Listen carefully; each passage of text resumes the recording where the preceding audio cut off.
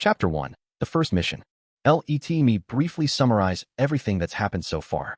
After discovering the man-god had been deceiving me this entire time, I hit rock bottom. A series of events followed, culminating in a face-off between me and Orsted, which ultimately resulted in me becoming his subordinate. That's right, I found myself an employer. As if that weren't shocking enough, I also reunited with Eris and married her. It's like the warm rays of spring sunlight are pouring over me. As if my life has hit its peak. Spring was the season of new beginnings, and with my marriage to Eris, I was bursting with renewed vigor. It might be summer right now, but it was still spring in my heart of hearts. I was floating on cloud 9 as I headed into work, my workplace being where Orsted currently resided. This time, I was alone, as a man is supposed to be when he commutes. To be fair, it was pretty normal in our household for the women to work, too, so there was nothing wrong with bringing someone along. But Orsted's curse meant they'd just feel hostile toward him, so it was best for me to make the trip by myself. As I arrived at the cottage, I spotted someone collapsed on the ground. Who in the world would keel over here? Zenoba. It's Zenoba. He's dead. He was slumped against a 3-meter-tall hunk of metal, lying on his back. This can't be happening. I raced over to him and clapped my hands over his shoulders, shaking him. Come on, this can't be real. Zenoba, speak to me. There was a pulse. His pupils were moving, and he was breathing. His body was still warm, too. Okay, yes, he was definitely still alive. Guess I jumped to the wrong conclusion. He's not dead. He was only sleeping. You had me scared to death, scared enough I'd almost shouted Jesus at the top of my lungs. Anyway, what was he doing sleeping here? He was royalty. Shouldn't he be in a nice soft bed or something? He was too old to be slumming it out here. As I breathed a sigh of relief, the door to the cottage cracked open and Orsted stepped out. Rudeus, so you've arrived. Oh, yes. I have. He stared at us. Last night, Zenoba Chiron carried that thing here. What thing? That armor you used earlier in battle. He gazed at the lump of metal Zenoba was leaning against. Upon closer inspection, I realized it was indeed my magic armor. I hadn't recognized it because it was in pieces. Come to think of it, I'd mentioned that it was destroyed in battle and that I'd left it behind, as well as needing to go retrieve it soon. And you two happened to run into each other in the process, and you fought? I asked. Indeed. Zenoba had probably never dreamed Orsted would be here, of all places. I should have told him earlier, but just hadn't had the chance. It didn't look like he had any real injuries, at least. Orsted must have gone easy on him. At the end of our battle, he swore he wouldn't let me get my hands on this armor. Said he had to make sure to deliver it to you. That's why he crawled the rest of the way to it. He certainly has taken a liking to you. Oh, Zenoba. I immediately leaned over him and used my healing magic. Since he had no external injuries, it wasn't much good, but I wanted him to sleep peacefully, at least. Actually, now that I think about it, Orsted just left him out here in the open after he collapsed? Maybe he's more merciless than I gave him credit for. So he will wake up eventually, right? I put him to sleep using hypnosis magic passed down through the Nuka tribe. He should awaken in a few hours. So that's what he used on Zenoba. I wonder exactly what kind of magic that is. Very intriguing. Could this hypnosis magic also allow the user to manipulate a person's actions? Like, if I used it on Sylphiette and commanded her to lift up her skirt, would she do it? I don't need hypnosis magic for that, though. She'd do it if I asked. In fact, if that was what I wanted, I needed to get her a skirt. A mini-skirt would be best. One of those frilly, fairy-like ones would suit her best, surely. Besides, if hypnosis magic was that powerful, Orsted would probably be using it a lot more. Putting someone to sleep was probably the extent of its usefulness. Come inside. Let's resume our discussion from yesterday, said Orsted as he disappeared back into the cottage. I slipped off my jacket and draped it over Zenoba. Then, I used my magic to conjure an earthen roof to protect him before following after Orsted. Once I was finished here, I would collect Zenoba and take him back to Ginger. Allow me to cut to the chase, said Orsted as we settled in our seats. He took my diary from his pocket and slapped it down on the table between us. Yet a fascinating read. I have some interest in this magic regarding time travel that your future self spoke of, but since we lack the information to duplicate it ourselves, we'll leave that aside for now. All right. There were a number of things that caught my interest, but before we discuss the contents of this journal, I would like to know what you and the man-god have spoken about in the past. Tell me everything. Spare no details. Yes, of course. I recounted everything I could remember. Our first encounter happened immediately after the displacement incident. After that, I saw him again in Reincarnation City, then in Windport, Eastport, and then right after Orsted nearly killed me. Following that, I saw him again when I enrolled in the Magic Academy, then right before I went to Begarit, then immediately before my future self came to visit, and again immediately after. We also met while I was preparing to face off with Orsted. 10 times in total. I gave Orsted as much detail as I could remember from each conversation. including what the man-god commanded me to do and how his instructions played out. After the displacement incident, he told me to rely on Rudeus. I became an adventurer as a result. In Reincarnation City, he instructed me to take on a request to search for someone's lost pet. That led me to becoming acquainted with Jalil and Visquil and ended with us being driven from the city. In Windport, he told me to carry some food and traverse the back alleys. That was how I found the great empress of the demon world and received one of her demon eyes. In Eastport, he showed me a premonition and ordered me to go to Chiron. There, I met Zenoba and saved Aisha and Lilia. He gave me no real advice following the incident where Orsted nearly killed me. However, he told me to enroll in the academy and look into the displacement incident. Thanks to that, I was reunited with Sylphiette and the two of us got married. The man-god had warned me not to go to Begarit. I ignored him, which led to Paul's death and Zenith becoming a mostly empty husk. But at least it wasn't all negative. I did get married to Roxy as a result, though the man-god claimed that Paul would have lived if I hadn't gone. The man-god spoke with me again, prior to my future self coming to visit, and told me to check on my basement. The moment I got out of my chair to follow his advice, my future self appeared and told me everything that was about to happen. And, as he warned, there was indeed a rat down there. After I dealt with all that, the man-god reappeared, displeased. That was when he told me to kill Orsted. With no other option to protect my family, I obeyed and began to prepare for our battle. It was during that process that he visited again to give me all sorts of advice. It was thanks to him that we'd managed to finish the magic armor this quickly. Orsted listened quietly as I spoke. He didn't even bother grunting or nodding, nor did he voice any questions. He stayed completely silent until I was finished. That's all, I said. Did you get anything from all of that? Yes. I now understand exactly how he was using you. Oh, seriously? Well, I guess I shouldn't be surprised. This is Orsted I'm talking to. He used you to change the course of history, said Orsted. History, you say? Yes. Ordinarily, the hand of fate is so strong that certain things should be immutable, but he found a way to circumvent that, using you. Because my own fate is so strong? Precisely. Wow. So my destiny is so powerful it can change the course of history? But, Sir Orsted, surely you could do the same thing if you wanted to. I could. He nodded, slapping the top of the journal. But I fail to see his goal in altering history this much. Isn't it to avoid being killed? I asked. Don't take his words at face value. All right. Guess there is a possibility he was lying about all that. At any rate, there is one thing I do know for certain, said Orsted. What's that? Whatever lies at the end of this altered course of history is something that stands to benefit him. Makes sense. After a brief pause, Orsted continued. In order to direct the future toward a course more beneficial to me, you will alter its current trajectory. He wants me to alter it, not correct it, huh? Guess that makes sense. Strictly speaking, it's not history yet, since it technically hasn't happened. History is whatever you make it, being in the past. You're being awfully roundabout, I said. I am already laying plans for 100 years into the future. Everything that has happened so far, and that will happen from here, is all groundwork. But thanks to you and Nanahoshi, much of it has gone off track. 100 years into the future? Well, I guess he's been setting things up for a while, so he can't really change his plans now. Just to clarify, the two of us can't just go wherever the man-god is and kick his butt, I guess? Orsted shook his head. Until we have collected the hidden treasures, we won't be able to reach the place he's in. And I'm guessing we can't just gather them up real quick? For are easy to obtain, but Laplace holds the final piece. He won't revive for another 80 years. I will be the one gathering these treasures. You had best not act on your own, understood? Act on my own. I had no idea where these treasures were located to begin with. My diary did mention that they were held by the 5 dragon generals, but I only knew the whereabouts of one, Perugius. Wait a sec. Chaos, the maniacal dragon king, is dead, right? Isn't that a bit of a problem? I heard that Lord Chaos has passed away. How are you going to deal with that? I have already acquired the treasure he held. Oh, okay. So he's already dealt with that. But hold up, I said. What if the man-god has already foreseen that I'll try to change the future? I mean, what if I'll just be digging our graves by taking action? Or mine, at the very least? No.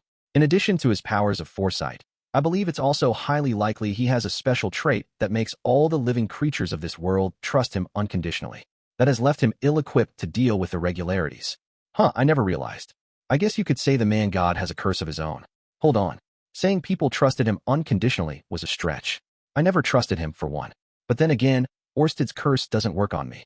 Maybe that means the man-god's curse doesn't, either. It did feel like he had a hard time trying to deal with me and my constant skepticism. Although I did end up trusting him in the end. Perhaps his curse wasn't entirely ineffective after all. And who knows? My resistance to Orsted's curse might wear off eventually, and I'd start fearing him too. No, there's no guarantee Orsted's information is reliable. His assumptions about the nature of the man-god's curse might not be entirely correct. As soon as I started contemplating that possibility, I started doubting everything. Best just to drop this whole thing, I decided. I'm not good at the whole guessing what my opponent has planned thing. I said, "Do you really think we can win this?" "I do," he said confidently. "Our enemy isn't invincible. I am only one step away from ending him." It sounded like he was reassuring himself instead of me. Either way, he was intent on winning. He was determined to claim victory in the end, even if we were the underdogs along the way. That part, I did find promising. "So, we will change the course of the near future," said Orsted. "The near future?" "Yes." He paused before continuing. "We will make second Princess Ariel Anamoy Asura the king of the Asura kingdom." Okay, so we were going to throw our weight behind her then? Awesome. I'd actually been thinking about how I wanted to help her out. If this was my first mission, it was a welcome one. I made a good call taking a job at this company. Depending on the circumstances, I can use her as a puppet. I blinked. A puppet? Well, that certainly sounded a bit ominous. Rather than backing her, it seemed like we'd be pulling her strings. Yep, definitely more than a bit ominous. Guess the company I signed up for is actually super shady. I have to wonder if someone like Princess Ariel would really be so easily manipulated, I murmured. I say puppet, but I won't do something as extreme as manipulating her. As long as we can establish ties to Asura Kingdom in the future, that will be enough. All right then. He was probably thinking 100 years into the future. Each small step we took would add up, altering the course of history in the process. As a result, the world would be very different in another century. For instance, we could persuade the princess to focus more on magical research or strengthening the military. We could even lay the groundwork necessary to erode the entire kingdom, if we wanted. Are you sure it's okay to do that?" I asked, disturbed by my last thought. Of course. The history as I know it had Ariel as king to begin with. "Oh, I would love to hear more about this history, if you don't mind." "Very well." He nodded. Originally, Ariel Anamoy Asura was to become king. Her course was protected by a strong destiny, as if it were predetermined. "A bit difficult for me to believe that, seeing the way she is now," I said. "I am sure that's true." Ariel's position had only worsened lately. From where I was standing, it seemed very likely that she would completely strike out with Perugius. That was why Sylphiette was constantly busy running here, there, and everywhere. They were trying their best, but it was an uphill battle.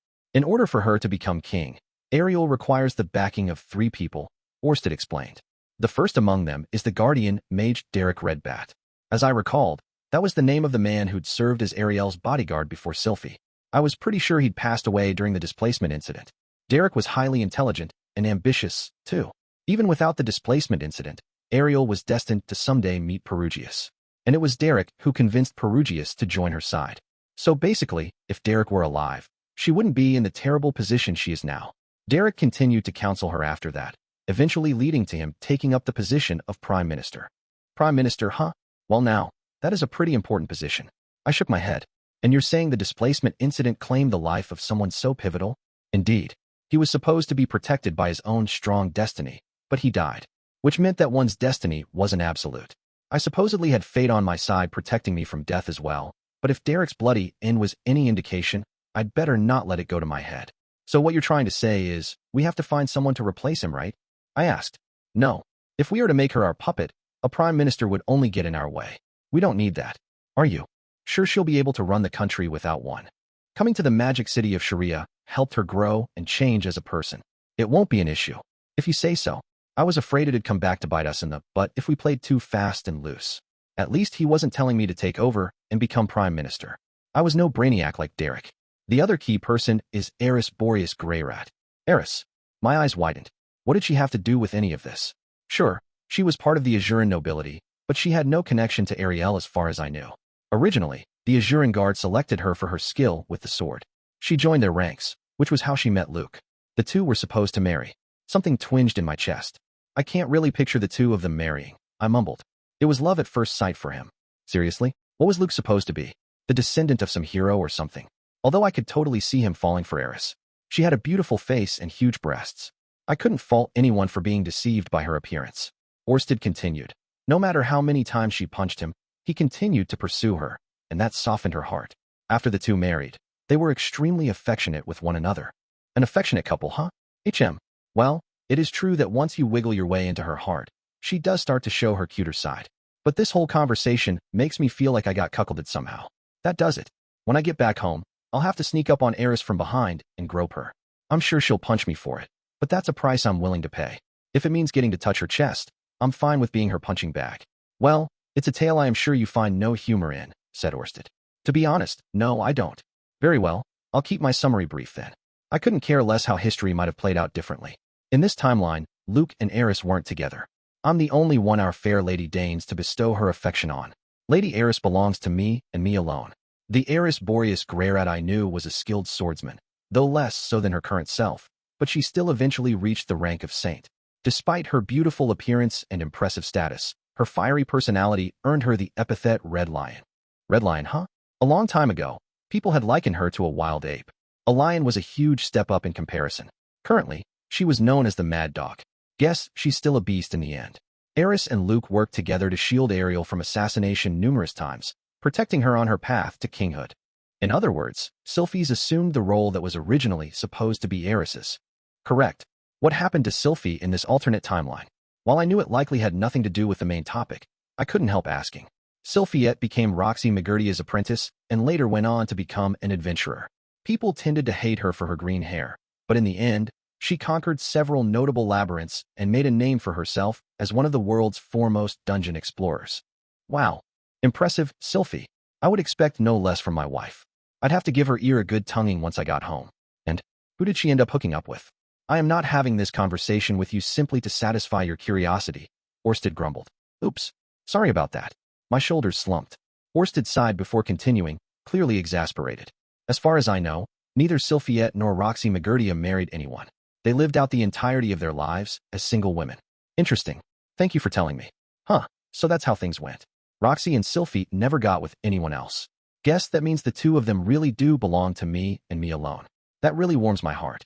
Especially after hearing about how Eris married Luke. Guess this is what they mean when they talk about a guy being possessive. Those two girls are mine. I won't let anyone else have them. Would you like to hear about the rest of your family as well? No, let's return to the topic, I said. As much as I wanted to ask, the timeline he spoke of was one in which I never existed. Knowing what happened there would change nothing about the present. It was better to stick to necessary information. I'd heard enough to sate my curiosity. Okay, so since Sylphiette has taken over Eris's position, there's no problem there, right? Indeed. The fact that Ariel is still alive is proof of that. Although having Eris by her side also meant that Ariel had the support of Philip Rudeus Greyrat and Soros Rudeus Greyrat. They were also casualties of the displacement incident. Their absence made our situation even more dire. Okay, but you said there were 3 people. Who was the last one? Tristina Purple Horse. Tristina Purple what? That certainly wasn't a name I'd heard before. She is the daughter of high-ranking nobility, the House of Purple Horse. She was kidnapped when she was 8. High Minister Darius Silvaganius has been keeping her as his sex slave. That name rang a bell. If I remembered right, he was enjoying increased support and momentum in the kingdom right now. I was pretty sure he was throwing his weight behind the first prince. But an 8-year-old sex slave, huh? What a creep. Tristina was going to be secretly disposed of, but fortunately, Ariel happened to save her. Even with his status, Darius could not escape reproach for having confined a daughter of the Purple Horse House for years. He lost his position as a result of the scandal, which also marked the downfall of first Prince Grabble. So the first prince's name is Grabble. Okay, got it. Okay, I said. So where is this Tristina person in this timeline? Missing. And you're sure she's not dead? I am not. Darius has a habit of immediately scouring everything around him whenever an incident occurs. That includes disposing of slaves. So there's a high probability she's already dead. In that case, I guess we're better off assuming she's no longer among us. Well, the one who trains and oversees these slaves for Darius typically sells off any that are marked for disposal in order to profit from them. Assuming the same happened to Tristina, she is likely still a slave, just with a new master. Or perhaps, if she's still young enough, she's learned enough skills to become a thief on the streets. Orsted patted my journal on the table. This female thief named Triss, who was mentioned in your journal, comes to mind. Triss. That's right. There was a female thief who helped my future self sneak into Asura Kingdom. There weren't very many details about her, though. Yeah, I said. But the name Triss isn't exactly rare in Asura. Asurans seem to have a preoccupation with names that had Riss in them, whether it was Eris or Triss. True, but as far as I know, there were no female thieves named Triss in that area. Plus, Tristina has a number of unique features that match up with the woman described in your diary. Ah, that makes sense. Since Orsted knew what the timeline was originally supposed to be, he naturally took note when someone out of place appeared in my journal, and with a similar name to boot. Perhaps they really were the same person. But would someone named Tristina really shorten her name to Triss? I was getting Spirited Away vibes from this. Okay, so you're saying that as long as we get our hands on her, We can take down the High Minister. Yes, because she's a living witness to his crimes. In other words, if we were going to have any success in making Ariel king, we needed to find this Triss person. Why doesn't she just go back home? I asked. The kidnapping was a cover story. In truth, her family sold her off. So, even though her family purposefully sold her, you still think the news that she was kept as a sex slave would make Darius lose his position? I do. As far as the public knows, she really was kidnapped. Besides, the truth is merely a pretense for taking Darius down. I get it.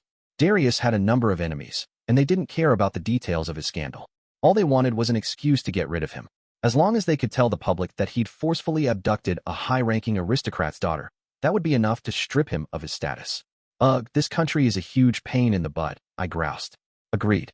However, it is precisely because such devious people reside there that Asura holds the most power in the world. It would be that way even if the land they lived on wasn't so plentiful. That made sense. In my estimation, those who quarreled among themselves like that tended to develop better negotiation skills, which benefited them when the need for diplomacy arose. But maybe my views were a bit biased. Regardless, he continued, we'll be able to remove High Minister Darius so long as we have Tristina. With him gone, we won't have any trouble with the rest of the opposition. Is he really that powerful of a figure? Orsted nodded. He is. It's no exaggeration to say that the current king could not hold on to his throne without Darius. Wow, he's that important? Guess he's like a kingmaker, someone who gathers up gold and lays down all the groundwork. If Ariel somehow fails to have him removed from his current office, then it will be up to you to kill him. What? I gaped. You want me to do it? Yes. You have a strong destiny of your own. It should be a simple matter for you to dispose of him. Did my destiny really have anything to do with being able to kill someone or not? Come to think of it, the man god did say something about how I might be able to kill Orsted where others would have failed. After a long pause, I finally said, all right, I understand. I didn't like the idea of killing someone, but if it meant protecting the lives of my family, I would certainly do my best. My target was an evil minister, anyway. Surely I could do away with someone like that. If my opponent was that insidious, basically like a Zaka Gundam, then he wasn't even human to begin with. But from everything I've heard, isn't there supposed to be a second prince and his group of followers? You sure we don't have to deal with them? You refer to second Prince Halfaust? He never had a chance of becoming king. He doesn't have it in him, and moreover, there are few who honestly think him capable of sitting on the throne. Aha, so Halfaust is the name of the second prince. I have no idea what he looks like or what kind of person he is, but I assume he has to be at least somewhat capable to be considered a candidate for the throne. Seems better to be safe than sorry. You never know what might happen. There is nothing to worry about, Orsted assured me. Even if we fail, there is always next time. Next? As in our next move. Ah, yes, that's exactly what I meant. And what will happen to Ariel if we fail? She will die, I'm sure. Perhaps 2,000 years of life had desensitized him to failure. A plan that many years in the making would have its share of pitfalls. You couldn't always get what you wanted, and if he was playing the long game, a whole century in advance, then it was probably inconsequential to him if there were a couple of missteps along the way. But still, let's not take chances. Speaking that flippantly will only bring a smile to the man-god's face. Orsted's cheeks colored with rage, which terrified me. I hastily continued. There may be other failures awaiting us if we don't commit ourselves now. Those failures add up. They might affect whether you're ultimately victorious or not. I didn't mind that he was more focused on winning than the path to getting there, but if Ariel died, there was a good chance Sylphie might get caught up in it too. I had also promised to introduce Ghislaine to Ariel. If those close to me suffered, I would too. And I certainly didn't want to suffer. Instead, we should plan each step carefully. Let's keep our guard up and make sure we're victorious every time we face off against him. That goes without saying. Orsted still scowled menacingly, but he nodded in agreement. Now, I said, with that out of the way, our first order of business will be to put Princess Ariel on the throne. You'll issue your orders, and I'll carry them out. Does that sound good? Yes. It was like I'd earned myself a sponsor. Like I now had Sir Orsted of the renowned Dragon God Society backing me. The only downside was the work he forced on me, which was kind of a pain. All right, I said. Let's come up with a plan to deal with the second prince, Halfaust then. I can handle that myself. I need only overthrow the main nobles supporting him. Since he has no desire for the throne to begin with, that will be more than enough to dissuade him from fighting for it. A realization hit me as I listened to Orsted. From his point of view, it probably didn't matter who became king. Even if Halfaust did somehow take the throne, he could simply have me infiltrate his inner circle. In about a month, word should arrive that the current king has fallen ill. There is something we need to do before then, said Orsted. What's that? I asked. His expression was grim, making it clear he wouldn't permit mistakes.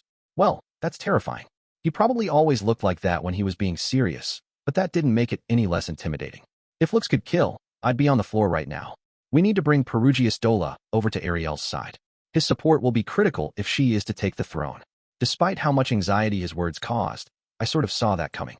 Derek Redbat had been destined to persuade Perugius to join Ariel, but he wasn't here.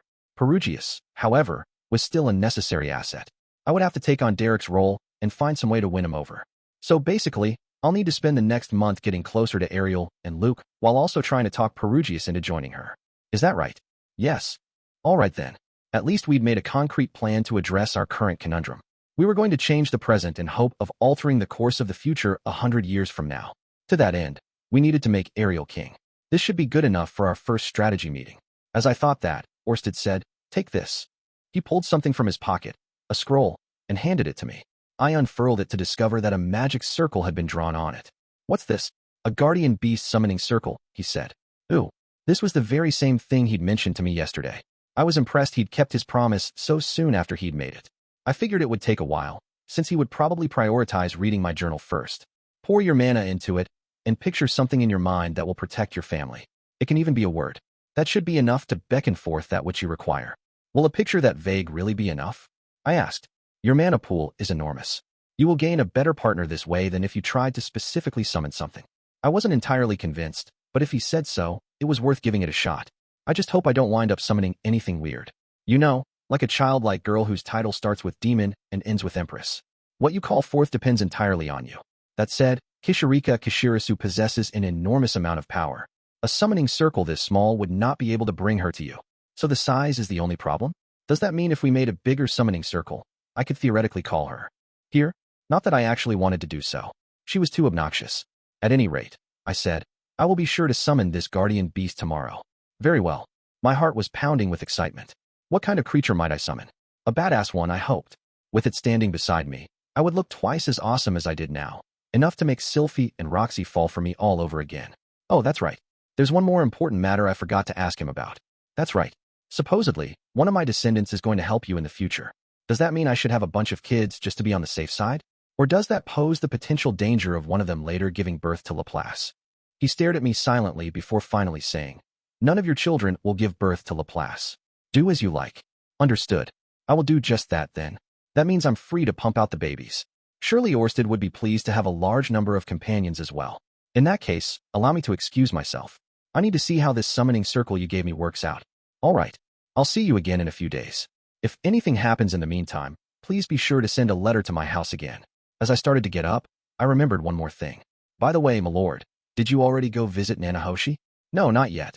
I know it's not really my place to say this, but if you're bothered by her helping me to lay a trap for you, I hope you'll have it in your heart to forgive her. I basically blackmailed her into complying. He said nothing, his lips a thin, narrow line. I didn't want them to have a falling out because of me. Nanahoshi was always against me fighting you. I continued. She said you had done a lot for her. Orsted kept silent. In fact, it seems she still feels guilty about agreeing to help me. If you can find it within you to forgive her, I hope you may arrange to meet her and give her the chance to apologize, at least. Very well. I will do as you suggest. Nanahoshi is, for all her faults, a useful woman. That's right. She definitely is. Very useful. There is one other thing, said Orsted. While I am able to contact you at my leisure, it would be inconvenient if there was an emergency and you had no way to contact me. Take this with you. He slipped a ring out of his breast pocket and set it on the table. I had seen something like this before, and very recently at that. In fact, this was a ring Nanahoshi had once possessed, the very one she'd used to lure Orsted into my trap. Should the need arise, use this to call for me. When in use, the ring would emit a magical power that allowed it to act like a lodestone, leading its partner ring to its location. If it were a magical implement, we might be able to turn it into something like a radar, but alas, it was incredibly difficult to replicate the effect of magic items. There were nearly no such duplicates in existence. Orsted returning this to me spoke to his confidence that he could put me down should I launch another secret attack on him. Or maybe it was proof that he trusted me not to try it again. I choose to believe the latter. Orsted surely had no desire to unleash his real power a second or third time, thereby depleting his precious mana once again. If he was trusting me with this, it was up to me not to disappoint him. All right, we'll meet again later. I pocketed the ring and set off for home. Of course, I didn't forget to collect Zenoba as I left. Chapter 2, Guardian Beast. He had a month until Asura Kingdom sent word that its king had fallen ill. In that time, I had to work with Ariel to convince Perugius to join her side. To that end, I needed to pump Sylphie for all the details I could. But she probably had her guard up thanks to Orsted's curse, so I might not be able to persuade her to bring me into Ariel's plans. I was torn about whether to trust her and tell her the whole truth, or to give up fighting Orsted's curse and avoid mentioning him altogether. But first, I had another objective to complete. Namely, the very reason why I'd agreed to work under Orsted to begin with, so I could protect my family. Now that I was his little errand boy, I'd be away from home more often. I needed someone, or something, to take my place. Thus, my first order of business was summoning this guardian beast. It was still morning when I gathered all the members of my household in the garden. That included Aisha, Lilia, and Zenith, who normally spent all their time inside, as well as Eris, who had newly joined the family. Roxy and Norn were present too, as were Dillo and Byt. Sylphie carried Lucy, who had just recently learned to stand while holding onto something. In a moment, I will be summoning the guardian beast that will serve our family. Feel free to clap. Yay! Applause rang from the crowd. The audience's fervor was hitting its peak. Tonight's concert would be legendary. Hold up, Dillo and Byt. Why aren't the two of you clapping? This just won't do. What? They're pets so they can't clap? Well, I suppose it can't be helped. As for exactly what I will be summoning, I am afraid I don't know for sure. However, we can expect something particularly powerful. And this creature, whatever it is, will keep our family safe and secure. Are you sure this will be okay? That this thing won't eat us all while you're gone? Sylphie asked, worried. That's a terrifying thought. That said, I did recall reading a story like that a long time ago. Something about someone calling forth a beast they couldn't control and it killing everyone. I get you're worried, but this was made by the meticulous hand of the dragon god. Which is precisely why I'm worried. Logically speaking, Orsted would never use such a roundabout way to get rid of us. But Sylphie probably wasn't thinking straight thanks to his curse. But wait, could this be his way of putting a leash on me in case I betray him? Like, if I turn my back on him, will he threaten me? With a snap of my fingers, that beast residing at your house will devour your entire family. That really didn't seem likely. In any case, I'm going to summon it now. If it seems dangerous, we'll get rid of it together, and then I can give Orsted an earful. Sounds good to me. Eris declared in excitement. She pulled a sword from its scabbard with a majestic clang. She had two at her hip. On the right was Eminence, a magic blade the sword god had gifted her. On her left was one she had grown attached to and used for a long time. Isn't it cumbersome, carrying both at the same time? When that happens, all of us will be able to fight Orsted together, she declared. We're not going to fight. We're just going to file a complaint, like a normal dissatisfied customer. If we try to take him down, we'd be the ones kicking the bucket instead. That said, she looked awfully happy. She wasn't just looking for an excuse to pick a fight with him, was she? We won't be fighting Orsted, I said. But we'll have plenty of chances to fight together in the future. I hope you'll save your strength until then. Her face sank, as if the idea bored her. It was fine if she wanted to fight other people, but Orsted was off limits. Never in my life did I want to fight another battle that hopeless if I could help it. I'd pee myself if I had to do it a second time. Still, are you really sure this magic circle is safe? Perhaps it might be a good idea to have someone like Lord Perugius. Look at it first, said Roxy. Apparently, she was also leery of something Orsted had made. That curse on him really is powerful. As absurd as the whole curse nonsense seemed, the intensity of their reactions made its existence impossible to deny. That made my decision an easy one, though I did decide to take a second look at the scroll before I used it. I wouldn't go so far as to have Perugius check it, but it couldn't hurt to examine it once more myself. It seemed like a normal summoning circle. The part that restricted the conditions of the summoning had some symbols I wasn't familiar with, but there was nothing too suspicious, as far as I could tell. Perhaps I could have Nanahoshi take a look? No, that would be rude. Orsted only made this for me because I didn't know how to do it myself. What good did it do to be this distrustful? I'm sure it's fine, I said. Well, if you say so. I believe you. But wait just a second while I get my staff. Roxy, it seemed, was not entirely convinced. She said she trusted me, but still disappeared inside the house to retrieve her weapon in case things got ugly. I have no idea why everyone seems so on guard, but you're sure this isn't dangerous, big brother? Norn furrowed her brow. Aisha clapped a hand on Norn's shoulder. Don't be stupid. If it were that dangerous, he wouldn't activate it with us around. Her trust felt like a dagger to the heart. Honestly, I hadn't confirmed if this summoning circle was safe. Could I really just use it like this? Perhaps I should wait until I could get Perugius to check it, just to be sure? But if I did, Aisha's affectionate gaze would turn to disappointment, and she'd only be suspicious of Orsted after that. Should the worst come to pass, I will act as a shield for everyone. Please, do what you need, said Lilia. Well, that sounds ominous. I didn't think it would come to that, but everyone else was so jumpy that I was on edge. Were we really going to be okay? No, I need to have faith in Orsted. He said he trusted me. All right then, I said. I'm going to use it. Everyone nodded.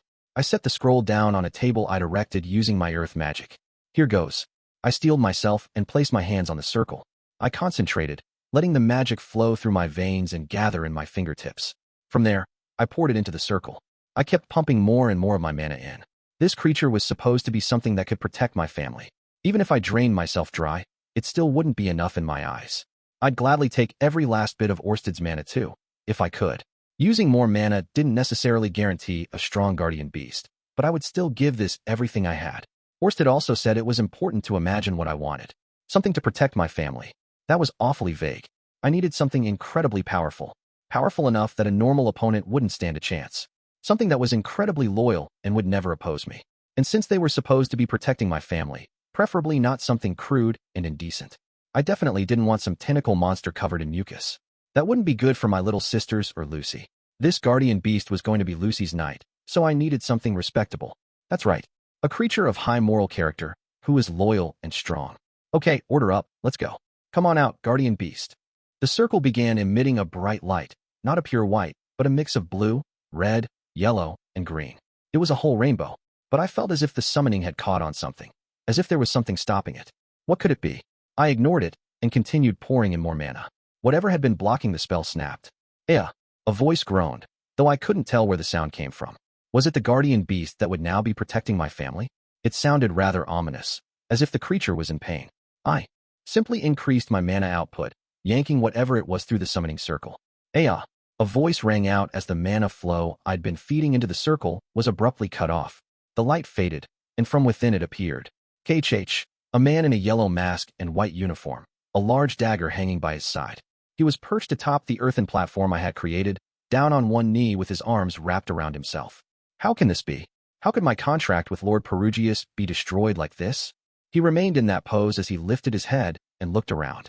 The mask obscured his eyes, but I could swear he was staring straight at me. What's the meaning of this? The masked man demanded. No, it was wrong to call him that. I knew exactly who this was. Aramanfi the Bright. The way he's posed reminds me of a fallen angel. Not that I'm trying to make light of him, I swear. I'd never be able to hold a candle to his brightness. He's way more lit than I am. Just kid. I asked you, Rudeus Greyrat, what your intention is here. He leapt from the table and tried to seize me by the collar, only to freeze midway through, his entire body trembling. Eris immediately moved into battle stance, but I held a hand up to stay her. Bad girl. Go to your pen, Eris. Seriously, what was going on? I had summoned the bright and noble Aramanfi, of all people. Was that even possible? Although, despite his human form, he was actually a spirit. Perhaps this wasn't so surprising after all. Not that explained everything. Was this all a ploy by Orsted? Was he trying to provoke Perugius, to get him to kill me instead? Oh, come on. If you're going to go that far, then just do the job yourself. No, you see. This just kinda happened. I was activating a magic circle that Sir Orsted gave me, and it sort of summoned you here by accident. Orsted's magic circle, you say? What precisely were you trying to summon? A guardian beast to watch over my family. Aramanfi snatched up the scroll with the magic circle. He studied it before gaping. These are some bothersome stipulations he's placed on the summoned entity. What conditions are they? The one this circle summons must be absolutely obedient to you, and they are to defend your family against any calamities that might befall them in perpetuity. In other words, they are to serve for eternity. Wow. So this magic circle was basically a slave contract? Well, the good news is that Orsted didn't lie to me. Looks like he's trustworthy after all. Anything else? I asked. The summoner will be the one who determines precisely what is called forth. So basically, I could decide what guardian beast I received. Great. Then I'd like to make an exchange. An exchange? Yes, I didn't mean to summon you, Mr. Aramanfi. So I'd like to trade you out for someone else. Then hurry up and dissolve your contract with me. I am Lord Perugius's proud servant, not yours. Oh yeah? Right. Honestly, it wasn't a terrible idea having Aramanfi to protect our family. He moved at the speed of light, so if anything unforeseen happened, he'd be the perfect person to relay a message to me. Yeah, but Perugius values him too much. If I took him away, it might cause discord between us. I furrowed my brow. So how do I go about doing that exactly? Order me to return to Lord Perugius's side immediately. Bath of Destruction will be able to sever the contract. All right, order me. Now, due to the absolute obedience clause, he needed a direct order from me to leave. Okay, then by the power of this summoning circle, I command you to go to Lord Perugius and request advice from him as to how best to call forth a good guardian beast. Aramanfi kept the magic circle in his hands as he disappeared in a flash of light. Sorry everyone. Looks like I screwed up, I said as I glanced back at my family. They were all staring at me, slack-jawed. Aramanthi returned after a while. He delivered a message from Perugius before, hissing about how he'd let this transgression slide, but it had better never happen again. Aramanthi was extremely proud of his status as Perugius's servant, after all. I did feel genuinely guilty about stealing that from him, however temporarily. The circle that Orsted had drawn me apparently lost its power when the contract was annulled, so Perugius made me a new one. It was hard to believe he'd show me such kindness after I so rudely swiped one of his servants. He really was as magnanimous as Silverl claimed.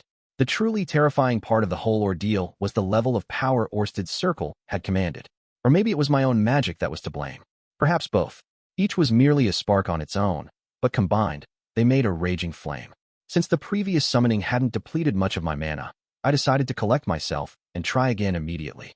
According to Perugius, it was better not to imagine vague concepts like majestic, omniscient, or omnipotent, but rather an animal. If that was all, I wish Orsted had simply said so. But knowing him, he'd probably have told me to keep Aramanthi, as crazy as that idea sounded. Okay, let's try this again. I surveyed the area before putting my hands on the magic circle once more. This time, I was going to keep a concrete image in my mind. I wanted a strong, proud animal. A lion. I had no idea if they existed here as I knew them, but the word existed in the language, so surely there was something similar. I wanted the king of beasts, the strongest creature this world had to offer. Although, if I wanted something loyal, I might be better served by a canine, rather than a feline. Nah, that doesn't matter. The magic circle requires absolute obedience, so I just need to focus on something that's strong. I want the most noble beast that exists in this world. I focused all the magic I had in every corner of my body into my right hand. For a few moments, I squeezed my eyes shut, but as the last drops of mana left my body and poured into the circle, I snapped them open again. Come on, bring home the bacon. I sucked in a breath as the magic circle emitted a dazzling light. It was the same colorful rainbow I had seen earlier, but this time, I didn't experience the sensation of the spell snagging on something. My mana flowed smoothly into the circle, and whatever was on the other end heeded my call. In fact, it felt as though a hand was being extended toward me, and all I had to do was take it and pull. I was confident that I would be successful this time. All right, come on out. I hollered. A faint howl echoed through the air. A whoop. It grew louder and louder, ringing in my ears. Is there something I should be saying right now as I'm summoning this thing? I guess it doesn't matter. As I debated that, the light disappeared. What stood before me was a white lion, over 2 meters tall. I assumed it was female since it had no mane. The way its snout extended, however, reminded me more of a dog than a cat. Wait, this is no lion. It's a dog. And judging by how short its legs are, it's a pup at that. In fact, upon closer inspection, I realized its fur wasn't white, but silver. It looked like a baby Shiba Inu, but far more massive. Did I botch it again? It's adorable. Aisha exclaimed. But do you really think this thing can protect us? Norn frowned. Well, said Sylphiette, for a pup, it does look confident. Roxy nodded. At the very least, it looks too innocent for anyone to suspect it's a guardian beast. The two of them seemed approving enough. It does look intelligent, Lilia commented. She had a perfect poker face, so it was hard to tell what she was thinking, but she wasn't knitting her brows or frowning at least. Zenith was expressionless as ever. I had no idea what BYD thought of our newest addition, but Dillo was already on his back, expressing submission toward our guardian beast. Not too bad as far as first impressions went. Although, I'm pretty sure I've seen this pup before. Hold on, said Eris. Isn't this the sacred beast that was so attached to you back in Doldia village, Rudeus? That's right. I just remembered. What were the words in beast god tongue again? I cleared my throat and said, Are you perhaps the sacred beast from Doldia? Woof. The great dog bobbed its head in response before licking my face. Ugh, it stinks. Damn it, what does this thing take me for? A piece of meat? At least I finally knew exactly what I had summoned. I see. The sacred beast, huh? The same one the Doldia tribe treasured so much that they locked it away deep within their village. Crap. If they found out that I summoned it to serve as my personal guardian, they would be absolutely livid, wouldn't they? If they put me on their wanted list, it would only cause more problems. I already had enough on my plate. Guess I gotta exchange this one too. Although annulling the contract would cause more trouble for either Perugius or Orsted. And there was no guarantee I'd get anything better on the third try.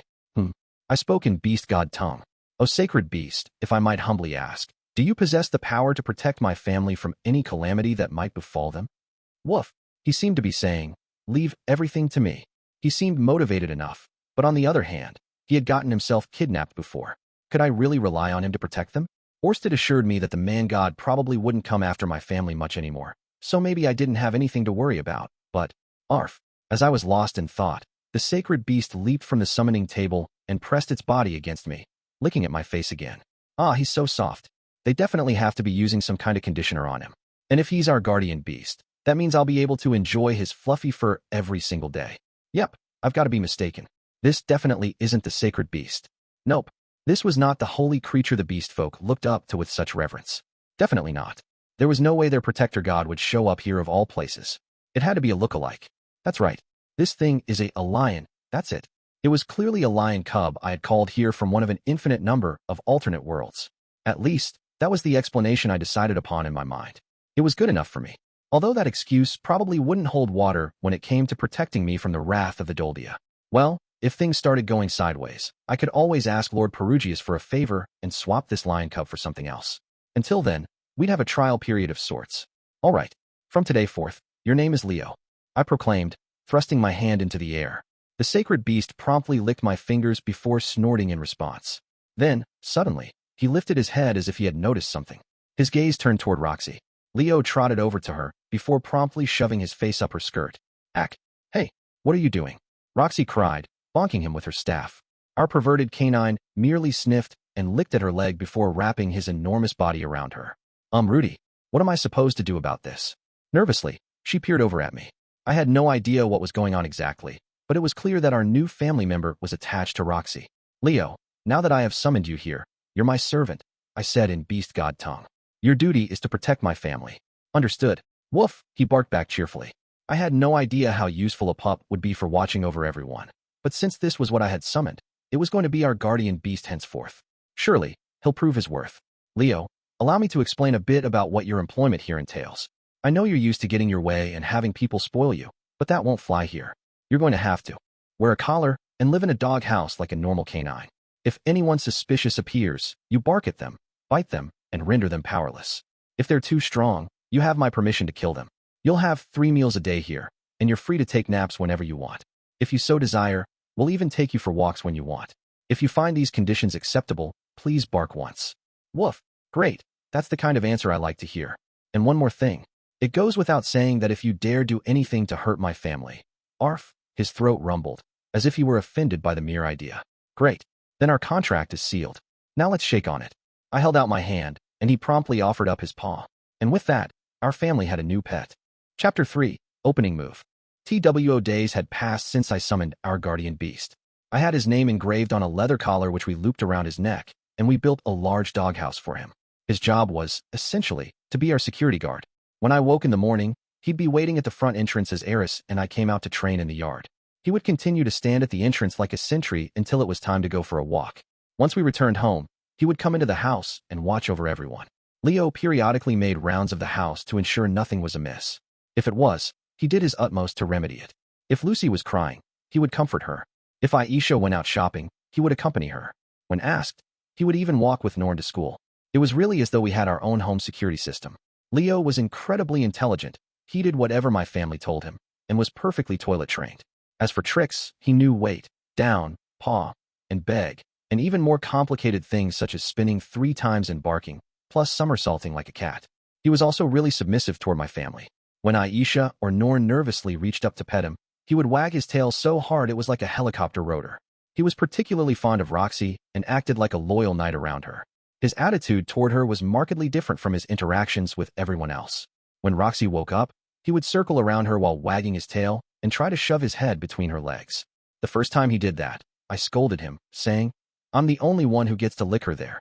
He acted dejected and gave up, but the very next day, he was back at it. Roxy normally commuted to work on Dillo's back, but I noticed Leo barking at him, as if trying to tell him something. I had no way of deciphering his words or knowing if Dillo was heeding them, but the armadillo seemed to flinch nervously away from Leo. I also spotted Leo hovering at the bottom of the stairs when Roxy climbed them, staring up at her as if worried she might slip and fall. His overprotectiveness almost made me feel like a pathetic husband for not fussing over her as much. I wondered why he was so focused on Roxy and Roxy alone, but maybe it was because he was a dog. Perhaps he could sniff out which of our family members was the most impressive. Come to think of it, Linnea and Persina seemed to have the same ability. Despite acting as the perfect servant with Roxy, Leo and Eris weren't the most compatible. Or rather, Leo seemed put off by Eris. She, on the other hand, absolutely adored animals. She loved nothing more than burying her face in their soft fur and giving them a squeeze. Perhaps she had cornered him and done just that without me knowing. The Mad Sword King's power was no joke. I had experienced it myself. When she embraced someone with all her strength, it was like being crushed to death by a bear. Your life flashed before your eyes. I didn't mind her hugging me like that, but I could understand why Leo might keep a wide berth. He only approached her when it was time to go for a walk, whereupon the two of them would check the house's perimeter before setting off. I had a feeling this had to do with her stamina. A walk for him wasn't a stroll around the block. I suspected he was circling the entire city on his little outings. To accomplish that so quickly required impressive speed, and the only person in our household who could match such a pace was Eris. Sylphie might be able to keep up if she tried, but just barely.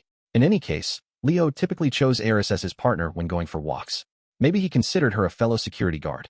Incidentally, Leo's territory encompassed a 2-kilometer radius around our house. He wouldn't let so much as a stray cat into his territory. From the look of things, he was making good on his mission to protect our family. This whole guardian beast business had given me more peace of mind than I expected. A dog was definitely a good pick. The only issue was that said dog also happened to be the protector god of the beast folk tribe. When Ghislaine came over to check in on Eris, she was gobsmacked to find Leo here. I can't understand him when he speaks, she said. But it seems to me that he came here of his own volition, in which case the Doldia tribe should have no complaints. So I should be fine. It was time for me to move on to the next step of the plan. And, just on time, Luke showed up at our house. I had gone out on a short errand that only took about 20 minutes. When I got home, Luke was standing at our front gate. I immediately hid in the shadows to keep an eye on him, remembering what Orsted had told me about the man-god being able to manipulate people. I also recalled the entry in my diary which mentioned Luke being used by the man-god to bring Sylphie down. My future self was admittedly a bit paranoid, so his word might not be the most reliable. But if the man-god did want to take down Sylphie or Ariel, Luke would prove an effective puppet. Sylphie did rely on him, after all, regardless of what she said about him. In other words, Luke had the highest probability of being chosen as one of the man-god's apostles. If we were going to war with him, it would be paramount to locate his followers and suss out their motives. With that in mind, I kept a close eye on him as I darted from shadow to shadow until I was close enough to hear his voice. I never knew someone as amazing as you had come to this city. You're wonderful, adorable. Your eyes are so beautiful and full of determination, and your hair is soft as silk. You're like an angel. No, like a goddess of beauty come to grace this world with your presence. It took but a single glance for my heart to be stolen. His words made my head ache. What a bunch of overused cliches. Even I would never say something so sappy and exaggerated. But maybe such things were perfectly normal in this world? If I said something like that to Sylphie, she'd probably go red as a tomato. I could just imagine her smiling shyly and saying, "You don't need to work so hard to butter me up. I'm already all yours, Rudy." "Yeah. Oh, pardon my manners," said Luke. "I haven't even introduced myself. I am Luke Rudeus Greyrat, and the second son of my household. The Rudeus Greyrats preside over one of the 4 major regions of Asura Kingdom. If he really was one of the man-god's flunkies, it made sense that he'd lay it on thick when flirting with a girl, especially if it was at the man-god's command. It would be weird for him to go to such lengths if not. Luke had no shortage of women flocking to him. Based on what Sylphie had told me, he saw girls as little more than disposable sex toys. More importantly, who in the heck was he trying to talk up right now? I couldn't get a good look from where I was hiding. If he was likening his target to an angel, the first person that came to mind was Sylphie, but he wouldn't dare talk to her like that. The word goddess immediately brought Roxy to mind, since that was precisely what she was to me, but it couldn't be her, either. So then Aisha maybe? No, she was more like a little devil than an angel. If I might be so bold, would you honor me with your name? Of course, I understand if you don't wish to tell me your last name. But I beseech you, O beautiful one, to at least share your first name as consolation, that I might engrave it into my heart. At least I'd be able to hear the name of the target of his affections soon. Who was he trying to win over? Once I knew the answer, I could figure out who the man-god was aiming for. Of course, this assumed that Luke really was one of the man-god's apostles. I couldn't discount the possibility that he'd just fallen in love with one of my family members at first sight. Although if it's the latter, I am little better than a peeping Tom. I see you refuse to share your name with me. Then at the very least, I beg of you to give me the honor of kissing your hand. That alone will be enough to console me. He bent forward, stretching a hand toward the other person. His head jerked momentarily. Then his entire body froze. What happened? Clearly something was up. Had the man-god attacked him? Or was he being controlled right this very minute? As I contemplated such questions, Luke suddenly sank to his knees and collapsed. He didn't even twitch. He'd completely lost consciousness. What on earth had happened? Wait, I'm pretty sure I've witnessed this before. The jerking, the collapsing, and the losing of consciousness. Oh God, It makes my own head pound. Humph. After Luke slumped over, a woman stepped out of our gate and stared down at him. She slammed her foot into his unconscious head. Eris. Eris is the one who knocked him out. What's your problem? Appearing out of nowhere and babbling like a lunatic. She wrinkled her nose, kicking him again to shove him off the walkway. Then she marched back into the house as if nothing had happened. I slipped from the shadows and went over to Luke. He was still out cold, the whites of his eyes showing. She'd KO'd him real good. I had to question his morals for daring to hit on one of my wives. But come to think of it, though I had reported to Ariel and Luke when I made it home, I hadn't yet told them about my marriage. In fact, this was his first time meeting Eris. Still, I was shocked he'd tried to make a pass at her like that. Maybe the original timeline where the two of them got together had some influence over him. Or perhaps it was proof that he really was in league with the man-god. It was difficult to be sure, either way. I pursed my lips. For the moment at least, it was best not to leave him lying outside. I decided to drag him into the house with me. I could begin the interrogation once he regained consciousness. I'm home, I said as I hauled Luke inside. Eris was there to greet me, though she was silent at first. Her face lit up when she saw me. But the moment she spotted Luke, she knitted her brows and crossed her arms. You know this guy? She asked. Yeah.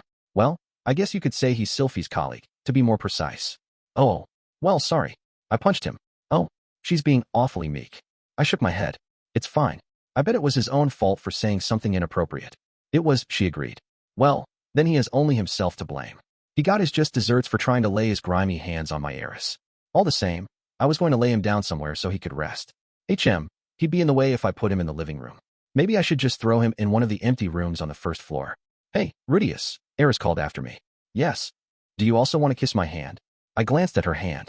It was covered in calluses from her training, rather rough and rugged for a woman's hand. Still, it suited her, and I liked her hands just the way they were. I'd rather kiss your lips than your hand. That earned me a swift punch to the gut. She didn't pack much power behind it, but her aim was so accurate that she caught me right in the liver. That's off limits until nighttime. Eris huffed, her face going bright red as she stomped toward the living room. Okay. So I'm free to claim them at night, then. Looking forward to it.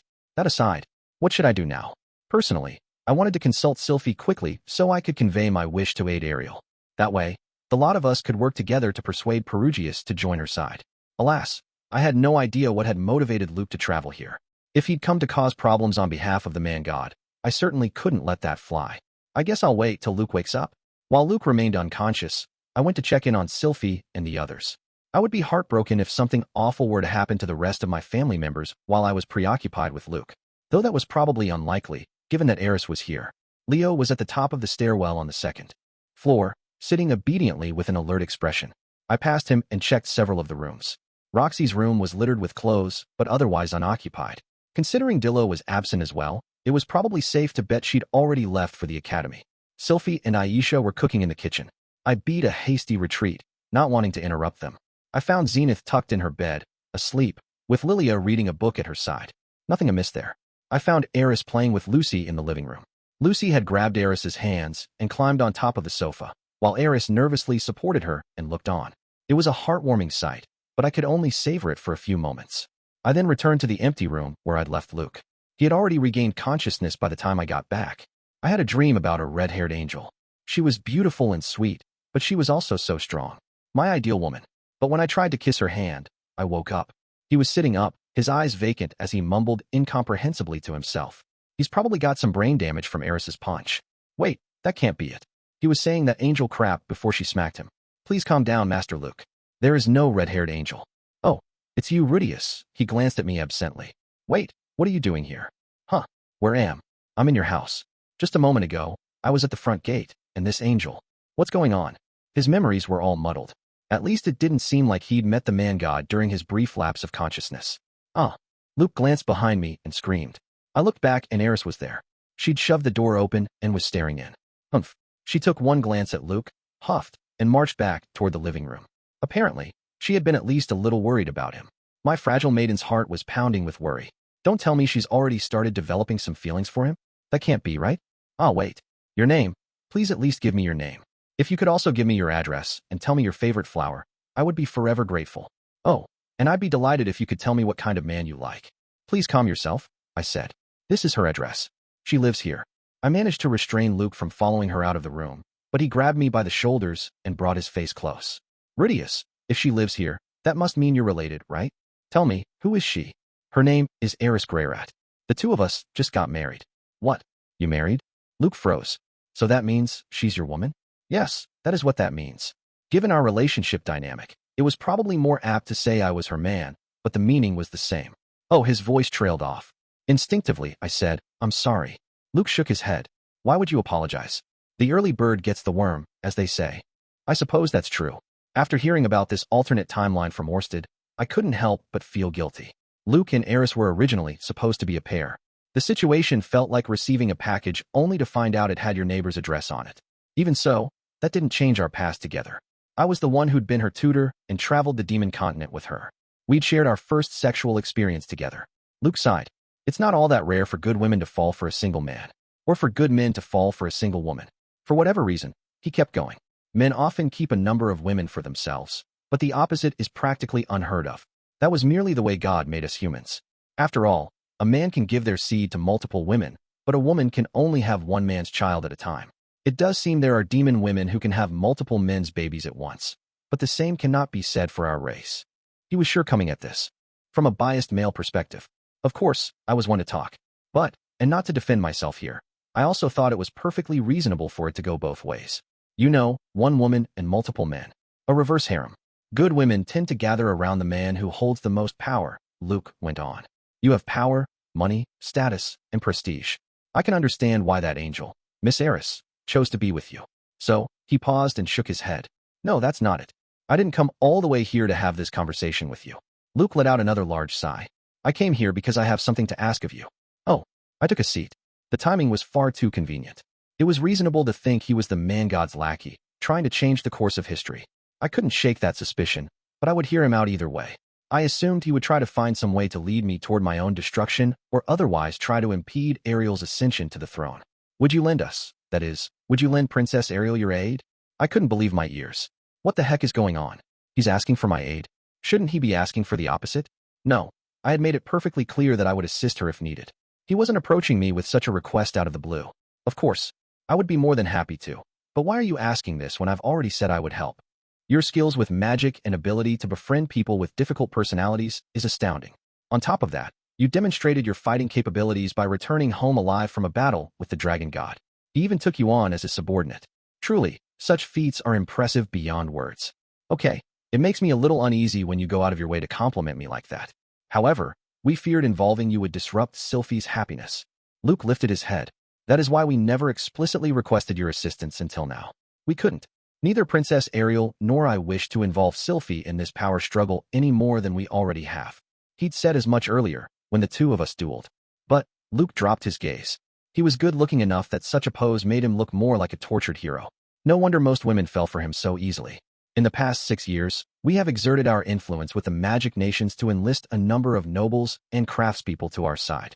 Among them are some nobles who were born in Asura, and even some with a great deal of political sway there. But it hasn't been enough to ensure us a decisive victory. After all, these people are still outsiders in the kingdom's eyes. I said. However, Lord Perugius could turn the tides for us. He has enormous sway in the kingdom, in addition to his force of charisma and impressive martial power. If we had him on our side, it would greatly further Princess Ariel's path to the throne. It doesn't guarantee victory, of course, but at the same time, I don't think we can succeed without his aid. Princess Ariel needs someone of impressive repute to back her. Luke was being entirely serious. Or at least I didn't detect any deception or ulterior motives. He sincerely believed Perugius was necessary for Ariel to claim kingship. Orsted, likewise, had a high opinion of Perugius.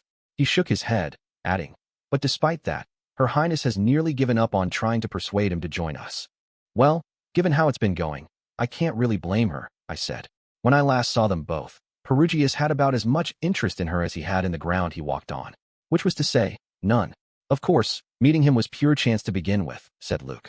Princess Ariel says we'll make do without him. I agreed with her. If we spend a couple more years strengthening our weaknesses, we'll probably be able to claim victory over her opponents. Those were intriguing words. According to Orsted, there were little more than 20 days left before the news hit that the kingdom's ruler had fallen ill. If Luke had been in contact with the man-god, he wouldn't be speaking as if they had several years to go, considering the latter would have alerted him of what was to come. Realistically, though, it would be difficult. Without Lord Perugius's aid, we would suffer great losses even if we did win. And other issues might crop up after she secured the crown. Based on what he was saying, Ariel was attempting to trigger internal conflict in the kingdom. She needed to take the lead in this power struggle, outwitting her opponents and beating them at their own game, so she could be the last one standing. She was aiming for the ultimate position of power in the most powerful country in the world. That throne could not be claimed on words alone. They would need to fight for it. But the fighting would continue even after the goal was achieved. If there was still resistance to her rule, if there were still those who claimed she wasn't worthy, Ariel could lose everything after having expended all her political capital on becoming king. Perugius, however, could act as a deterrent to such opposition. As one of the 3 heroes who killed the demon god, he still held sway in the kingdom. Not every noble would bend the knee with him present, but it would certainly shut a lot of them up if the armored dragon King Perugius announced his support for Ariel's rule. Thus, Luke was desperate to have his backing. And in order to make absolutely certain we can achieve victory, I would like your assistance, said Luke. You do realize I don't know a thing about politics, right? It's perfectly possible I'll be of no help whatsoever. You're a far greater person than you seem to realize. You'll be plenty helpful simply by being yourself. I scratch my head. I'm not that great. Great or not, you're a reliable fighter, and you have connections. You're acquainted with Lord Perugius, the dragon god, a demon king, the grandson of the Millis Pope, the entire Doldia tribe, and Silent 7-Star. Your contacts alone are impressive, and we're not even asking you to use those contacts. It's the fact that you're so well-connected that proves you possess something special. I wish only that you might share a bit of that with Princess Ariel. I kept silent. Perhaps I'd suspected an ulterior motive behind Luke's compliments because I hadn't spoken with him much. Still, I wondered, was he really the man-god's puppet or not? Orsted had already ordered me to assist Ariel, so I would have helped whether or not Luke requested it. However, the fact that he beat me to the punch made me question if he was doing it of his own volition. Maybe I should try some trick questions and see what he says. Who ordered you to come see me? I asked. Ordered me? If you mean Her Highness, she made no such request. Which means someone else advised you to come to me? Luke shook his head. I decided to come here on my own. And does the name Man-God ring any bells? Man-God. I remember hearing that name when we were visiting Lord Perugius. Who exactly is that? Well, if he was in league with the Man-God, he wouldn't show his hand that easily. The Man-God never told me to keep our association hush-hush, but there was nothing to say he wouldn't forbid anyone else from speaking about him. Luke eyed me, baffled by my question, but after a few moments, he scratched the back of his head and said, I guess it does sound as if I'm contradicting myself. We do wish for Sylphie's happiness, and it is possible we might rob her of that by involving her in our conflict with the kingdom.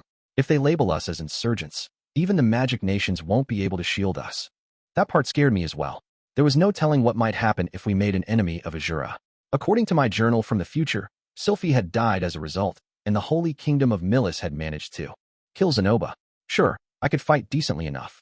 If I unleashed my magic at its maximum potential, I could even wipe out an enormous number of enemies at once.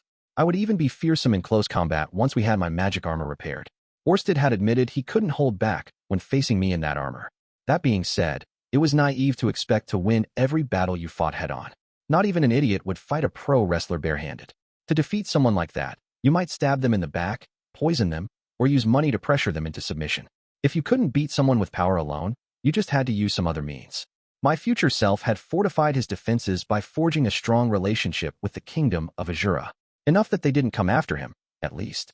Better yet, they even valued him enough to refuse the Holy Kingdom's request to hand him over.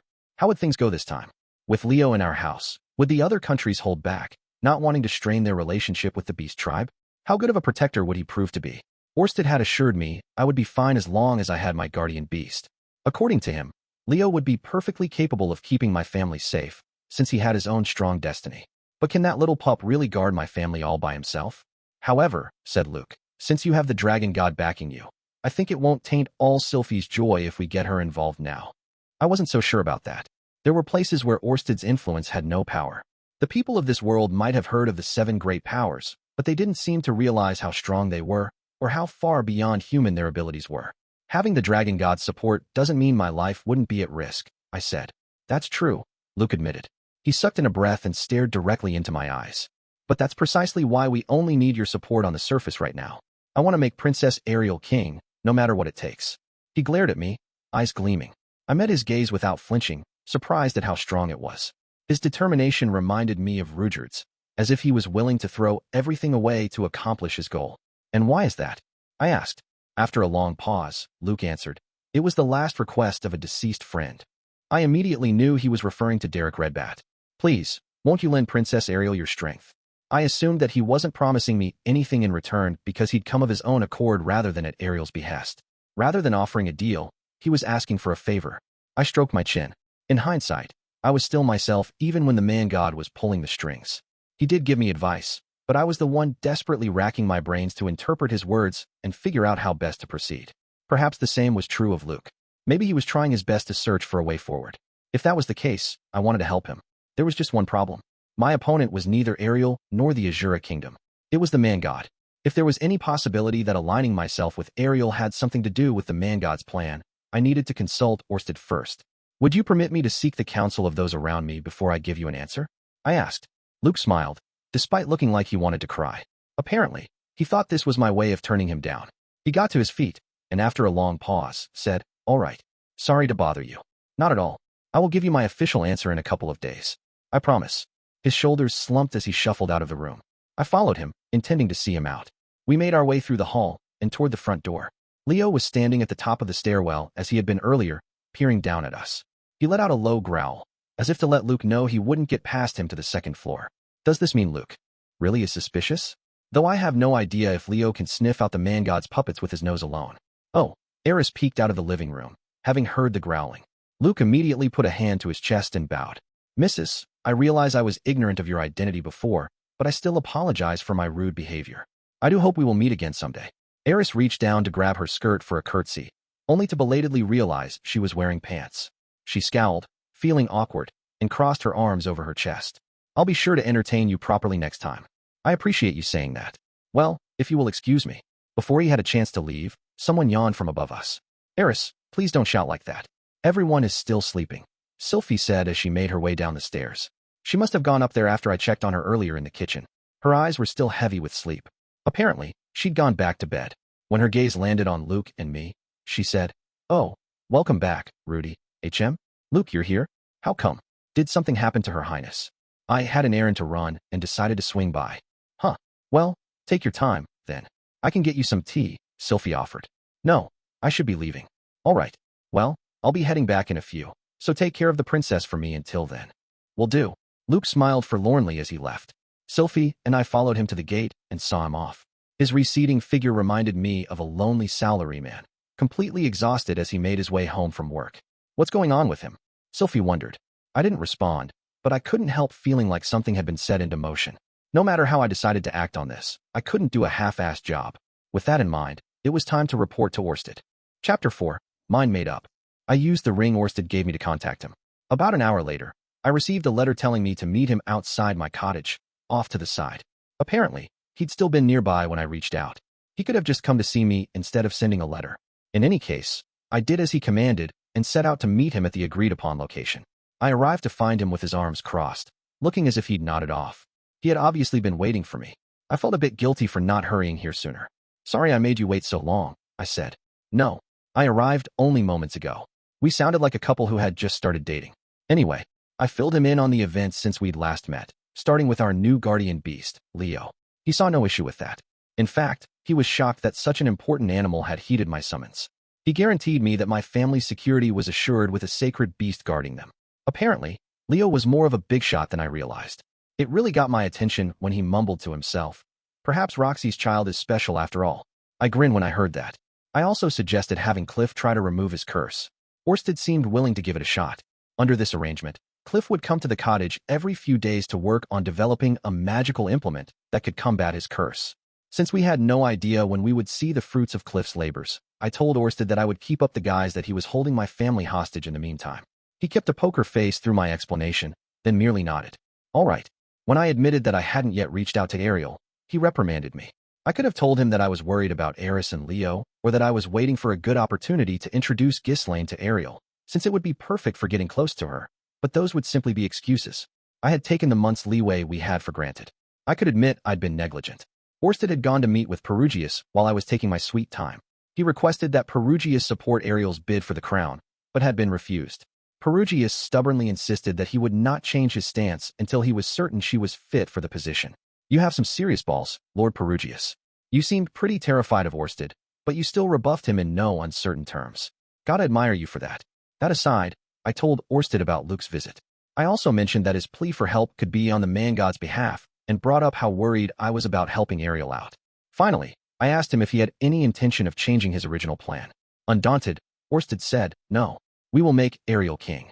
He dismissed the possibility that the man-god wanted this outcome. Ariel being on the throne was of paramount importance to him. When I asked how we should deal with Luke, Orsted didn't have an immediate answer. After several minutes of contemplation, he finally mumbled, "Perhaps we should kill him." I gaped. Those were terrifying words to just say casually. "You're going to kill him?" Orsted was silent, but the look on his face was terrifying. "Wait, no? That's just how he always looks." He dropped his gaze to the table and stared, or glared, as far as I was concerned, at one specific spot. "Yep, I changed my mind. He's definitely making a scary face. There's no telling what one of the man-god's apostles might do. Killing him would be the best way to eradicate any uncertainty," said Orsted. "I guess so. Kill Luke? I should have already steeled myself to do whatever was necessary, but I couldn't stop my stomach from knotting in anxiety. Luke was working so hard to help Ariel, and we were going to kill him? Despite everything I had achieved and done, I had never killed anyone before. Sure, a bunch of bandits got caught in my spell back when we were in Begarit, and some of them probably died, but I hadn't looked them in the eyes as I did it. So my first kill was going to be Luke? This was going to be my introduction to murder? The thought made my blood run cold. At the same time, part of me felt like I had no other choice. If he was going to be an enemy and pose a threat to my family and it was best to get rid of him. I couldn't let my emotions get in the way. It might come back later to bite me in the butt, but can I really justify taking someone's life simply because I had no other choice? I wasn't trying to preach morality here, but the idea didn't sit right with me. I was clearly more opposed to the idea of killing than I even realized, considering how much I recoiled at the thought. "We're not sure that he's one of the man-god's apostles yet, right?" I said, my voice straining with empty hope. Orsted shook his head. "No. Given the timing of Luke's actions, there can be no doubt that he is." "What do you mean by that?" "Their attempts to negotiate with Perugius have not completely fallen through yet, and news about the king falling sick has yet to reach them. Yet Luke chose this particular moment to seek you out. It's clearly the man-god's doing." Orsted spat the last words with disgust. He really does despise the man-god with every fiber of his being. "In that case, why would he ask me to help Ariel?" I asked. "Shouldn't he be doing the opposite? If he doesn't want Ariel to be king, then he should be trying to keep me away from her. He likely seeks to control someone from Asura Kingdom in order to lead us into a trap. Right now, the man-god cannot see you directly, which is why he's using Luke. It's his way of keeping an eye on you. Think of it like someone putting their ear to a wall to hear what's happening on the other side. So Luke is monitoring me? It's possible that's not all he's doing," said Orsted. "There's a chance he might try something at some point. It's a safer bet to get rid of him." It was possible that I might give away Orsted's aim through my actions or words. Little wonder, then, why the man-god decided to have someone surveil me. It would be impossible to keep Luke entirely out of the loop as I assisted Ariel with her goal.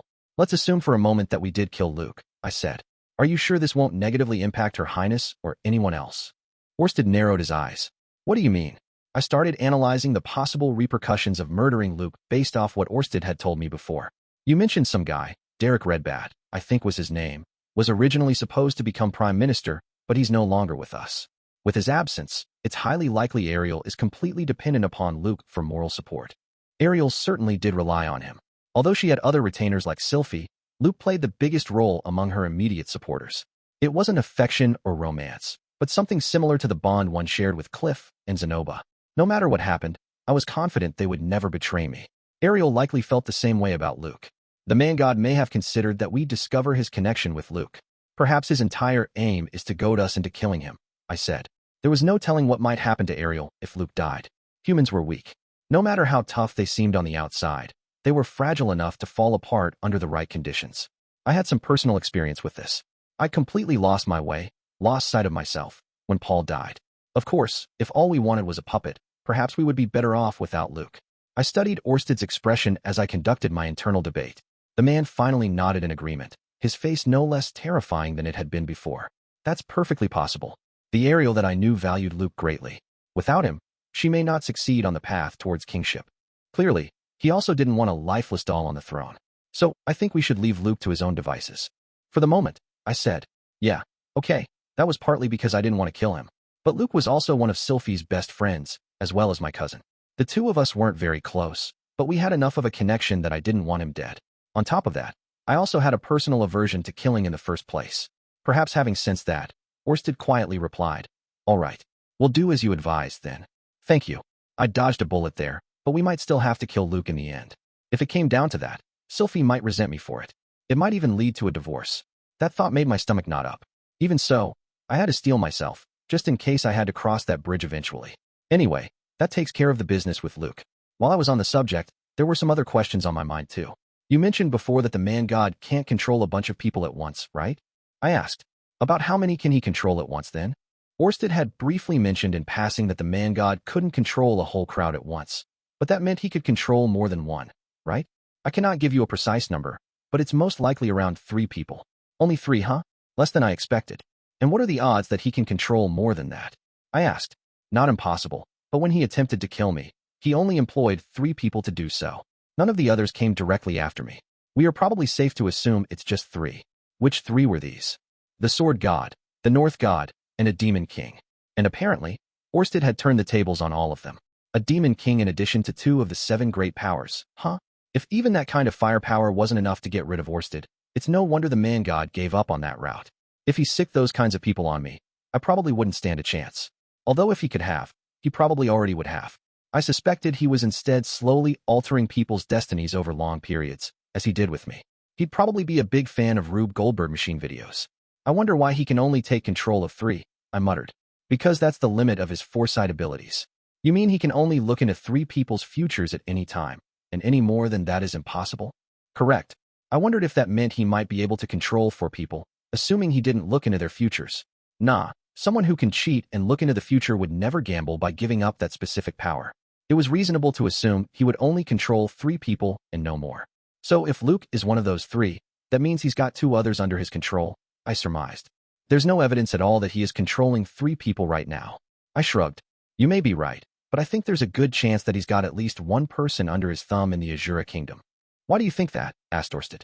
If the man-god truly doesn't want Ariel to take the throne, then it makes sense for him to control someone who opposes her and someone working alongside her. Perfect for collecting and disseminating information, right? The man-god doesn't need to go that far to. No, I suppose there is some value in reporting your movements to the opposition. Despite his initial dismissal, Orsted managed to talk himself into agreeing with me. But now that I thought about it, the man-god could see into people's hearts. Perhaps he didn't need to gather information. Although Ariel's future prospects were obscured from his view thanks to my presence, having someone who could keep an eye on us was more than enough for him. It's perfectly possible he's involved in something else entirely, I acknowledged. Like, maybe he's waiting to attack my family when I leave the house or something. With the sacred beast serving as your family's guardian, the man-god cannot readily go after them. That creature has enough power that you needn't worry about that. I stared at him. More than Aramanfi? Orsted snorted. Perugius's spirits don't even begin to compare. It was hard to believe what he was saying when Leo had yet to prove himself, but this was the dragon god speaking. Surely, I could trust what he was saying. Honestly, I had no way of knowing either way. I digress, said Orsted.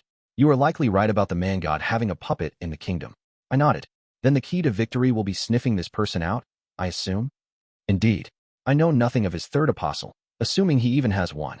It could be that this person is operating separately and is unrelated to the Asuran throne. Keep your guard up. In order to achieve victory against the man-god, we had to identify his 3 puppets, defeat them, and accomplish our own objectives in the process. We would probably have to repeat this process again and again. Our current goal was getting Ariel on the throne. Although it wasn't confirmed, Luke was most likely one of his lackeys. The identities of the other 2 remained a mystery. Is there anyone you know with absolute certainty is not on his side? I asked this knowing I was asking for the impossible. It didn't really matter who the man-god's puppets were. Our objectives wouldn't change. Still, if he assumed control over Zenoba or Cliff and Orsted tasked me with killing them, I wouldn't know what to do. I'd be devastated. Your family is safe from his influence. In addition to the bracelet you wear, they are also under the guardian beast's protection. And what about Cliff and Zenoba? After a pause, he said, they could be possible targets. Be careful around them. Seriously? That was not the answer I wanted to hear. Is there anything we can do to make sure they don't fall into his grasp? I asked. Orsted shook his head. No. If you find it necessary, you could warn them against heeding the words of someone who calls themselves the man-god. Though I doubt it would do you any good. No good, huh? Well, that puts me in a pickle. It was a problem of chance. The man-god didn't attach himself to anyone and everyone. All I could do was pray, to a different god, that Zenoba and Cliff wouldn't become one of his targets. For the moment, I said, changing the subject, I should work on getting Perugius's support to help Ariel on the path to kingship, right? That plan hasn't changed. Correct. Though you should remain wary of the man-god's apostle. If he starts proposing something, inform me immediately. Very well. At least our plan of attack remained the same for the moment. In any case, it seems like Ariel has worked herself into quite the corner. I stroked my chin. From what I can tell, she has nothing with which to sway Perugia's opinion. Orsted merely grunted. The last time I was with the two of them, I believe he asked her what the necessary element for being a king is, and she wasn't able to answer adequately. Ah yes, how very like Perugius to ask such a question. Do you happen to know the answer? I asked. Orsted glared at me. Eep, you don't have to give me the evil eye. I get it. This is a hurdle she needs to overcome if she wants to be king, right? I have no idea, he said. However, the only person Perugius ever supported for the throne was Gani's free Asura.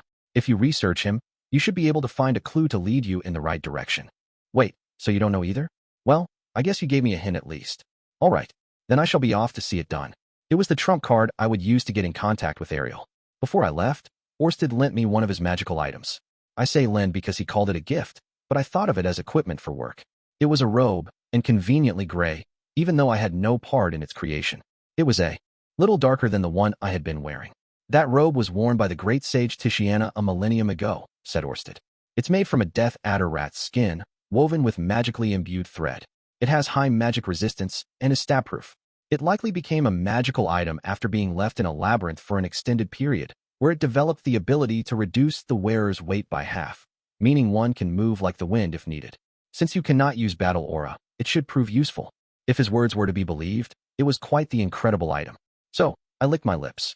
What kind of price would something like this fetch? I took this from the Dragonfolk's repository in the past few days since we last met. It would net you a decent amount if you sold it, but I am giving it to you so that you can protect yourself. Wear it. Oof. He read me like a book. I wondered what the Dragonfolk's repository was. Did they have a bunch of items like this stored in there? They probably did. I could just picture it. Boots that could open any treasure chest they kicked, a trumpet that could uncover hidden rooms. At any rate, this robe would increase my combat proficiency. It was certainly a huge step down from my magic armor, but I could bridge that gap with my own knowledge and courage. Wait, but I have neither of those things. Oh, well, guess I'll just have to try my best anyway. That night, I summoned Sylphiette to my room. If I was going to help Ariel, I needed to speak with my wife first. Sylphiette must have sensed it was a serious matter because when she showed up, she was in her normal clothes rather than pajamas. That was fine with me, considering the topic I was about to broach. Well, Rudy, what is it you wanted to talk about? Sylphiette asked, her expression guarded. I could hardly blame her for being wary. The last few times I formally called her here, it had been to relay what she must have thought was crazy talk. Sylphiette, I am going to be direct, I said. All right. I have been ordered to help Princess Ariel on her path to becoming king. She scowled suspiciously. Then her face lit up, but almost as quickly she was back to furrowing her brow again. Ordered, she echoed. That's right. Which means you're not doing it of your own free will. Orsted's the one calling the shots. Her demeanor changed completely. I had waffled back and forth between telling her the truth about Orsted's involvement, but I had so much guilt about things I had done to her in the past. This time, at least, I wanted to trust her and speak the truth. This was one of her close friends we were talking about here. Sylphiette gaped at me for a moment before snapping her jaw shut and narrowing her eyes. And what is his motive for making Princess Ariel king? Does he stand to benefit from that somehow? It will give him connections to Asura Kingdom through me. It doesn't seem like he wants something right now, but he may ask for assistance in the future.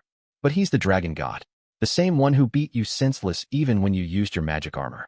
I realize Asura Kingdom is regarded as the most powerful country in the world, but I still can't see why someone like him would want to foster such relations with them. There are some matters that can only be resolved by political influence and not force alone, I reasoned.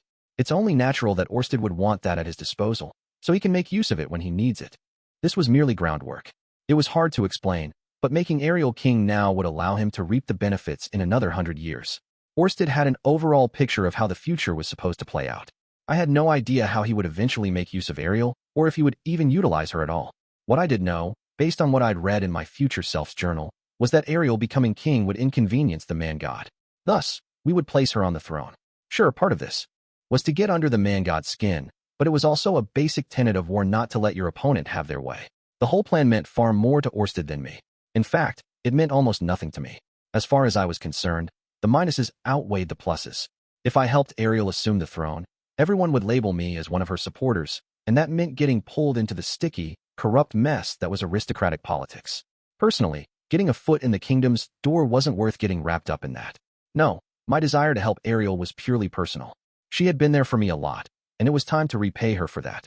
Perhaps it was better not to think of pros and cons, but instead look at it in simpler terms. Ariel would be overjoyed if she became king. Sylphie would be overjoyed if her close friend managed to achieve her goal. And if we managed to stop the man-god from having his way, Orsted would be satisfied. I stood to benefit too. Sylphie's love for me would deepen, and Orsted would be convinced of my usefulness. Yeah, that's the best way to think of it. Well, Orsted's future demands aside, at this point, I think Princess Ariel only stands to benefit, I said. Sylphie put a hand to her chin. Well, yes, I guess you're right. There are many unsavory characters in Asura Kingdom, and if we think of it as pitting villains against villains, it's not a bad move. Yikes. Sylphie wasn't pulling any punches. I wondered what she really thought of Orsted. I could admit he looked like a bad guy, but did he look even more menacing and untrustworthy than I thought? Did he seem like the type of person who might kill someone upon first meeting them? Okay, I can't really argue that last one. Princess Ariel should be the one to decide if we should accept his aid or not, she said, narrowing her eyes. Personally, I want a guarantee that he won't betray us. A guarantee? Yes. Why do you seem so sure he won't stab us in the back? I actually wasn't. In fact, he did seem to be hiding something from me. But he seemed more trustworthy than the man-god, at least. If I summoned him, he came immediately. It's not that I think he won't, I said, but I do think he's sincere in his dealings with me. As long as I don't work against him and continue to make myself useful, I don't think he'll be our enemy. If you say so, she pursed her lips, not fully convinced. All right, I'll drop the matter of whether Orsted can be trusted or not, at least for now. Are you sure? Continuing our debate won't do any good, will it? And it seems like you trust him. I shrugged. Yeah, true. We'd just have an endless verbal tug-of-war if we kept at it. Sylphie took a deep breath, straightened her back, and fixed her gaze on me again. More importantly, I think we should discuss what your plans are. How do you, or rather, how does Orsted intend to make her king? Sylphie was being unusually serious. Right now she wasn't here as my wife, but as Ariel's bodyguard. It was a side of her I rarely caught a glimpse of. Her expression, coupled with her natural boyish nature, made her look like a distinguished nobleman. For now, we intend to persuade Lord Perugius to back her. But if it's between a dragon king and a dragon god, wouldn't the latter, that is, Orsted, be higher ranking? Yet he still wants to convince Perugius to help us. I nodded. Lord Perugius has greater political influence in Asura Kingdom, and his words hold more weight with the people there. In contrast, Orsted has absolutely no authority in Asura. I was only repeating what the man himself had told me. But Lord Perugius doesn't seem likely to bend easily. No matter what Princess Ariel says, he won't give her the time of day. Luke and I have tried to convince him on her behalf, but to no avail. Yeah, things do look pretty rough. Perugius had even refused to honor Orsted's request to help her. I thought he would have heeded any order, given how much he seemed to fear the Dragon King, but he clearly had his own opinions about the situation. But, Sylphie continued, Zenobia seems to have gotten on his good side. He even seems to have taken a liking to you as well, Rudy. I wonder what the difference is. If I had to guess, I would say it's because the two of us aren't trying to become kings, I said. Does trying to take a crown offend him somehow? A bit simplistic, but not far off from Perugius's personal view of kings. Sylphie sighed. I wonder if he never had any intention of aiding her to begin with. No, if that were the case, he would have refused her outright. He seems to be testing her. Really? Sylphie crossed her arms and tilted her head. At any rate, I'd appreciate it if you'd allow me to talk to Princess Ariel directly in the next few days. Do you mind? Sure. I'll set things up for you. I'll let Luke know as well. The two of us will be present for your conversation. That's all right, isn't it? I nodded. Fine with me. Although, I would like to keep Orsted's involvement a secret and frame it as me helping because you and Luke convinced me to do so. Can you do that? Why would we hide the truth about Orsted? Since you're his subordinate now, it might give Princess Ariel peace of mind to know you're doing this under orders. In other words, she'd feel relieved to hear she had the dragon god's support. However, I didn't want the man god's apostle, Luke, that is, to have any more information than was absolutely necessary, even though we had yet to confirm whether he was a puppet or not. The man god's eyes and ears could be anywhere. I'd like to keep Orsted's objectives and orders discreet. Sylphie paused before asking, Orsted is fighting this man god person, right? Is he really that evil? Evil or not, he tried to kill Roxy, tried to go after you, and tried to kill me off by pitting me against Orsted. He's our enemy. What? He tried to go after me? She jerked her head around, surveying our surroundings. Is he still after me? I couldn't say, but I doubt he's given up. In that case, I'll keep my guard up, Sylphie said. Especially at night. Sylphie giggled. The only person in this town who would try to go after me at night is you, Rudy. Ha ha ha. Well, she's got me there. Maybe I should do just that tonight. In any case, at least we managed to work out a plan for me to meet Ariel. So, Rudy, I thought the conversation was over, But Sylphie continued. If you're going to help Her Highness, that means you'll be going to Asura Kingdom as well, right? Yes, I'm sure I will. I can't very well convince Perugius to help and then send her off and rinse my hands of the matter. Plus, I would need to defeat whatever apostle the man-god had lying in wait in the kingdom. I also needed to hunt down this Tristina person, which meant I didn't even need to consult Orsted about whether I needed to go or not. Clearly, I would have to. I want you to take me along as well, said Sylphie. What? I know you probably want me to stay here and look after Lucy. I also know that Princess Ariel and Luke want me to continue living here in Sharia. But, honestly, I want to help out. I have been with them for so long now. She reached over and took my hand, her soft fingers curling tightly around mine. Please, Rudy. I want you to take me with you. I squeezed her hand. Frankly, I wanted her to stay. That was probably my own selfishness talking, but I wanted her to be where it was safe, where she could look after Lucy. Don't get me wrong. I'm not one of those guys who think a woman's lot in life is to stand silently behind her man. It was just, I couldn't explain it, but I didn't want Sylphie to be in danger. Still, Sylphie had spent years with Ariel and Luke. They'd been companions since the displacement incident. They were to her what Rudeus was to me, and if Rudeus ever found himself in a tight spot, I would drop everything to rush to his aid. I owed him that much after how much he had done for me. Sure, I would hesitate if I had to weigh helping him against protecting the lives of my family, but he was still one of my top priorities. I was sure Sylphie felt the same about Ariel and the others. Family was still important to her, and she knew she had to help raise Lucy. Even so, if her friends needed help, she wanted to do everything in her power to be there for them. That was only natural. All right, I said. Lend me your assistance then, Sylphie. Okay. Sylphie's face lit up, her mouth widening into a grin. It was then that I recalled what the man-god had said to me, that Sylphie was destined to die in Asura Kingdom. I hated considering the possibility, but would this end up shortening her lifespan? Was I overthinking this? The course of history had been altered. Things might not go down the way they did in my future self's diary. Still, I had to say it. Sylphie. Yes. The man-god won't get directly involved, but he will use other people to get in our way. You mean like how he used you to fight Orsted? She asked. Exactly. Sylphie frowned. Then we should be wary of anyone that might be under his control, right? But, well, it could be someone close to you. Someone close to me? She blinked. Like who? Like Luke. Her face hardened. Rudy, that's out of the question. If Orsted is working to make Princess Ariel king, then the man-god will try to undermine that, right? Which means he'll be trying to stop her, so there's no way he would go after Luke. Luke would never, ever turn on Princess Ariel. The man-god might find a way to sweet-talk him into it. He has a way of corrupting people. Sylphie glared at me. I sensed murderous hostility in her gaze. This was probably the first time I'd ever seen her look at me that way. If Luke loses sight of myself and tries to hurt Her Highness, her voice trailed off. Then I will kill him. She said it with such resolve that it sent a chill through me.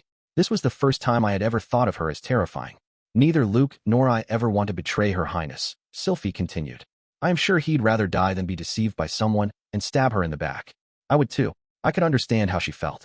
If I ever did anything that hurt Rudeus, even Eris might turn on me. It was the same thing here. I see. Sorry for bringing that up out of the blue, I said. Sylphie shook her head. No, there's no need for you to apologize. I appreciate you warning me. She smiled quietly. Seeing that expression on her face helped me finally steel myself. If a time ever came when Luke needed to die, I couldn't let it be by Sylphie's hands. I would need to be the one to do the deed. Chapter 5. Working Together. I arrived at the floating fortress. Ariel was out in the garden having a tea party. Silveril was serving, but Perugius was nowhere in sight. Instead, Nanahoshi was the one sitting across from Her Highness. She must not feel very worried about her situation if she can have a tea party, I thought, but just as quickly, I realized I was mistaken. Ariel wore the exhausted face of an overworked salaryman. Matches perfectly with the exhaustion I saw on Luke's face. Ariel put effort into pasting an elegant smile on her face, but she couldn't hide the circles under her eyes. She must be feeling cornered.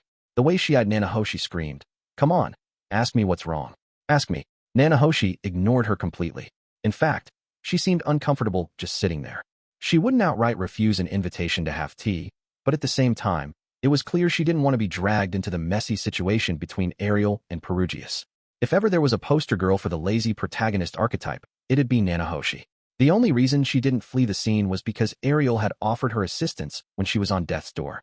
Even if Ariel only lent us the use of her magical implement, that still qualified as help. Oh, Rudeus. Nanahoshi's expression relaxed the moment she spotted me. Mind coming over here and sitting for a few? I sat myself between the two girls. Silveril took the opportunity to pour me a cup of tea. The cup clattered as she slammed it down before me, which was unusually violent for someone as refined as her. I glanced up at her, and I could feel the coldness emanating from behind her mask. Perhaps she was angry about my mistaken summoning of Aramanthi. Sorry about that. Okay, Rudeus, please go ahead, Sylphie mumbled as she took up position behind Ariel.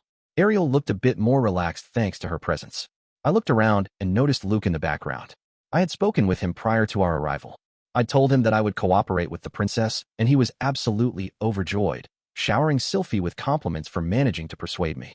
Well, Lord Rudeus, said Ariel, it's been quite a while. I would congratulate you on becoming Dragon God Orsted's subordinate, but I must ask, are you sure that was the right choice? Her words lacked their usual vigor. She was being vague. Perhaps Sylphie had already badmouthed Orsted to her. Thank you. Being in the employ of someone powerful provides a certain peace of mind. That goes for anyone, not just me. I replied. You are quite powerful yourself. I suppose people of like power tend to be drawn to one another. Someone like that wouldn't even give me the time of day. Oh boy, she's really selling herself short. Looks like things are headed in a pretty grim direction. Hey, Nanahoshi whispered, poking me in the side. Orsted came to see me yesterday. Yeah? And I apologized to him, and he forgave me. Told me he hoped to continue our relationship. Good to hear, I said.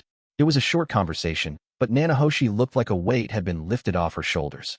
People often remarked that if saying sorry were all it took to solve matters, police wouldn't need to exist, but I would argue most things could be solved by a sincere apology.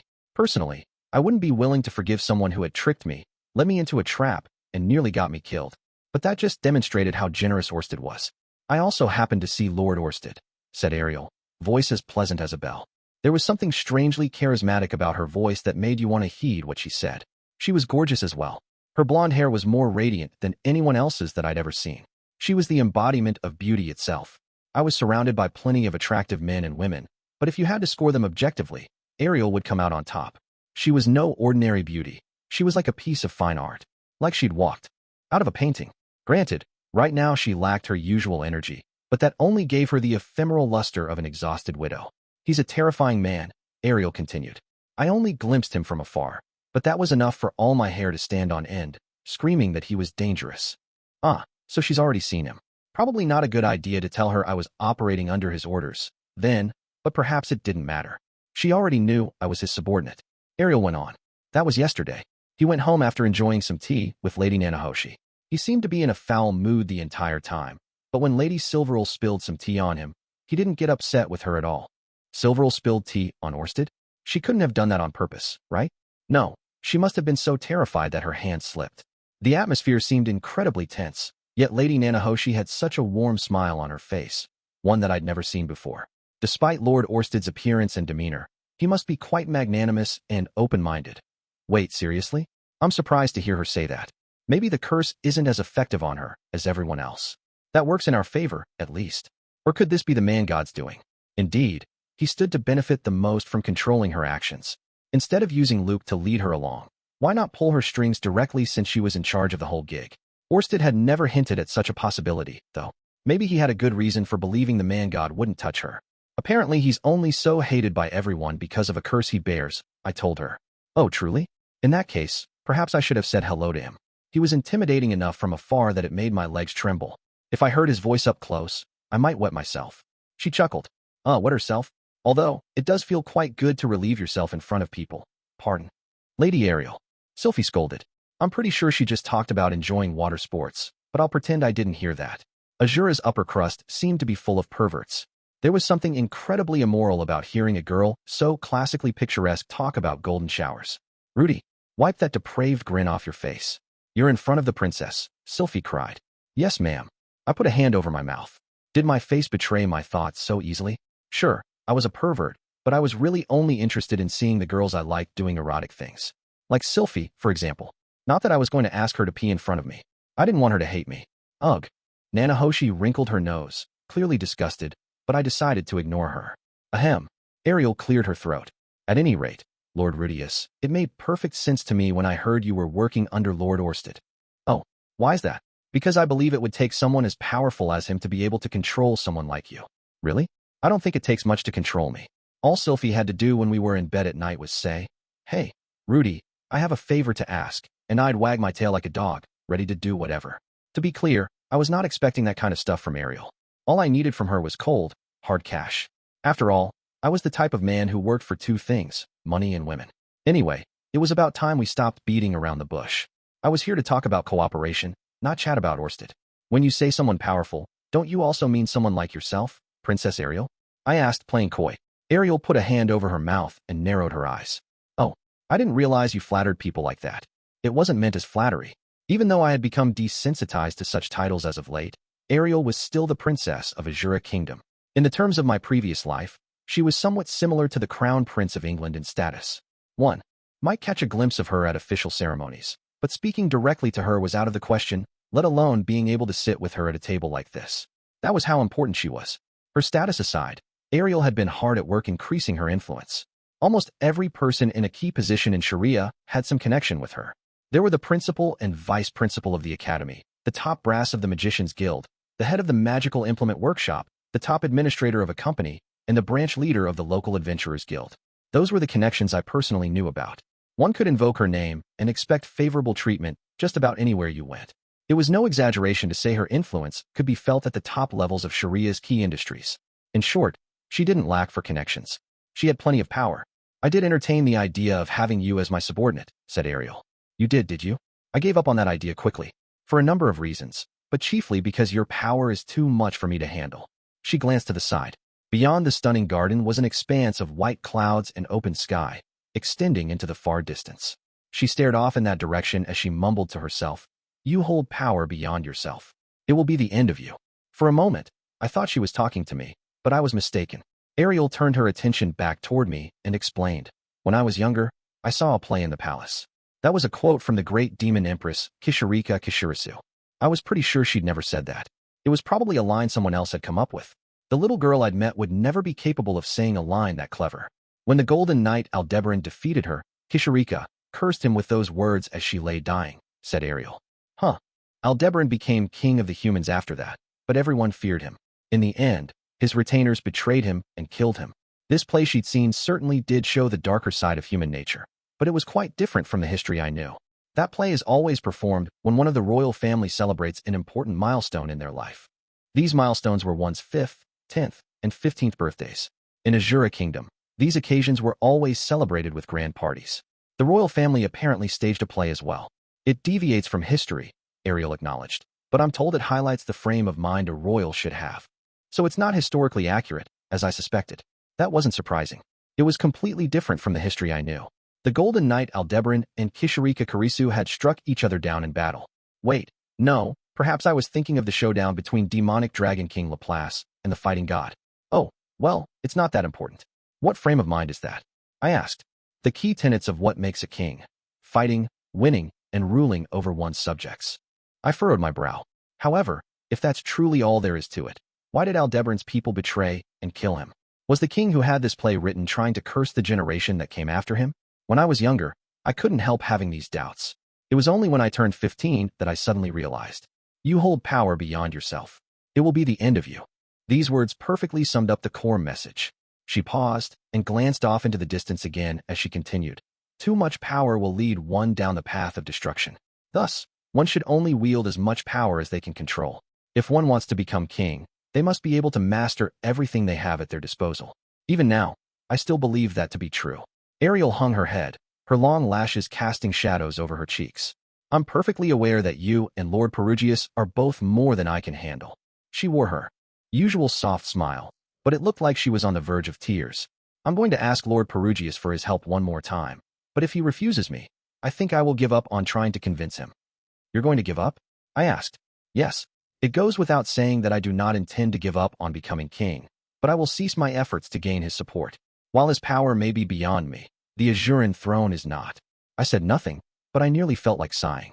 She was far too caught up on whether someone was beyond her or not. Princess Ariel, I said. Yes, what is it, Lord Rudeus? What part of me do you think is so powerful? Ariel had said I was powerful and special. I had always dreamed of being seen in such a light, but as things stood, I definitely didn't think of myself as extraordinary. That wasn't even a biased view, in my opinion. I had not yet reached a level that could be called impressive. Oh, if I were to name all your incredible qualities, the list would go on and on.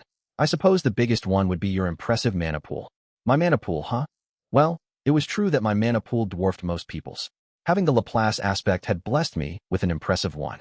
Perhaps so much so that an ordinary person would never become my equal through effort alone. I could also admit that it had proved beneficial more than once in the past. Still, an expansive mana pool wasn't the solution for everything. All the problems I faced required other solutions. Perhaps if my mana pool could solve every problem I'm facing, I would agree that I'm a powerful person, I said. What problems are those? Hard to give a concrete example since these problems are a daily occurrence. Right now, I spend every day worrying how I'm ever going to explain what's going on to my family.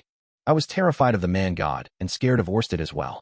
I'd glossed over the details and fed lies to my family, having no better idea of how to explain things to them. Yet Ariel said I was powerful? Don't make me laugh. I can't speak for Lord Perugius, I said, but I'm not powerful at least. I am simply the husband of your close friend who happens to have a bigger mana pool than most people, and a lot of odd acquaintances. But I'm just your average magician, really. One who is constantly worried over something. Those were my honest feelings, no matter how embarrassingly cliched it sounded. I reached across the table and took Ariel's hand in mine. Her skin was so soft, and her fingers were so dainty, I almost feared they might break in my grip. Sylphie pouted in her corner, but she would have to deal with it for the moment. Princess Ariel, I did not come here today for a simple chat. You came to talk me up instead? Ariel kept a gentle smile on her face, not at all flustered that I had suddenly grabbed her hand. I sensed some exhaustion behind it, but it was an otherwise flawless poker face. If that was all it took to sway your heart, that might actually be somewhat appealing. But actually, Luke and Sylphie were the ones who asked me to come here. In an unusual display of alarm, Ariel's head jerked around as she glanced back at the two of them. Sylphie stood firm, while Luke quickly bowed his head. They begged me to help you. Her dainty fingers squeezed around mine like a steel vice, exhibiting far more strength than I thought possible, enough to make me wince. The two of them said that, she mumbled. I didn't come here to look condescendingly down upon you, scoffing about how you need my help. In fact, it's just the opposite. I wondered how she would have reacted to me suddenly grabbing her hand and saying all this if she were her normal, confident self. Won't you please let me work alongside you? A tear fell from Ariel's eyes. It was beautiful, yet strangely, I found it surprising that she would cry. Why is that? I wondered. Ariel quickly wiped her tears with her free hand. She forced a smile and said, "This is the first time I've ever heard a pick-up line that managed to shake me to my core."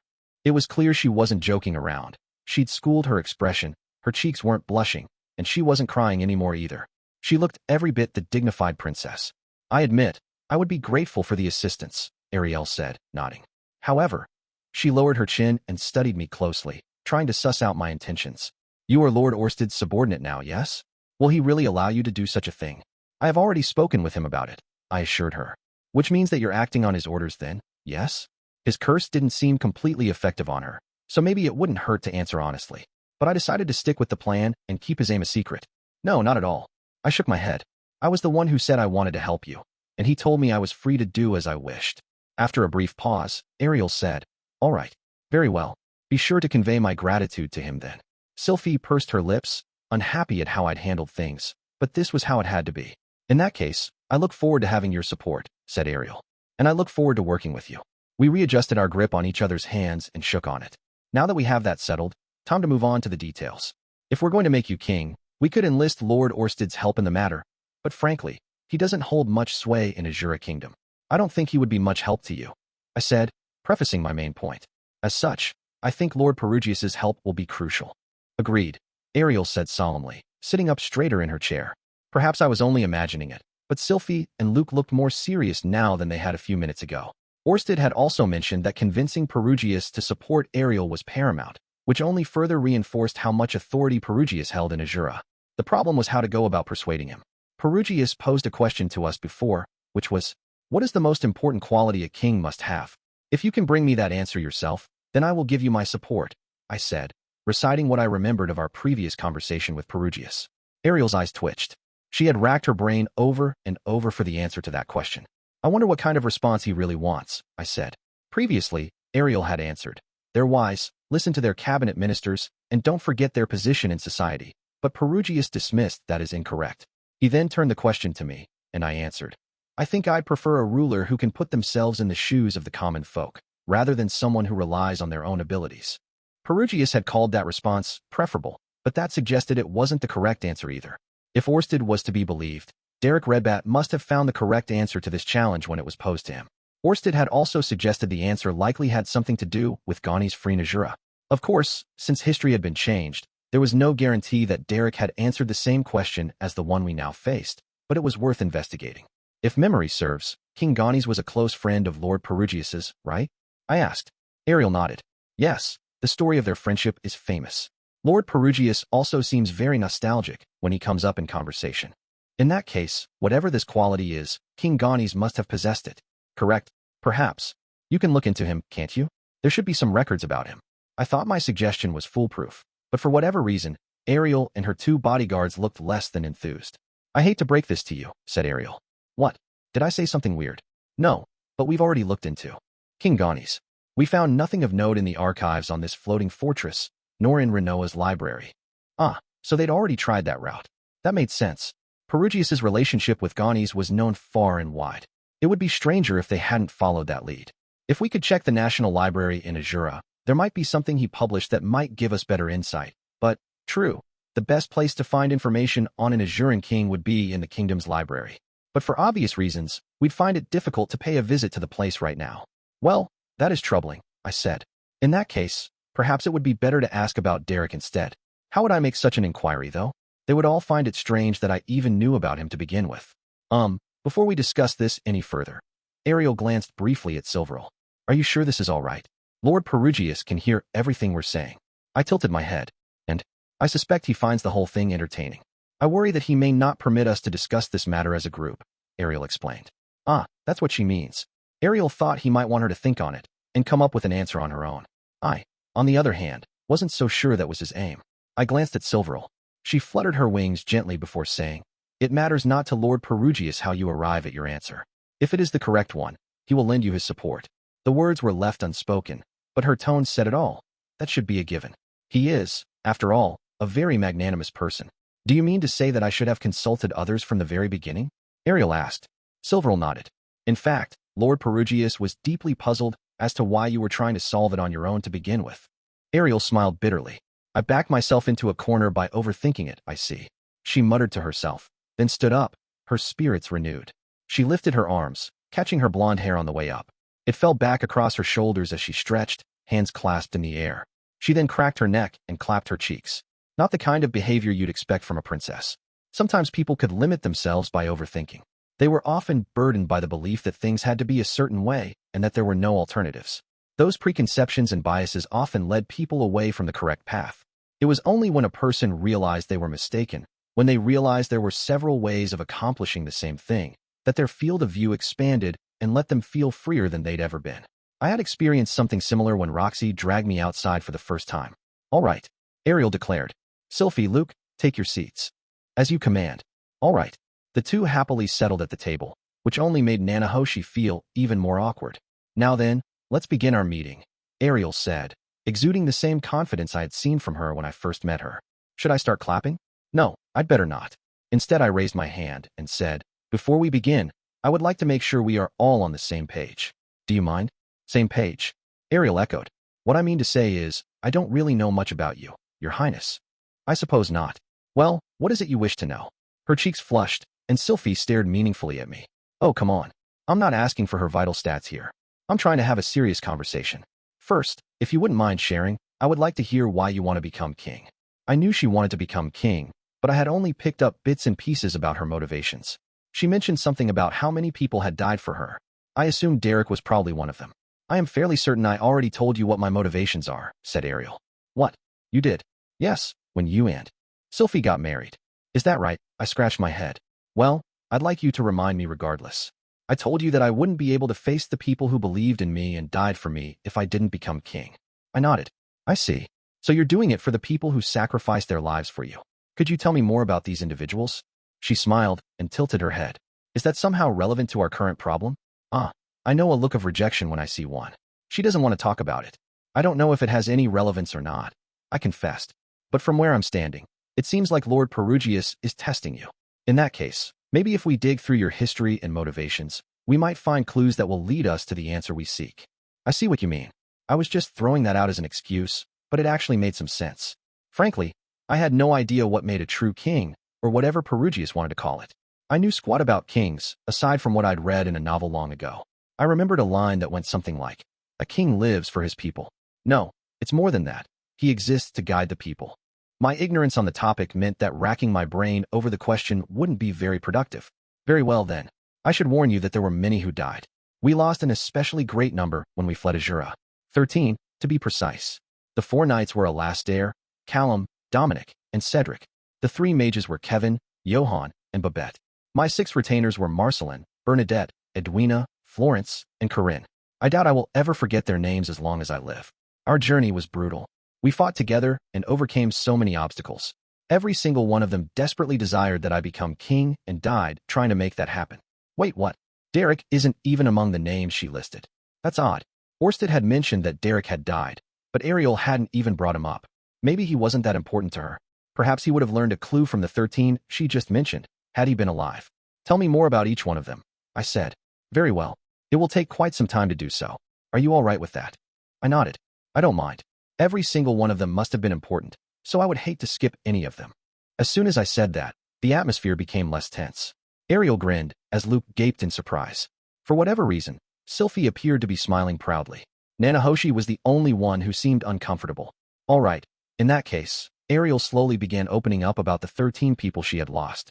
She filled me in on where they were born, how they were raised, and how she came to meet them all. She also went into their likes and dislikes, their personalities, what they were most proud of, what conversations they had, what made them laugh, what made them angry, and what made them cry. She spared no details. Even told me about who got along with who liked who, and who hated who. Finally, she explained how each of them died. Each person had their own share of drama, but they were all real people who had lived and died. The conversation told me all I needed to know about each of the 13. Sylphie and Luke also chimed in here and there with their own recollections of the deceased. All 3 had a wealth of information they could share about the group they lost. So well did they remember them. I suspected the 2 other girls that served Ariel, who weren't currently present, could do the same. My future self said Sylphie left to join Ariel because she'd become disenchanted with him, but I personally wondered if she wouldn't have left regardless.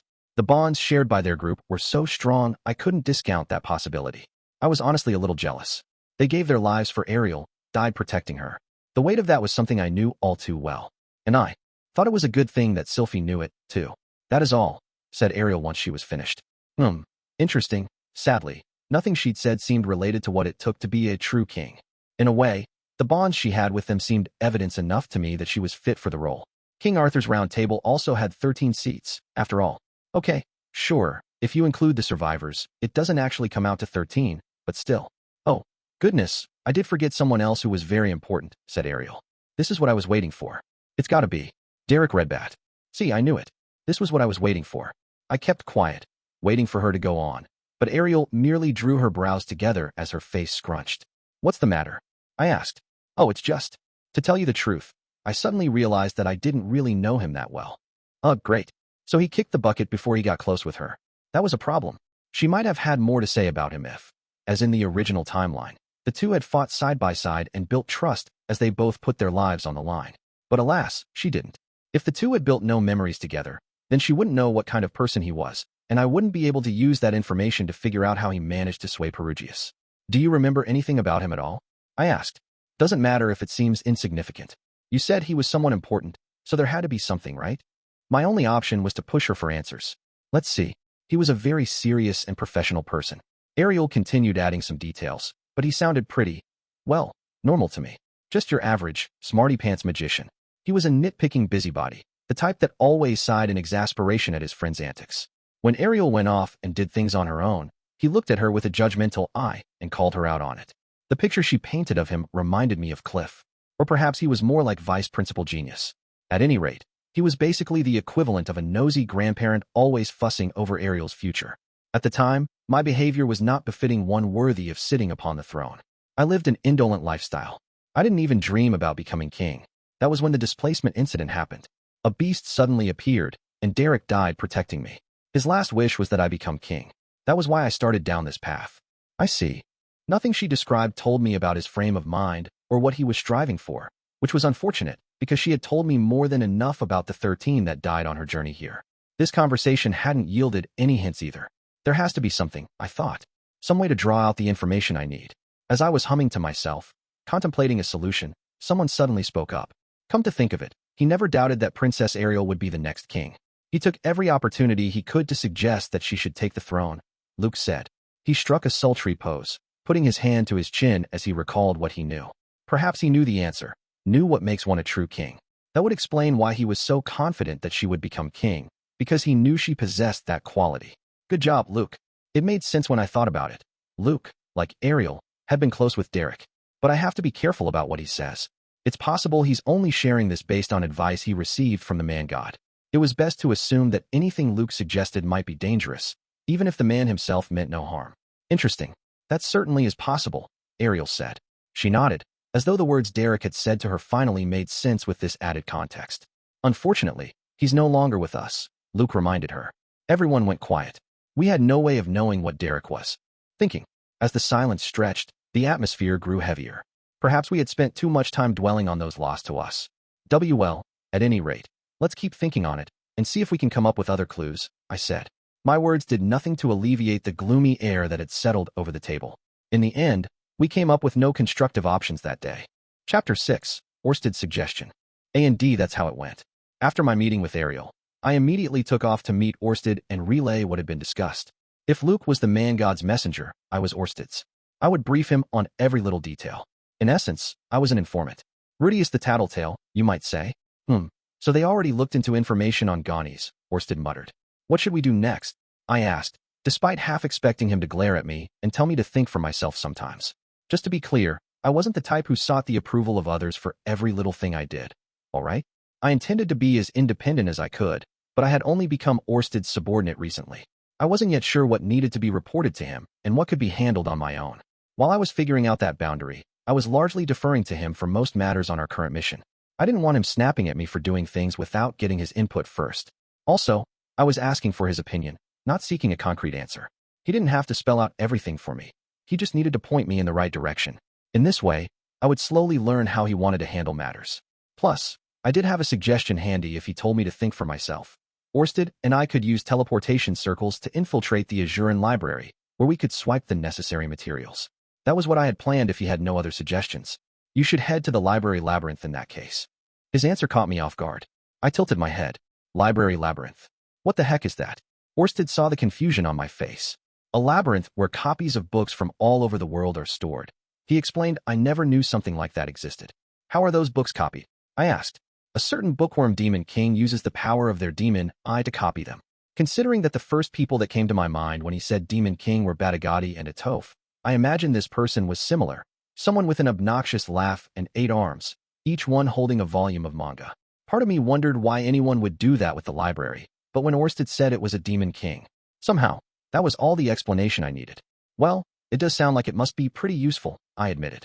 If the library had every book from all over the world, that meant it had contained a huge amount of intel. Sure, there was information out there that never made it into books, but a vast majority of it did. It was like Wikipedia, but for magic. You could probably find information on just about anything you wanted in there. Not quite, said Orsted. The place isn't organized at all. Oh, okay. Having a wealth of information meant little if you couldn't systematically search for what you were looking for. Dictionaries only worked because they were ordered alphabetically, allowing you quickly find the definition for whatever word you needed. This library, on the other hand, had a vast number of books all randomly scattered about. It was hard to guess how many hours, days, or even weeks it might take to locate a specific volume. In that case, I said, wouldn't it be difficult for us to find the information we seek? The vast majority of literature about Gani's free Asura is grouped together by publication date. It would be difficult to gather everything ever written about him, but you would still find more in there than you would in Asura's national library. Huh. So apparently this demon king hadn't copied the books at random, but in order of when they were written, oldest to newest. If that was the case, it wouldn't be impossible to locate what we needed, especially in the case of Gani's. He was a great king and war hero. There had to be a ton of books about him. Okay, so where is this place? I asked. The Demon Continent. The Hylith region, deep in the Wraith Forest. And I assume we're going to get. Thereby, using teleportation circles, he finished for me. Travel sure had become convenient lately, thanks to these teleportation circles. It made me nostalgic for the time I spent with Rudeus and Eris, traveling from the Demon Continent all the way to the Central Continent. Very well. I'll suggest that to Ariel and the others, I said. It would be a little unnatural for me to suggest such an obscure location out of the blue, though. Maybe it would be better to say I'd prodded Orsted for information, and that was how I knew about the place. I could already picture the opposition to my mention of his name. but that would give me an opportunity to flex my persuasive prowess. Orsted had likely recruited me expecting I would be useful that way. Just as I turned on my heel to leave, he called after me. Rudeus. Yes. If you cannot find your answer even after you have combed through various materials on Ghani's, try this. He handed me a picture that I could only assume was the cover of a book. It was beautifully drawn. I wondered if he'd done it himself. And this is? I asked. You'll understand once you read it. Of course, if the books you find on Ghani's provide the answer you seek, then you needn't bother with it. His words, while vague, seemed to contain some hidden meaning. For the moment, I pocketed the picture he'd handed me and left. It was late night by the time I made my way back to the floating fortress. There was no curfew there, so Aramanfi led me inside as usual. He warned me that Perugius had already retired for the evening, so I should keep quiet as I traversed the halls. That means Ariel is probably asleep too. Perhaps I should have gone home instead of rushing back here, but it was too late to regret my decision. I could spend the night here and speak with Ariel about the library labyrinth first thing in the morning. With that in mind, I started toward the guest quarters, only to notice something moving in the corner of my vision. Crap, a roach? Even at this altitude? Guess not even Perugius's spirits can protect against an infestation. Makes sense, considering the rats I saw in the basement. But then realized that this thing, whatever it was, stood outside the nearby window. Silver light poured in through the glass, and a beautiful garden spread out beyond it. The moon didn't provide much light, but I squinted and noticed sitting at the table outside. Who would be out there at this hour? Maybe Silveril was putting in some overtime. Whatever the case, I decided to head out there and find out. A beautiful sight greeted me when I stepped out of the building. Bathed in the moonlight, the grass glimmered faintly, guiding my path forward. It led to a patch of flowers that were unremarkable during the daytime, but took on the moon's glow at night and shone like a mirage. I could see why Silveril bragged about this garden at every opportunity. A girl sat at the table where Perugius and Ariel often enjoyed their tea. Since she didn't wear a mask, there was only one person it could be. Well, okay, Nanahoshi hasn't actually been wearing her mask much recently, so I guess there's still technically two possibilities. Nonetheless, the person sat there was a peerless beauty, known locally for her unmatched allure. It was Ariel, in other words. She was spacing out, or more accurately, she seemed almost immobile as she stared out at the fantastical garden. Princess Ariel? I said. Her shoulders jumped as she jerked around to face me. Oh, it's you, Lord Rudeus. What are you doing out here at this hour? Exhaustion crept onto her face as she averted her gaze. I couldn't sleep, so I sneaked out here. Without alerting Sylphiette or Luke? Yes, my apologies. I simply wanted to enjoy the night air a bit by myself. I wasn't judging her for it, but at the same time, she did have people out for her life. She knew that better than anyone. Maybe that was what compelled her to apologize. Well, I said, everyone has moments like that. Even a king? Ariel asked. A king is still a human being. So of course. She went silent. I had heard that kings weren't ever supposed to show weakness, but that merely meant they couldn't expose it, not that they didn't experience it. Everyone had moments of vulnerability where they needed to gather their thoughts. So what were you thinking about? I took a seat by her at the table. Probably she didn't want to be disturbed, but I had something I wanted to talk to her about anyway. While it could wait until tomorrow, it seemed better to tell her as soon as I could. I was contemplating whether I'm really fit to be king or not, she replied. Definitely not the words I was hoping to hear. Well, you seem like you'd make a splendid king to me, I said. Royalty are good at putting on a facade to fool other people. It's merely an illusion. So it's something inside that's eating you up then? She went quiet for a moment before saying, ultimately, I'm only going down this path because I couldn't face anyone otherwise. Maybe I was never cut out to be king.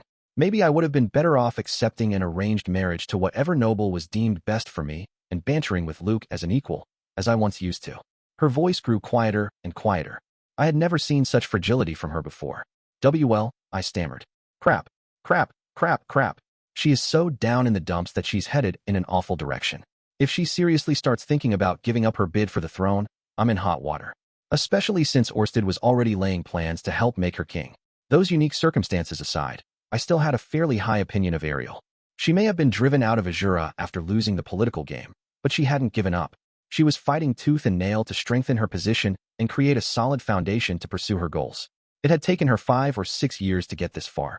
Personally, I would have quit halfway through. No, I'd have thrown up my hands in defeat the moment I was driven out of the country, just like I did when I thought Eris had rejected me. I didn't want Ariel to give up now. I knew that even if she broke on the inside, she would probably put on a brave front and head for Asura Kingdom anyway. But how was she supposed to win if she didn't have ambition behind it? Who would want to support a person who had no life in their eyes? The Ariel my future self wrote about must have been like that. She failed to win Perugius's support and left for Asura anyway. only to be betrayed and killed. That was all speculation, of course, but when push came to shove, her mental state might be the deciding factor. Not that willpower was the be-all and end-all, but when a person was pushed to their breaking point, their mentality could make the difference between victory and defeat. Princess Ariel. I said her name even though I had no real words to offer her. I wasn't planning to be king, and I hadn't known many kings before either, nor could I empathize with what she had been through. All I had seen was the mask she showed to the outside world. Whatever I said would slide off her like water off a duck's back. Lord Orsted has an idea of where we might find a plethora of books on Ghani's free Najura, I blurted out. Huh. Before you decide whether you're really fit for the throne or not, why don't you try looking through those materials and see what you find? Ariel's eyes widened. She stared at me and muttered, Lord Orsted? She gulped. And where would we find these books? In a place called the Labyrinth. Let's go. Ariel decided before I could finish my sentence. Not even a second's hesitation there. You sure wasted no time debating whether to go or not. She had started turning away, but her gaze snapped immediately back to me. There was power there, passion. I may be feeling weak right now, but I haven't given up yet. Good to know. She looked fragile as glass at the moment, but she was still a woman with her eyes on the crown. If she didn't have guts, she wouldn't have made it this far. All right then, let's head there, I said, nodding with as much determination as she'd just shown me. 3 days later, I found myself in a building on the outskirts of Sharia. It was a different cabin from the one where Orsted had taken up residence, and inside was a teleportation circle emitting a dazzling, pale light. So this is the teleportation circle we'll be taking, Ariel remarked from beside me.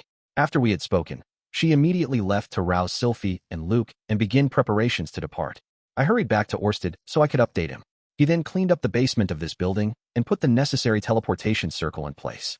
This one was an inert type that required my mana to work, like the type Perugius often made use of. It's not the first time I've seen one, said the princess, but I admit, I am a little nervous at the idea of stepping upon it. She eyed it curiously. Suddenly, her gaze snapped away as she gracefully scanned the area, as if she'd suddenly realized something. Finally, she turned toward me. By the way, I noticed Lord Orsted is absent. It's his way of showing consideration, since his curse would only be an unnecessary distraction. Oh, I see. I was hoping to at least introduce myself to him, said Ariel. If Orsted showed up, the three of them would probably refuse to use the magic circle he'd created. Although his curse seemed not to affect Ariel entirely, there was no telling what effect it would have if she faced it in the flesh. What a pity. Ariel frowned, disappointed. Was she just fearless, or did she enjoy coming face to face with terrifying things? Either way, I couldn't let her meet Orsted. The worst part of his curse made those who looked upon him lose all rationality. Even Sylphiette and Roxy, with their sensibility and knowledge of said curse, could not bring themselves to trust Orsted.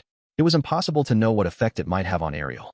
She was fine at the moment, but if she was faced with him in close quarters, she would probably become so terrified that she'd keep her distance, even from me. It would be awesome if Ariel could speak to Orsted as openly as I did, but the risk meant that keeping our distance was the better option. She still found him intimidating, but she also understood she could make use of him. In fact, when I mentioned that it was Orsted who suggested visiting the Labyrinth, she hopped on board without second-guessing his intentions. Maybe it was only natural, a drowning man grasping at straws, but Orsted's curse was usually so powerful that most people wouldn't accept his help even when backed into a corner. But this circle is something Orsted made, right? Sophie asked. Are you sure it's safe to use this? I don't want to get thrown into a pit of beasts, Luke grumbled. Neither trusted Orsted. If Ariel were to deal with him directly, she might become just like them. I had to avoid that at all costs. Don't speak like that, you two. Lord Rudeus would never lead Sylphiette into danger, would he? Ariel glanced at me. Of course, I said. I already used it once, just to be sure. There was nothing unusual about our destination, aside from it smelling of mold and being covered in dust. Granted, I hadn't ventured very far, since the place was supposed to be a labyrinth. Then let us be on our way, or so I would like to say, but first, Ariel stood in front of the magic circle, her gaze focused on me, or, to be more precise, on the two women behind me. Would you like to introduce them? I glanced behind me, where Eris and Ghislaine stood. When I told the former I would be going to the Labyrinth, she lit up at the word labyrinth and asked to tag along. I didn't imagine she'd be of much use hunting down books, and Orsted had assured me that the place wasn't very dangerous, but you never knew on that front. It wouldn't hurt to have some extra fighting power. So, with no good reason to refuse Eris, I let her come along. I had an ulterior motive for dragging Ghislaine along. This was the perfect opportunity to introduce her to Ariel. Although I could have waited until I grew closer to Her Highness, Ariel already thought more highly of me than expected, so I didn't think it would be a problem to speed things up.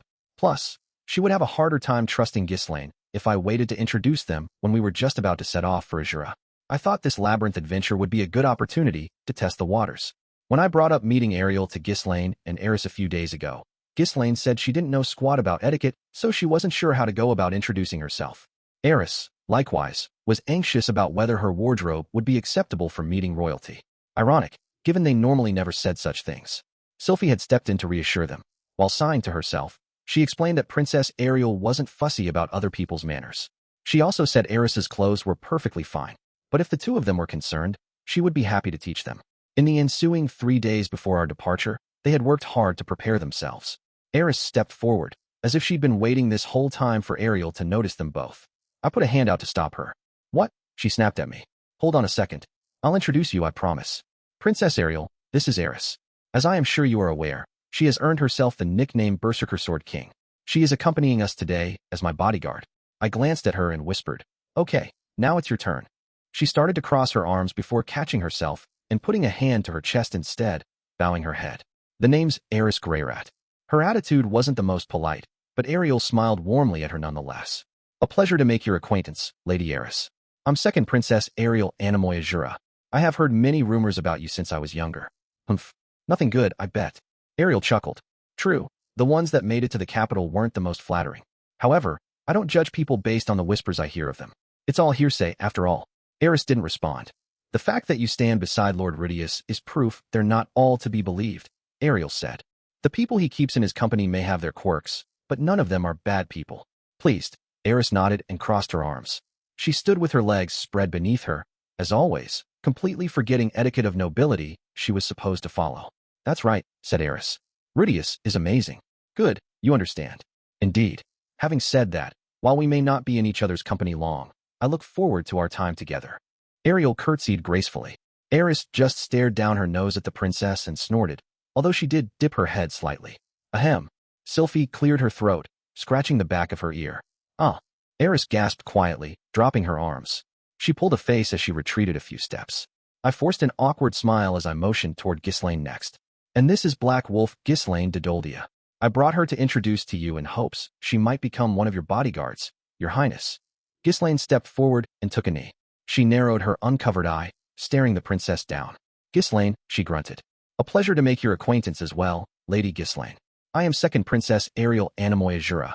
When you were still living in the Fitoa region, I have one question," Ghislaine said, interrupting. "I was told if I served under you, I'd be able to take revenge for Lord Soros. Is that true?" It was so rude and abrupt that I wondered why she had even bothered practicing etiquette with Sylphie for these past 3 days. Then again, I could see where she was coming from. This wasn't a matter Ghislaine could compromise on. "It is true," Ariel answered without missing a beat.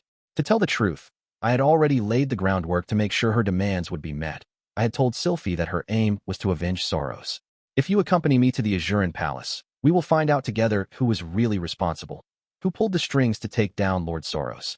No, not we. I will be the one to find out for you. And when I do, please use that blade of yours to see justice done." For some reason, she shot a meaningful look at Eris when she spoke. What's that supposed to mean? Is she eyeing Eris? Is she actually interested in her? I mean, yeah, Eris does look pretty boyish and badass, but really? No, that couldn't be it. Ghislaine was the one who wanted to take revenge for Soros, but Eris had even greater reason to want his death avenged. Ariel likely thought that Eris was after the same thing and was acting as my bodyguard in name only. I didn't know Eris's thoughts on that, but if she was presented with the opportunity to take down Soros's killers, she would likely do it. I would too. Myself, I wouldn't go all out to hunt them down and murder them, but if there was a mastermind behind it all, and they happened to appear in front of me, I would bring them to justice. Soros's death was a result of scheming to reduce the Boreas family's power, since they were one of 4 families that oversaw a vast stretch of kingdom land, while also weakening the first prince's influence. There were so many possible culprits that it was hard to narrow it down. "I will," said Ghislaine to Ariel, bowing her head. Her tail flicked behind her as she turned her gaze to Sylphie. "Well, what should I do then?" For the moment, we'll have you come along as Princess Ariel's bodyguard. Please shield her from the ashes of battle." "Ashes?" Ghislaine's forehead wrinkled. "Are we going up against a fire-breathing monster?" "Huh? No, what I meant was, take down anyone who tries to attack her." "So that's what you mean." "Understood. Also, no need for fancy titles from now on. Just call me Ghislaine." Having said her piece, Ghislaine returned to her place behind me. "Well, it was an honor to meet you both," Ariel said, curtsying before us once again. I instinctively bowed in response, which prompted a flustered Eris to follow suit. Ghislaine, on the other hand, merely bobbed her head in acknowledgement. The two were only acquaintances at this point, but surely trust would form between them the longer they worked together. In the same vein, I needed to make sure this first job went smoothly, in order to deepen the trust between Orsted and myself. All right, I said. Let's get going. It was time to enter the library labyrinth. Chapter 7, Library Labyrinth. Stepping out of the teleportation circle was like waking up from a dream. No matter how many times I experienced it, I could never get used to it. It reminded me too much of my encounters with the man god. I glanced at my companions. Almost all of them wore dumbfounded looks on their faces. Even the normally solemn Eris gaped as she looked around. Ghislaine was the only one who seemed unsurprised. Come to think of it, she's the first of the beast folk to ever use a teleportation circle. It was the first time I'd ever seen Ariel utterly gobsmacked. She craned her neck upwards, her mouth half open, and her eyes were unfocused, staring off into the far distance. Wonder if she'd get pissed at me if I stuck my finger in her mouth. Nah, even if she didn't get mad, Sylphie would definitely have a fit. Ariel finally blinked and regained her composure. She turned her gaze toward me. We've arrived at our destination, haven't we? Yes. We found ourselves in a room with a stone floor and walls, similar to the other dragon tribe ruins I had visited. All the other teleportation circles I'd used led to places like this. The only difference was that this place had a proper door, and the room was filled with the smell of ink, parchment, and mold. That assured me that we had definitely arrived at the library labyrinth, even if there were no books in this room. I was told there was no real danger here, but the place is a labyrinth, after all, I said. Let's stay on our guard. The tension returned to Sylphie and Luke's faces. Ghislaine's expression remained unreadable as ever, and Eris looked pretty pumped up. I'll take the lead, she declared, stepping toward the corridor that led deeper into the labyrinth. Hold up, gah. I grabbed her coat to stop her advance. She snapped around and glowered at me. What's your problem? Eris, there may be traps. Let someone else take the lead. If a fight breaks out, you can take the vanguard, but for now, stay back. Fine. She pursed her lips, pouting as she reluctantly retreated behind me. Okay, but the problem is, who should take the lead here? The only people with any experience in a labyrinth are me and… Ghislaine grunted. Ghislaine, I guess. Geese and a number of others had told me all I needed to know about the dire consequences of letting Ghislaine lead a group. As one of the beast folk, she might be able to sniff out danger and avoid it, but she had a talent for tripping into every possible trap and running headlong into swarms of monsters. She was definitely not a good pick to lead us. Since I have an eye of foresight, I will take the lead, I said. Eris will follow right behind me. Ghislaine and Luke will protect Princess Ariel from either side, and Sylphie will watch our backs. It seems like the best way to go. What do the rest of you think? I personally thought it was a clever formation, and everyone else seemed to agree, nodding quietly. I have no objections, said Ariel. We will leave you to take the lead, Lord Rudeus. With Ariel's seal of approval, we fell in line. I would be scouting the way ahead, but from what Orsted told me, the library labyrinth differed from other labyrinths in that there were almost no traps whatsoever. As long as we avoided breaking one key rule, we should be fine. Speaking of which, I should warn the rest.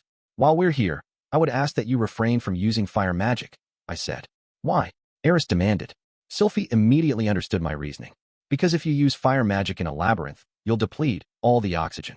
Eris' face scrunched in puzzlement, as if she didn't understand what that last word meant. Sylphie was clearly more knowledgeable in this field, but her guess, while good, was actually off the mark. There is that too, I admitted. But it's actually because the monsters here will get angry and attack anyone who damages, burns, or steals any of the books. I don't expect we'll have to do battle at all, but if we do, please be careful not to damage any of the tomes. Those are some strange monsters, Eris mumbled. Well, to be more specific, they're actually familiars of the Demon King who lives deep inside this labyrinth. Anyone would be angry if someone damaged their things. Makes sense. Eris nodded. Okay, I understand. Thankfully, this was one instance where she actually meant it and wasn't simply putting on a brave front. I'm not just talking to you, Eris. I want you to be careful as well. Ghislaine, Luke. Got it, Ghislaine grunted. Anxious, Luke frowned and said, what if we have no other choice? I have no idea how much this Demon King will tolerate. This is my first time here too. All right. Luke reached a hand toward the hilt of his sword, brows still drawn. He wasn't a very skilled swordsman. By average standards, he was all right enough, but he had nowhere near the level of perfect control that Eris and Ghislaine commanded. He probably knew there was a high likelihood he'd hit a book if he started swinging his blade around. If what I've been told is anything to go by, I don't really expect we'll do battle, I said. I trust you on that, but on the off chance we do have to fight, maybe it would be best if I stay back. In that case, We'll leave guarding Princess Ariel to you. Luke nodded, at least confident that he could do that much. Anyway, let's get moving. All that said, I cracked the door in front of us open. Oh wow, I gasped as I stepped out of the door. I couldn't help it. An endless hallway stretched before me, but that wasn't just it. Its walls, 3 meters tall, comprised stone bookcases that continued far into the distance. Books were packed tight on the shelves. I see. So this is the library labyrinth. I stepped up to one of the bookcases. The volumes were more like manuscripts, lacking a hardcover binding. In fact, some didn't have a spine and were just sheaves of paper bound together. No, not some. That was the majority of the material on the shelves. Most of them resembled a disorganized cluster of scrap paper and memos more than a collection of organized notes.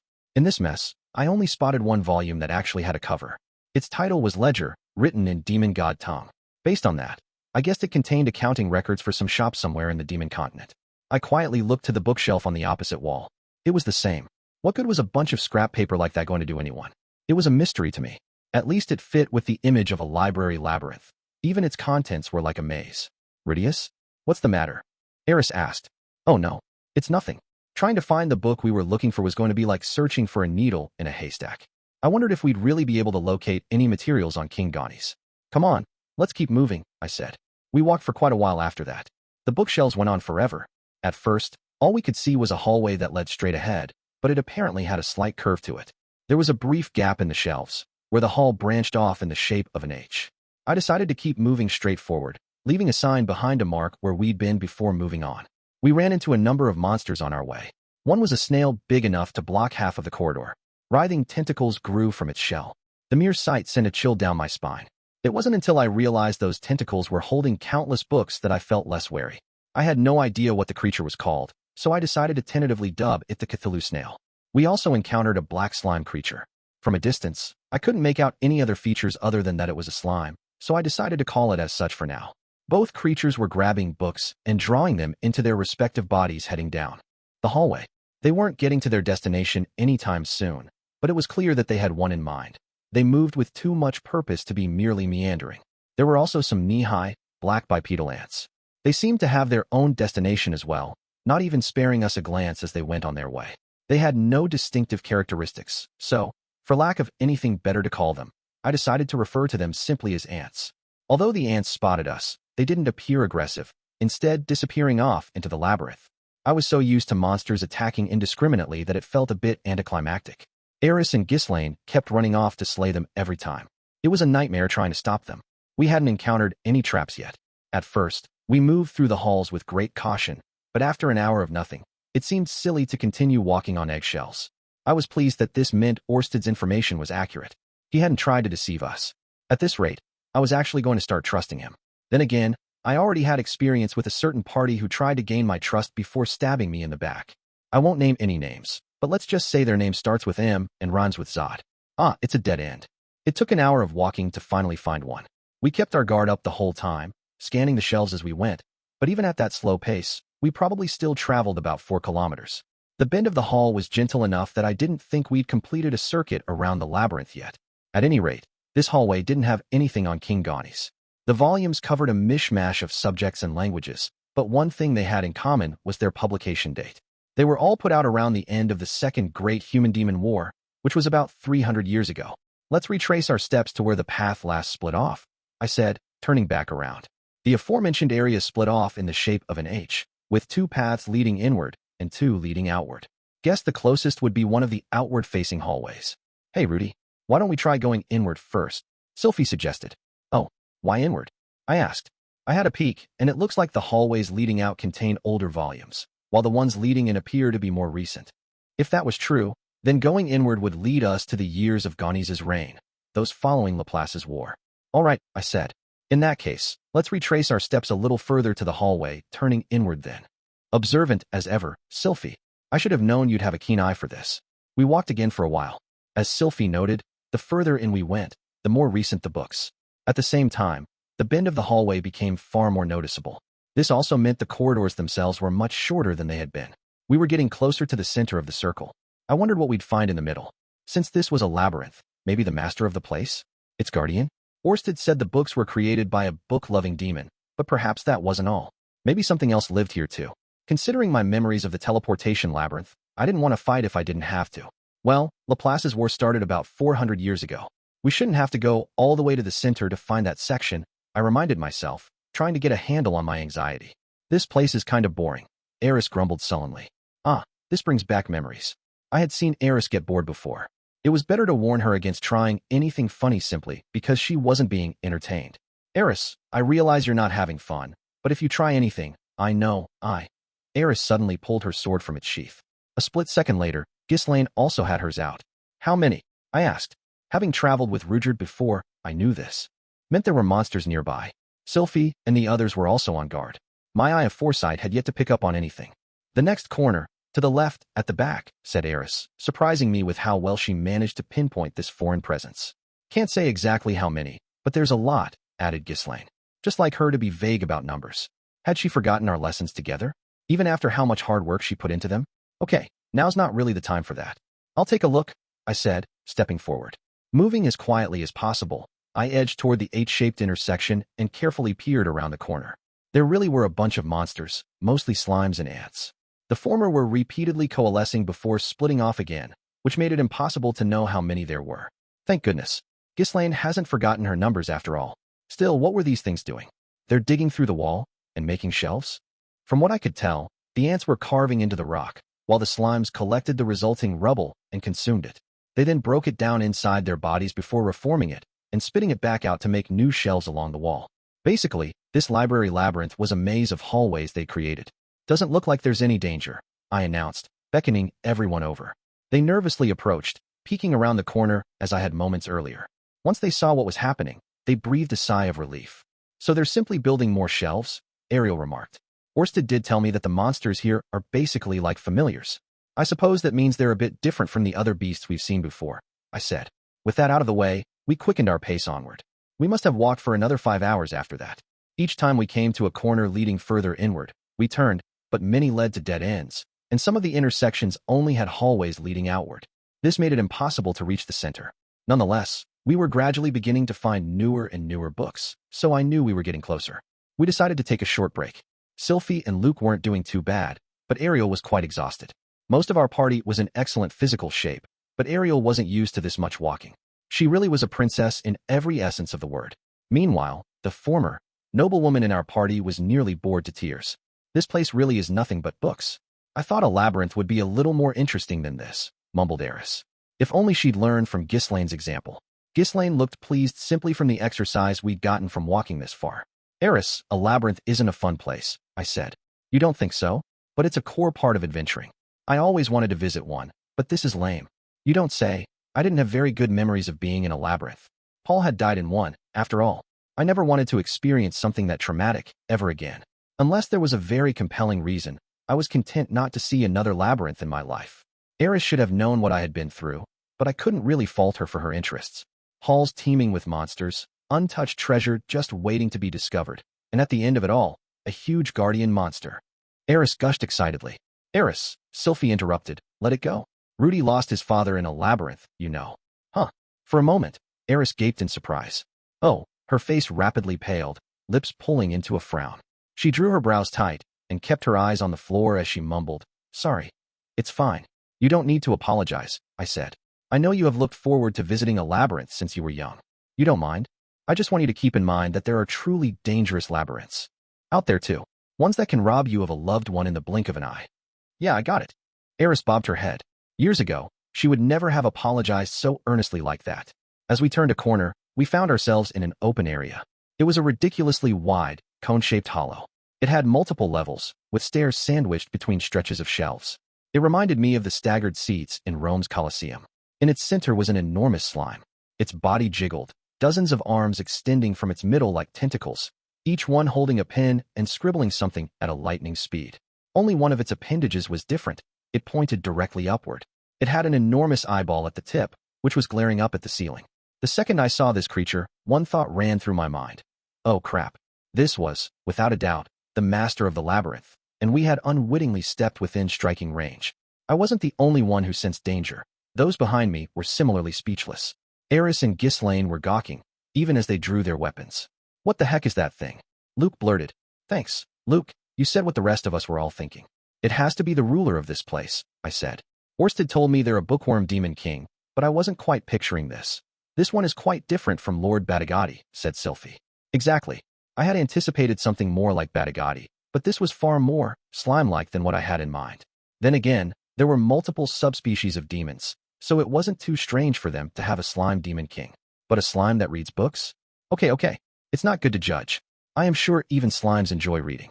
If this is indeed a demon king, then should we not greet it? Asked Ariel. I wonder if it can even talk, I mumbled. There were many types of demons. Some had no vocal cords and therefore couldn't speak. It seemed that this slime might fall into that category. If my past experiences with demon kings were anything to go by, they didn't really listen to people. Granted, Batagati and Atoph were the only ones I had ever met, but neither of them listened to others. We couldn't judge this slime simply by looking at it, but it'd probably be safer to keep to ourselves.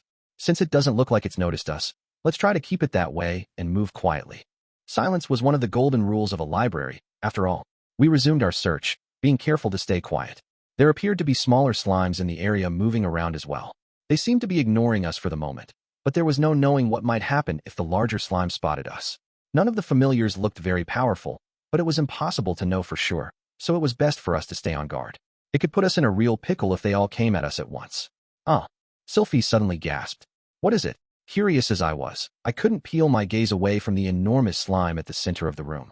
It's here, Rudy. This area. What's here? I glanced behind me. Sylphiette reached out to a shelf along the outside wall, plucking a book from the middle that was titled King Gani's Rise and Reign. It was one among many. I had been so distracted by the giant slime that I hadn't noticed it, but apparently this was the area that housed books written in the wake of Laplace's war. It seemed like we'd passed right over the section covering the middle and end of that conflict. But then again, the people back then were probably so busy fighting that they didn't have time to pen books. But once victory was theirs and people's lives began to go back to normal, those who could recount the details of the affair had started writing it all down, and the books in this area likely belonged to such authors. In that case, let's backtrack the last dead end and make camp there, I proposed. Eris nodded. Yeah, can't say I want to sleep somewhere with that thing in sight. Agreed. Gives me the shivers just looking at it, said Ghislaine. Really? Ariel tilted her head. I think it looks quite intelligent. Eris crossed her arms. Swords don't work too well on slimes like that, do they? A slime will die if you destroy its core, said Ghislaine.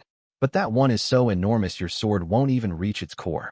Ariel's comment was bizarre, but I was more troubled by how ready Eris and Ghislaine were to go into battle. Thankfully, everyone seemed to agree that we should take our leave. I didn't want to linger near something we knew nothing about and whose movements we couldn't predict. Still, after a long journey, we had finally made it to our destination, and that was cause for celebration at least. A whole week passed after we set up camp. Our group spent the whole time moving between our base and the section of books on King Gani's. We spent each day thumbing through them. At first, we sneaked them out and retreated somewhere the giant slime couldn't see us, before we flipped through the pages and took notes. Then, we carefully returned the book to its rightful place. After 3 days of this, we realized that no amount of racket seemed to draw the owner's attention, so we began doing our research right by the shelves instead. This meant that Eris and Ghislaine had nothing to do, so the two trained with their swords or left to go on walks around the area. I still wasn't sure this place was entirely safe, so I wanted them to be careful, but I couldn't expect them to sit still the whole time. By the 5th day, I gave up worrying about it. There hadn't been any problems with their activities. Meanwhile, we had no lack of materials about King Gani's, which was unsurprising, given that he became the monarch of the country that won the war. Gani's was not simply a king in the era that followed Laplace's war, he was also once one of many princes. The literature was a bit spotty on the numbers. Some stories said he had dozens of brothers. Others said he was the youngest of 3, especially those aimed at children. The one thing they all agreed upon was that he had 2 older brothers. This lined up with what Ariel seemed to know. The eldest was an impressive and fearless warrior, while the second eldest was a resourceful tactician. Gani's, being the 3rd son, was gifted with both intelligence and strength. It was these 3 princes that decided to take a stand against Laplace's encroaching army. However, Laplace's troops were powerful. Neither the eldest's brute force nor the second eldest's raw tactics could outmatch the enemy army, and so the 2 of them died. The war culminated in a decisive battle on the central continent's southern front, which finally resulted in the death of Asura's king, Gani's father. Thus, Gani's took the throne despite his youth. He was a talented man, but his strength couldn't match that of his eldest brother, nor were his tactics equal to the second eldest. Could someone like him could beat Laplace's army, when both of his brothers and the previous king had already fallen before him? He could. It was, as the literature stated, because he had numerous friends, the dragon god Eurupan, the north god Kalman, and armored dragon king Perugius, to name a few of the numerous heroes he called comrades. Gaunis went to them and prostrated himself, pleading with them to help him find a way to take down Laplace. 7 heroes answered his call and set off on a journey to defeat Gaunis' sworn enemy. The details matched up with what I had read long ago in Legends of the Armored Dragon King. These books also said more about Perugius and his companions' adventures than they did about King Gaunis. After the heroes left on their mission, King Gaunis consolidated power in Asura Kingdom and rode out to meet Laplace's army. It was one defensive clash after the other, a battle of attrition. However, King Gaunis did manage to hold back the enemy's advance, successfully keeping Asura from falling until Perugius and the others returned. He really was the man behind the scenes. As for what kind of person King Gaunis was, the literature tended to be pretty unreliable. Most volumes described him as an exemplary ruler, peerless in his majesty and overflowing with talent. They never illustrated exactly how he possessed these qualities, but they showered him with compliments nonetheless. Ariel seemed satisfied with these accounts since they matched up exactly with what she'd heard. But the more I searched, the more I found strange information mixed in with the rest. According to other sources, Gaunis was a talentless alcoholic who sneaked into the city to mess around while his gifted elder brothers participated in the war effort. Apparently, he drank and got into fights almost daily.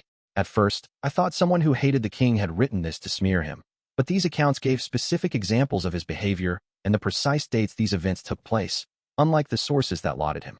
This made them much more believable in my eyes. Even so, I still found myself going, no, that can't really be true, as I read along. All that changed today, when I finally found the most credible source of all. Dated around the final years of the Laplace War, it was a diary written by King Gaunis himself. It started before his rise to the throne, when his 2 older brothers were still actively participating in the war. It painted a detailed account of Gaunis freeing Asura's daily thoughts and past experiences. Gaunis was the black sheep of the family. His 2 older brothers were such geniuses that no one expected anything from him, which only pissed him off. Even if he complained about it, no one paid him any attention. That was why he sneaked out of the castle to hang out in the city all the time.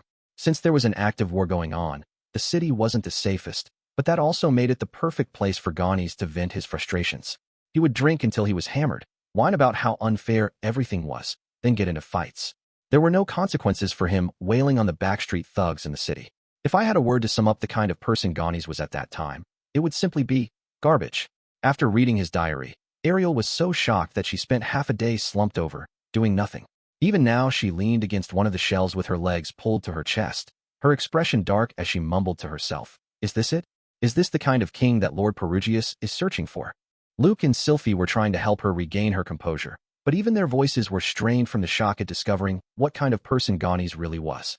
Personally, great king or not, Gaunis was a human being first and foremost, so his behavior wasn't all that surprising to me.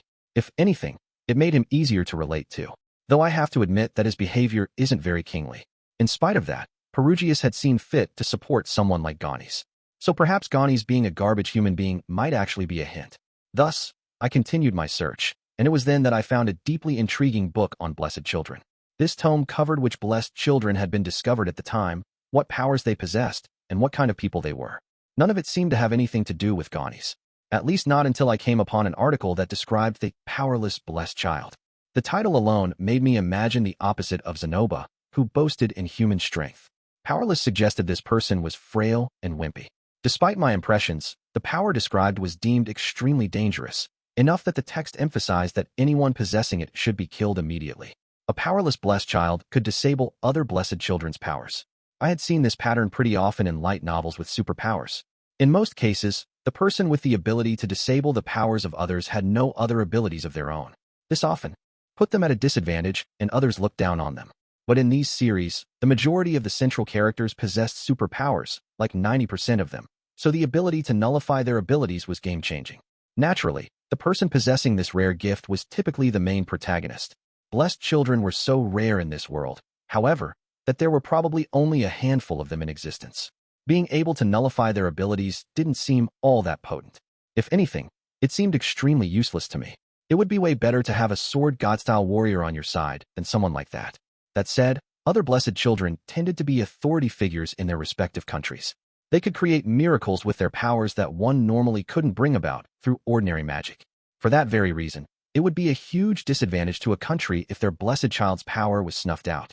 Other countries would see a powerless blessed child as a nuisance, while their own country would deem them as a worthless liability that only put them under foreign scrutiny. Thus, it was advised to kill such a child immediately. The power described, however, did catch my interest. Powerless blessed children could apparently also dispel the powers of cursed children. They were the same, after all. The only difference between them was whether the power they had was beneficial or not, so it made sense that powerless abilities would be effective on them as well. I wondered, though, if this ability to erase other blessed children and cursed children's powers could also be used to nullify other things, like regular curses, for instance. The title Cursed Children lent itself to the belief that they had been marked by an actual curse, but the two things were completely unrelated. Since this book didn't explicitly say this was the case, I assumed the powerless abilities couldn't cure curses, but perhaps I needed to look at the bigger picture. Blessed children possessed all kinds of different abilities. Every single one broke the natural laws of the world. It seemed plausible that one among them could erase curses or turn back the hands of time. In other words, with the right blessed child's power, we might be able to return Zenith's memories to her. That was merely a wishful observation on my part, of course, but it was worth asking Orsted about when I got home. I better jot this down in my diary, lest I forget, I muttered. I closed the book I was reading and pulled out my diary. Frankly speaking, after reading my future self's journal, I had reservations about continuing this thing, but it had saved my skin. I had no intention of returning to the past, though. I was going to do everything in my power to make sure I didn't have to. That said, I might someday want to entrust my diary to someone. Like, when my time came, maybe I'd want to pass on my will. The person reading would benefit from the guidance of all the information I included. Let's see. I discovered blessed children can have a number of different powers. There are even those who can manipulate the abilities of other blessed or cursed children. Perhaps I might be able to achieve something even if that thing seems impossible using these powers. There, that's good enough, I think. I lifted my head after I'd finished scribbling and caught a glimpse of the enormous slime in the middle of the hollow, wriggling around as it always did. It had startled me when I first encountered it, but I'd grown accustomed to the sight over the past week. It was no less terrifying than before, but it hadn't launched itself at us. It spent all its time staring up at the ceiling and copying books, which suggested it was intelligent at least. Suddenly I glanced back at my diary. Hold on a second. I might be able to achieve something even if that thing seems impossible. Isn't that a little too vague? Maybe I should write a specific example of what I might use those powers for. Until this point, I had never put much thought into writing anything in detail. Maybe being in this labyrinth had encouraged me to change my ways. Well, it was time to rewrite that vague portion regardless. I tore out the current page, replacing it with another which I used to rewrite my current thoughts. You know, I feel like this would be so much easier if I had some correction fluid. But how would I go about making that? Or should I just smear white paint on the page? I glanced up, noticing that one of the giant slime's many tentacles had just torn a page from the book it was writing in. I stared silently. Something about it made me wonder. Just to be sure, I scribbled a random sentence in my book. Immediately after, the tentacle began mimicking my movement. I then started blacking out the entire page with ink. The slime did the same thing. Is it copying me? No, that wasn't right. It wasn't copying me. It was copying down what I had written. If it likes books, then that means it must be able to read, right? I mumbled to myself. The slime had no mouth or ears, so maybe it wouldn't understand spoken words, but it did have that giant eye on the tip of one of its tentacles. That had to mean it could read, right? Worth a shot, I guess. But should I consult Ariel and the others before I try to communicate with it? Nah, that wouldn't do me any good. Ariel is already at her wits' end with our current situation and about ready to give up and go home. It's worth a gamble at this point. Let's see, then. Good day to you, Demon King. A pleasure to make your acquaintance. I am Rudeus Greyrat. This is an incredible library you have here. I recited the words as I penned them in my journal. One of the giant slime's tentacles immediately began racing across the page only to freeze suddenly. It was something we had yet to see it do before. It hadn't merely copied what I'd written. Its other arms had ceased moving altogether. An eerie air settled over the cone-shaped hollow. Am I being too hasty? I wondered. For a split second, I lost my nerve, but it was already too late to regret it now. The giant slime's eyeball, which had been glaring up at the ceiling this entire time, now turned toward me. The thing was enormous. It could clearly see me gaping at it. The slime shrunk back for a moment. In the next second, its tentacles shot outward at an incredible speed, almost like porcupine needles blasting in all directions. My eye of foresight told me, a tentacle is headed straight toward me. I ducked, assuming it meant to impale me. To my surprise, the tentacle stopped right in front of me. It was clutching a single piece of paper. No, that wasn't right. It wasn't clutching anything. Its body was like an adhesive, so the paper was merely attached to it. At any rate, it held the paper directly in front of me, a message scrawled on it that read, I am Demon King Beethove Tevetha of the Nun tribe. Welcome to my castle, future author in the making. Oh, communication successfully established. I mentally pumped my fists. Wait, no? Hold up a second. Seriously? I just came up with the idea of talking to this thing on the fly. I never dreamed it'd go this smoothly. Now what? I hastily scribbled my reply. My deepest apologies for not paying my proper respects sooner. It truly is an honor to meet you, Your Majesty. We came here in hopes of researching a certain subject. Would you be willing to permit our stay here in the meantime? Its response was succinct and simple. Yes. Phew. I could finally breathe a sigh of relief after being on edge this whole time. I wiped cold sweat from my brow. Okay, I thought. I can actually do this. Although next time I should probably have alerted Eris before I try something. That was a little too rash. Still, what an interesting name. It reminded me of a certain composer who had spent their life making music. Orsted had told me this Demon King wasn't such a bad guy, and based on our brief interaction, it seemed he was. Right. But now what? I thought about what I'd say after striking up a conversation with them. Maybe I could ask after some information relating to Ganis. If they really were the master of this labyrinth, they ought to be knowledgeable about him. Actually, we are looking for a certain book, I wrote. Find it yourself, the slime replied instantly. Oof, I thought. That was cold. Then again, we were complete strangers who had appeared out of nowhere. I couldn't blame the slime for turning down what they must have deemed an outlandish demand. At least they weren't chasing us out altogether. However, the slime continued. You have managed to amuse me. Apparently, they weren't simply refusing me as I'd first thought. Flustered, I reached for my journal again and wrote back. Did I say something that funny? The slime replied. You came here carrying a book from the future. That was truly shocking. And now, you are currently writing a continuation to its contents as we speak. If you don't call that interesting or entertaining, then what is? As a reward for amusing me, I will grant you one wish. Book from the future? They must be referring to that diary my future self brought here. As in, to this timeline. I hadn't brought it to the labyrinth. And if what the slime was saying was anything to go by, it had probably already copied the contents of that diary. From the slime's perspective, my current journal was a sequel to the previous one. That was ironic. A diary from the past being the sequel to one from the future. I could see how it found such a unique book series so entertaining. All that aside, it sure seemed like Demon Kings love to reward good deeds by granting people's wishes. Was that a part of their culture or something? A wish? You'll grant me anything I want? I asked. The only thing that I, Beethove Tevetha, am capable of doing for you is searching for any book you seek, they replied. Well, given the type of creature I was dealing with, I couldn't expect them to give me vast riches or immortality or anything like that. Now that I knew the parameters of this wish granting, though, what book should I ask them to find? Singling out a single volume would be difficult. I'd have to know the title to be able to ask for something specific. We had already searched through most of the literature pertaining to Ganis, but we still hadn't found the key we needed. Wait, maybe I should just give up on searching for something Ganis related and ask them to search for any book that might shine a light on a way to cure Zenith of her condition. Given the vast knowledge contained in this library and how enormous this place is, there might be some information on a way to treat her. Then again, it's equally possible there isn't. No, I couldn't ask about that. I hadn't come to this library labyrinth to search for a way to heal Zenith. My priority was Ariel. I came here to help her. Zenith still weighed on my mind, but her condition was stable right now. I couldn't let myself be distracted. If Orsted started to think I was unreliable and decided to abandon me, the man-god might take the opportunity to massacre my entire family. I had to avoid that possibility at all costs. Zenith was important, but she couldn't be my first priority right now. I had to forget about her. Oh, that's right. I suddenly remembered the slip of paper I had tucked inside my pocket. It was the one Orsted had passed to me right as I was leaving. It had a book's cover drawn on it. He'd likely anticipated that we wouldn't find what we were looking for, which was why he'd handed it to me. Maybe he'd meant for me to show it to the Demon King. He did mention he could see the future or something like that. In that case, I wrote, I would like you to find a book with a cover that looks like this. Very well, replied the slime. I handed them the piece of paper, and a split second later, they plucked a volume from one of the shelves in the room. Apparently, the volume had been right nearby all along. The slime grabbed the book, drew it inside its body, and transferred it to the tentacle that dangled in front of me.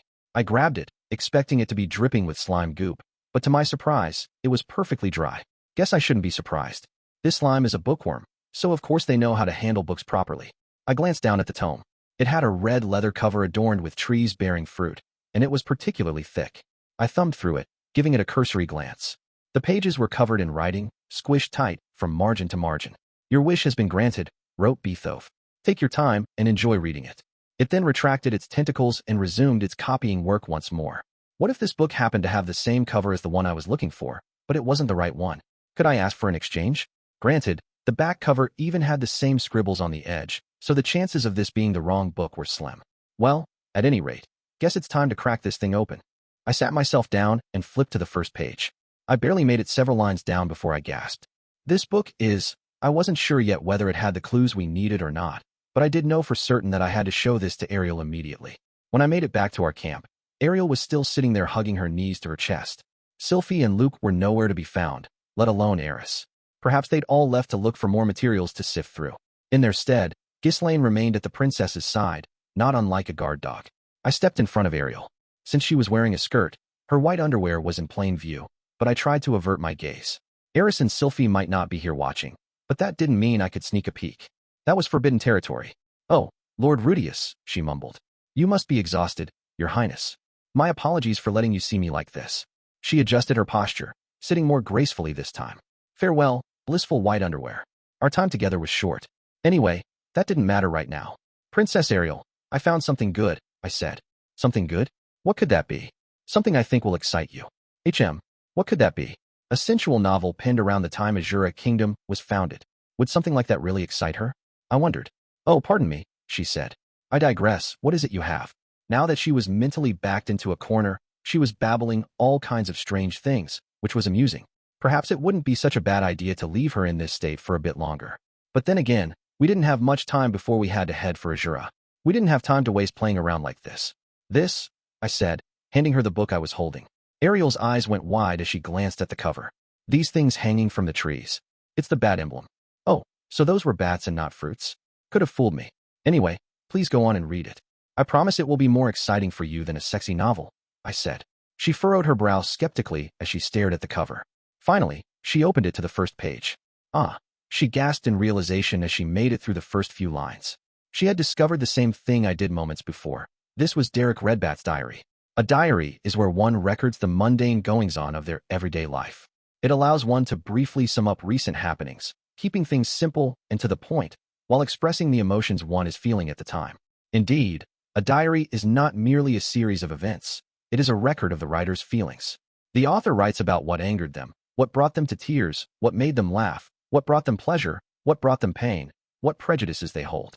They write about when they feel lonely, happy, lustful, and every other emotion in between.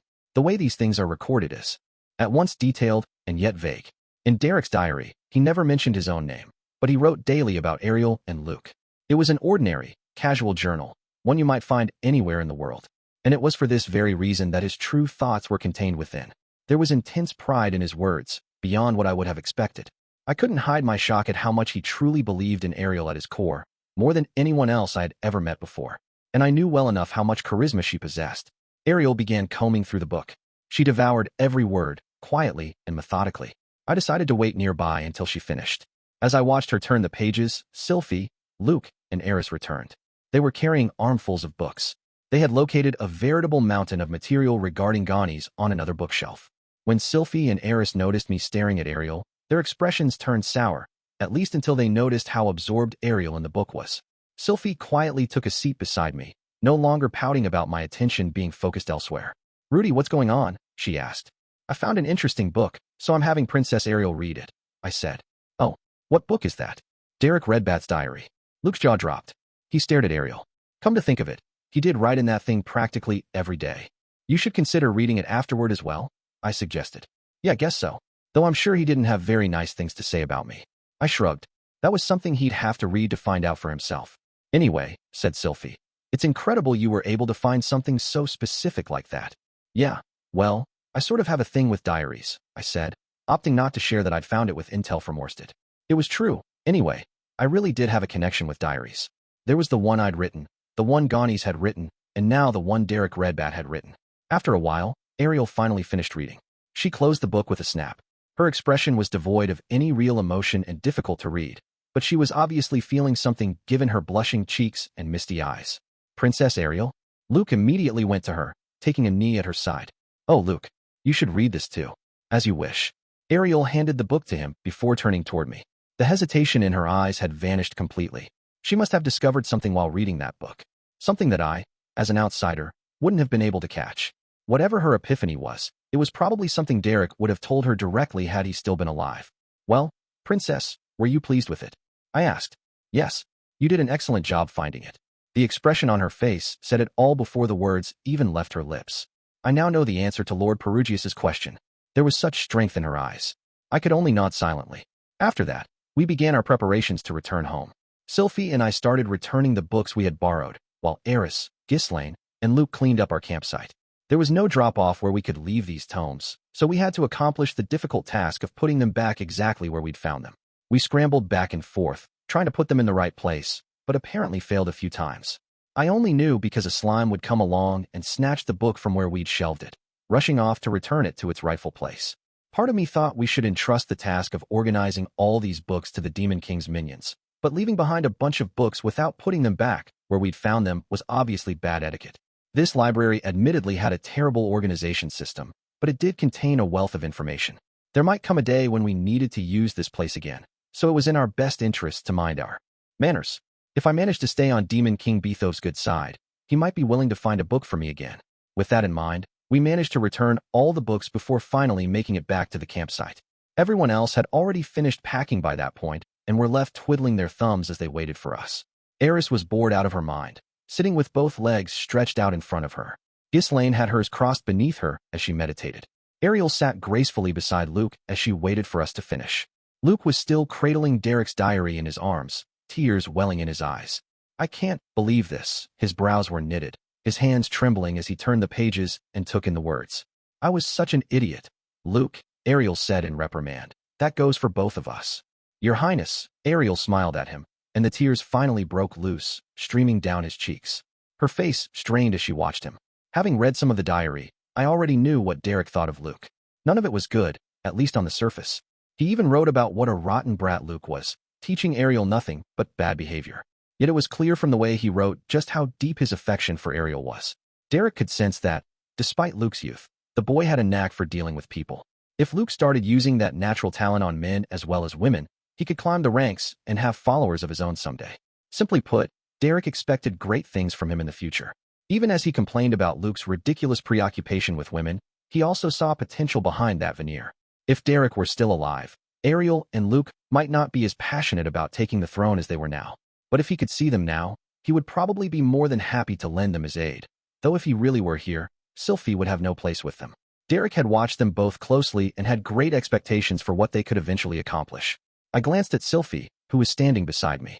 Her face was pulled into a conflicted expression as she watched her two friends. Maybe this wasn't such a happy development where she was concerned. She had considered herself one of the founding members of their group, but this diary dispelled that notion. I considered pulling her close and stroking her head, telling her that she still had me, so there was no need to worry, but I got the feeling that wasn't what she needed right now. While I was preoccupied with my thoughts, Sylphie mumbled, "Okay, here goes." Having plucked up her courage, she stepped toward her two friends and knelt down. "Hey, you two." Sylphie, Ariel and Luke both wore awkward expressions as they looked at her. They hadn't done anything wrong, but I could understand why they felt guilty. They had always treated her like she'd been with them from the start. Wonder what she plans to say to them? My stomach was knotting up in anxiety. Sylphie's voice trembled as she said, This Derek person. When we get back home, could I ask you to tell me more about him? Since it seems like he had such great expectations of you both, I'd like to know about him too." "Of course," said Luke, nodding. "In fact, I want you to know more about him. He was the first person to recognize Princess Ariel's true potential." Ariel was silent, but the way she smiled made it clear that she agreed with everything he'd said. Sylphie grinned, pleased at their reply. I clapped a hand over my mouth without even realizing what I was doing. Watching them filled my heart with such emotion.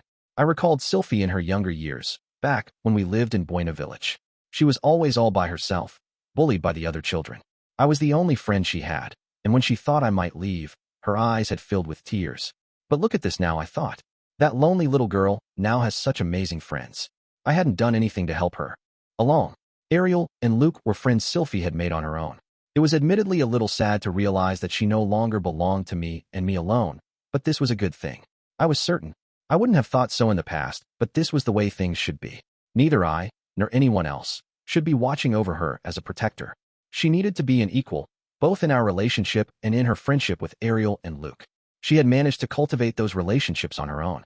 She was also trying her best to stand on equal footing with me, too. That means I need to match her efforts. When it came to friendships and equals, the first people that came to mind for me were Cliff and Zenoba. Hey Rudeus, I glanced to my side. Eris was standing there, bumping her elbow against mine. What could she want? Maybe she was jealous that I'd had my eyes glued on Sylphiette this entire time. Don't worry, I'm not going to leave you out. We're married now, so I'll be sure to shower you with just as much. HM? Eris was glancing behind us, down the corridor. What could she be looking at? I gasped, as I finally realized what had caught her attention. The hallway was filled with an enormous number of slimes and ants. Both were gleaming red. In the former's case, it was their core emitting light, while in the latter's case, it was their eyes. At any rate, it was clear they were pissed. Filed it. The swarm spoke in groans, though it was hard to tell how they were producing that noise. Either way, they were slowly making their approach. Why? Why are they angry? We had returned the books to their proper places. I didn't know where Derek's diary belonged, so I planned to hand that back to the Demon King and pay my respects before we left. It was the only book we still had. Filed it. Defiled it. What did we defile? A book? Oh. I jerked my head around to face Luke. He was staring at the army of monsters with his mouth agape. Realization only dawned after a moment as he glanced down at the book he was holding. His tears had soaked into the page, making the ink bleed so much that some of the words were indistinguishable. I'm terribly sorry. Luke hastily apologized, snatching a handkerchief from his pocket to dab at the book. No, Luke, you can't do that. Sylphie cried, trying to stop him, but her warning came too late. His attempt only caused the ink to smear even more, and thanks to his tears weakening the integrity of the paper, it tore under the force of his hand. Grah! Behind the ants, a Cthulhu snail came charging at breakneck speed. The ants opened their jowls and the slimes shrunk inward on themselves. They were so enraged that they had lost their senses. Eris reflexively jumped in front of us. Sorry, we really didn't mean to do it. I cried out from behind her, but my plea fell on deaf ears. The slimes lunged at us, and Eris and Ghislaine lunged forward to cut them down. In a single stroke, they managed to slice 6 of the slime's cores in half, leaving goopy puddles on the ground. Eris glanced back at us and bellowed, Rudeus, I wanted to thank the Demon King for going out of their way to accommodate us, and I wanted to apologize for defiling one of their books. I hoped, at the same time, they might be willing to hear our side of the story. Alas, these creatures had gone berserk with fury. They wouldn't listen to reason even if we tried to talk it out. Let's make a run for it. I turned to grab our luggage. Sylphie and the others moved swiftly, following my lead. Luke was the only one who lagged behind, still gobsmacked that his actions had triggered all of this. Fortunately, he was accustomed to hastily retreating. He grabbed what was left and drew his sword so he could protect Ariel in case anything slipped past our defenses. Sylphie, I shouted. Right? I'll take the lead. Everyone, follow me. All I had done was call her name, but that was enough for her to interpret my instructions. So this is what they call being on the same wavelength. Maybe it was merely a coincidence, but it made me happy nonetheless. Ghislaine, you back Sylphie up. Luke, you stick by the princess and keep her safe. Eris and I will provide cover. Provide cover? Provide cover from where? Eris roared. From the rear. I turned my staff toward the encroaching slimes. Sorry, Lord Beethove, but Luke had no ill intentions. Okay. Admittedly, he was probably one of the man-god's apostles, so it was possible he was operating on the man-god's orders. No, that's crazy. I don't think that was it. Well, regardless, sorry, Demon King. Frost Nova. Ice formed at the tip of my staff, triggering a cold blast that rippled outward. The monsters hit by it instantly began to freeze, but their movements didn't stop completely. My spell had only slowed them down. Apparently, they had resisted the full effect, but delaying their advance was good enough. Yeah. Ghislaine whipped her sword through the air, instantly slicing through the enemies blocking our path. She cut through the slimes and ants like they were butter. She would have used that momentum to continue charging forward, but a Cthulhu snail stopped her advance. Her attacks glanced off its shell with a clang. Its club-shaped tentacles contracted before going on the counterattack. In modern terms, it was like a tank that had suddenly whipped out a lance and started going on the offensive with it. With no other options, Ghislaine took to evading its onslaught. Ice Lance, Sylphie bellowed. The snail had managed to keep itself safe by hiding in its shell, but its underbelly was unprotected. Sylphie's lance jutted through the earth, skewering the creature. Now let's go. Right. Sylphie charged ahead, breaking through the enemy's ranks with Ghislaine hot on her heels. Ariel and Luke scrambled along behind them, but an ant that had avoided my Frost Nova by skittering across the ceiling came crashing toward them. Eris immediately moved to intervene. Her swing was so heavy, it severed the creature's head from its body before leaving an impact crater on the floor. Stone Cannon. Without missing a beat, I launched a spell at it. These insect-type creatures could sometimes keep moving even without a head. I wasn't leaving anything to chance. Finishing the enemy off was an ironclad rule of battle, but considering how graciously the Demon King had allowed us into their library, I did feel a bit guilty slaughtering their familiars like this. Now things are getting interesting. Eris said. Interesting? It's giving me a stomachache, I grumbled as I hurried after Ariel and the others. Damn it, just how many of these creatures are there? The Horde's pursuit was unrelenting. Despite how unassuming they looked on their own, these beasts held quite a lot of power. The slimes in particular were far quicker than they initially appeared, like the metal slimes in Dragon Quest. If we paused for even a second, those ants would be on us, and their jaws were powerful enough to chomp through the toughest bedrock. But the worst of them were the Cthulhu snails that came charging from the front. If Ghislaine and Eris didn't use the full force of their blades in their attack, it would merely glance right off. Even if they managed to cut through, it wasn't enough to instantly kill the beast. It would still swing its club-like tentacles at us. Thankfully, the library labyrinth had no rooms and was instead a collection of interconnected hallways. So, as long as we kept up a solid offense in the front and back of the line, they wouldn't be able to completely surround us and kill us off. Sylphiette and Ghislaine took point, guiding us along, while Eris and I covered the rear. I kept unleashing frost novas while Ghislaine cut a path ahead. Sylphiette continued launching ice lances from the ground below, skewering every snail, and Eris cleaned up whatever was left. We slowly inched forward while making sure nothing sneaked up behind us. We had an exhausting number of enemies, but we were at least making some progress forward. There ahead, Ghislaine's sharp voice cut through the air. I snapped around. Ahead of us was an enormous swarm of slimes, all clumped together. In the blink of an eye, they morphed into a single, enormous slime that completely blocked our path. You have got to be kidding me. Really? Now we have to face a king slime. Huh. Tornado impact. Sylphiette launched her magic at it, and Ghislaine brought her sword down upon it. But the king slime recovered from the damage almost instantaneously and continued to block us. Rudy, I can't handle this thing, said Sylphiette. I'll take it from here. I hurried forward, taking Sylphie's spot so she could fall back to help Eris cover our rear. It was a seamless transition. I didn't have to give her explicit instructions. She moved on her own. Come to think of it, this is the first time the two of us have ever fought against something together, isn't it? She's got more guts than I thought. Honestly, it wasn't my doing. She was the one picking up on my silent cues and reacting appropriately. In the split second where we brushed past one another, our eyes met. Her expression betrayed the panic she was feeling, but in that moment, her lips eased a little and her ears twitched. Perhaps the same thoughts had crossed her mind, and with them, a twinge of happiness and embarrassment. Whoops, hold up. Now isn't the time for that. All that aside, this slime was enormous. I wondered if the Demon King had come into existence the same way. No, that couldn't be.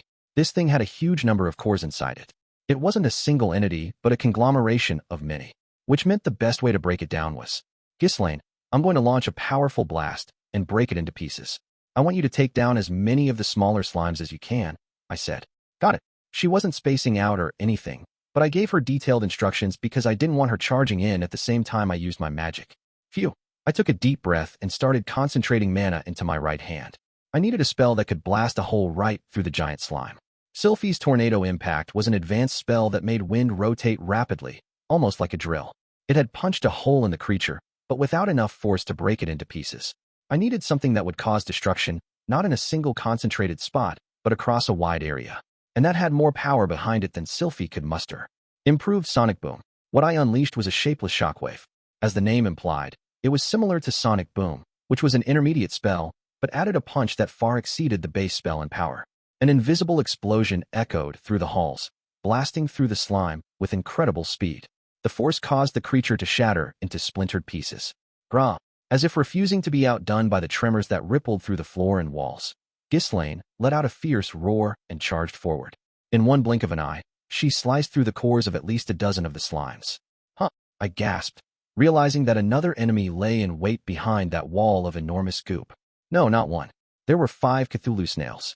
They had stopped their advance momentarily when the aftershock of my attack hit them, but just as quickly, they were back on the move, charging toward us. The snails managed to slip past Ghislaine and closed in on me. Grah, Ghislaine leaped back, slamming her sword into one. She must have found a weak spot in its shell, because that was enough to stagger it. It collided with one of the nearby shelves and was buried in a mountain of books. Humph, I grunted, launching stone cannons at 2 of the others.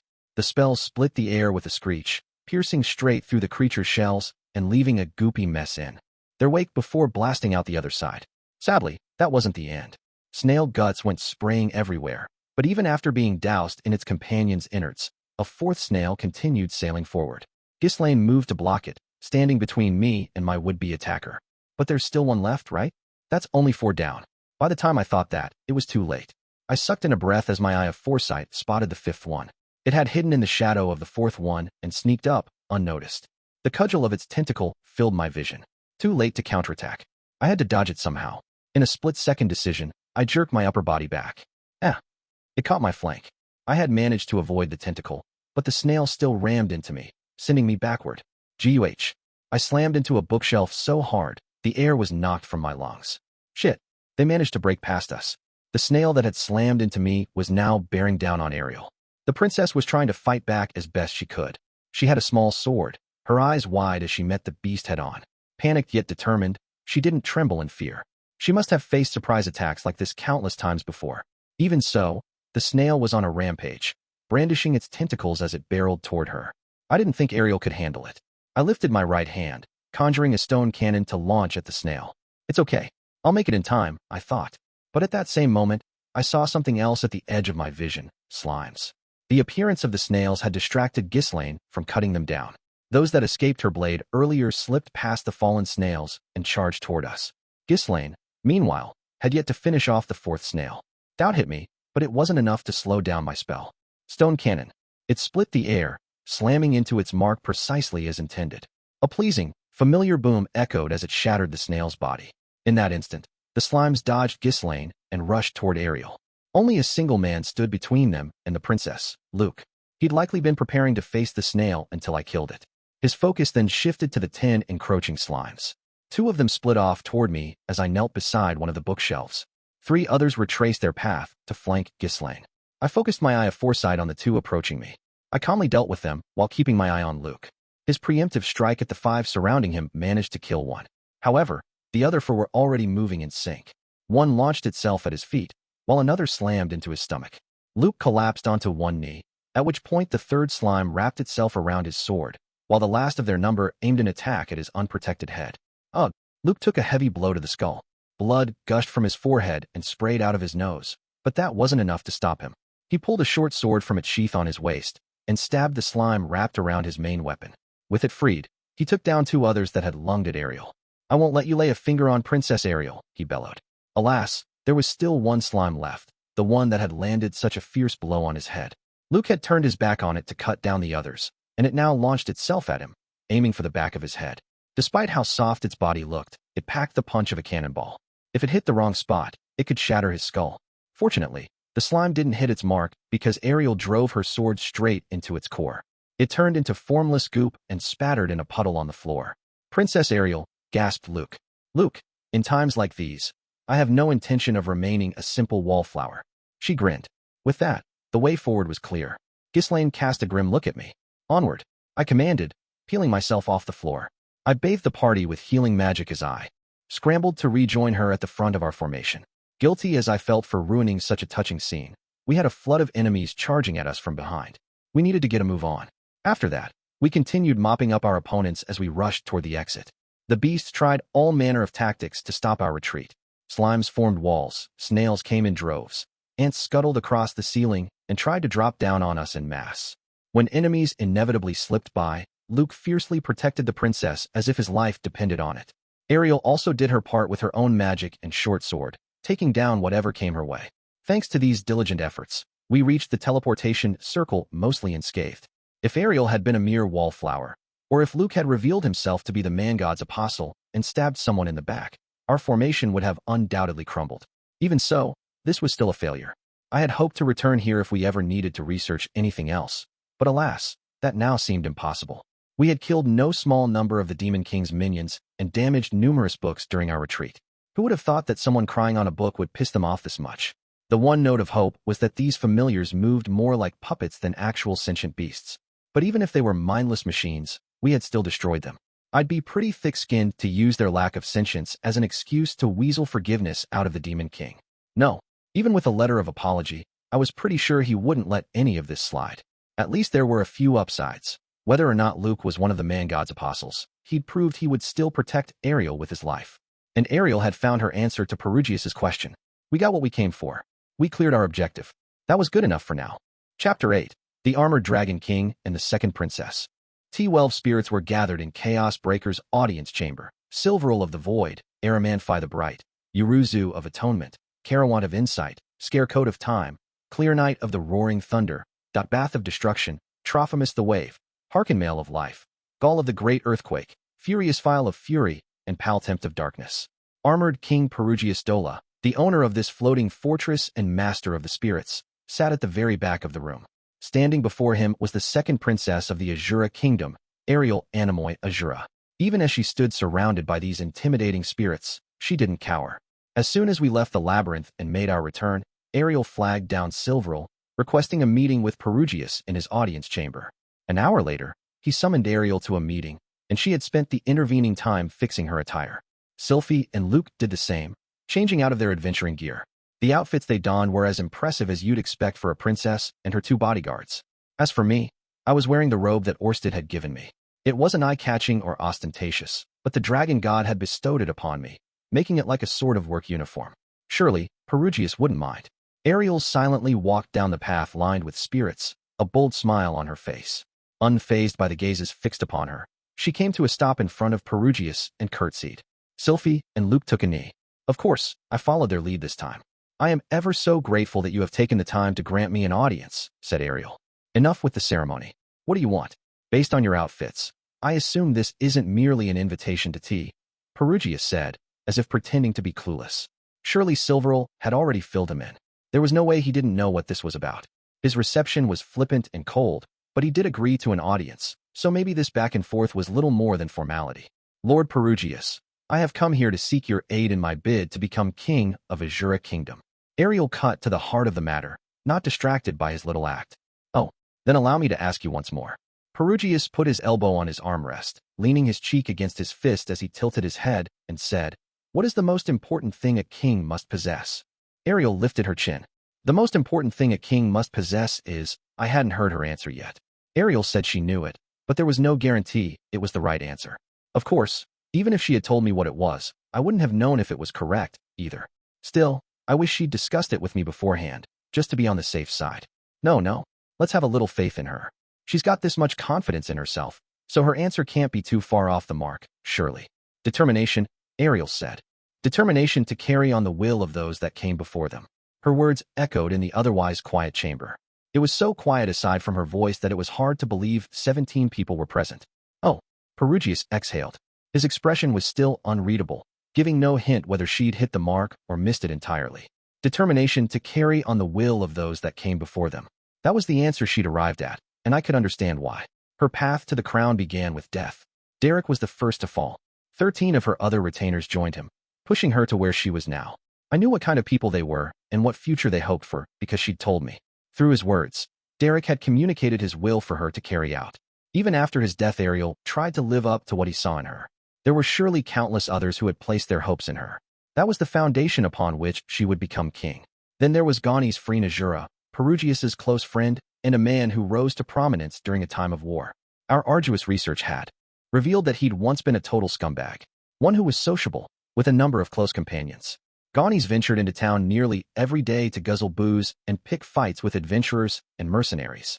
However, like any other human being, he surely had days where he was in good spirits.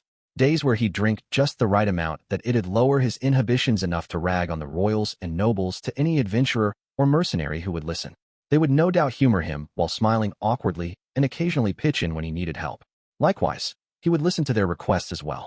In times of war, adventurers, mercenaries, and low-ranking soldiers were considered expendable pawns. Gani's met them at their level and listened to their final wishes. At least, that's what I'd gathered. And then he went on to become king, not because he wanted to, but because he had no other choice. There must have been nobles and knights who weren't pleased to see him ascend the throne, but not among the adventurers and mercenaries. They supported him. That was why Perugius and the others left on their journey to take down Laplace, and ultimately succeeded. They were compelled to aid someone who honored the last wishes of the nameless soldiers who fought and died on violent battlefields. While Perugius and his party were away, Ghani succeeded in fending off the invaders. Of course, that wasn't just through the help of adventurers and mercenaries alone. Their efforts would have failed unless they all came together to halt Laplace's relentless advance. Somewhere along the line, the nobles and knights must have caved and decided to support him. Not because he'd inherited the wills of the deceased, probably, but because he was carrying on the will of his fallen father and brothers to protect Asura. With this connection to Ganis, it surely had to be the right answer, but was it really? Personally, I did think it was kind of low-hanging fruit. After a long pause, Perugius grunted. Oomph, carrying out the will of the deceased, you say? He stared down at her and chuckled. In other words, your desire to become king is entirely contingent upon the will of other people. You think someone like that can truly be a king? His tone was condescending and derisive, which probably meant we had given him the wrong answer. Ariel, however, did not lose her nerve. Yes, you are entirely right, Lord Perugius. My desire is contingent upon the will of others. I am sure that is a far cry from what the rest of the world would consider a true king. But, she took a deep breath and, face full of determination, said, if I can be the king those who entrusted their wills to me hope for, then I do not mind if I am not a true king. Oh, Perugius scowled, looking none too pleased with her answer. And you would ask me to aid a king as foolish as you? Yes. If I am such a fool, all the more reason I should be hoping for your assistance. Huh. Oh boy, I don't like where this is headed. Ariel had given him a thoughtful answer. Instead of obsessing over what made a true king, she would focus on fulfilling the wishes of those who had died for her. That was the kind of leader she would be, a king of the people, whose policies reflected their wishes. Whether that was the correct answer or not, it was an admirable goal. Alas, it seemed to be a far cry from what Perugius had hoped for. Do you really think your answer is enough to compel me to aid you? Perugius asked. Ariel shook her head. No, I do not, my lord. However, these are my true feelings. No lies, no obfuscation. This is the king that I, Ariel Anamoy Asura, wish to become. Her gaze fixed intensely on Perugius. If you reject what I stand for, then I have no need of your power. Her words were dismissive. Even Perugius was caught by surprise, his eyes widening. A ripple of shock ran through the 12 spirits gathered. Sylphiette and Luke were taken aback, and so was I. I knew we needed Perugius's assistance for victory, so we'd be in hot water if he really did turn her down. Perugius narrowed his eyes. You think you can attain the throne without my assistance? If my ideals are so vastly different from yours, then I think your aid would be more of a hindrance than a help. Perugius dropped his hand from his cheek and slowly stood up. His features were tight with fury, mouth stretched in a thin line, and eyes widened. He hadn't balled his fists, but his shoulders were squared. Suddenly, he raised a hand.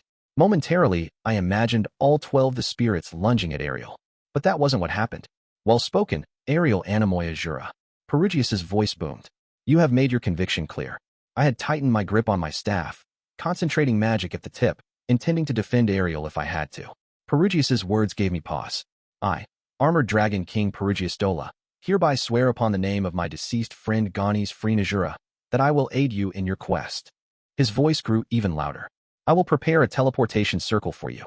Return to the palace as soon as you can, set everything in place, and call me when you are ready. Thank you, said Ariel. Sylphiette and Luke bowed even lower. I froze, hand still tightly gripping my staff. I was utterly confused. The way he spoke made it clear that she'd given the wrong answer. Her words had obviously displeased him, or at least that was the impression I got, and yet he had decided to help her. Did he see a spark of potential during their conversation, or something? What was going through his head? I couldn't puzzle it out. By your leave. Ariel led our group down the carpet and towards the exit. She wore a perfect poker face while Luke and Sylphiette grinned triumphantly. And how could they not? Perugius was now officially supporting Ariel's bid for the throne. He was in her camp now, which meant I'd successfully completed my first mission from Orsted. I got up and started to follow the party, then paused and glanced back at the throne. Perugius was surrounded by his 12 followers, arrogantly perched on his chair, staring down at the rest of us. He'd been watching us leave, which naturally meant that our eyes met when I turned around. What is it, Rudeus Greyrat? Perugius asked. It's nothing. I was about to spin on my heel and start off after Ariel, but I couldn't shake my curiosity. I had to ask. So in the end, was that the right answer?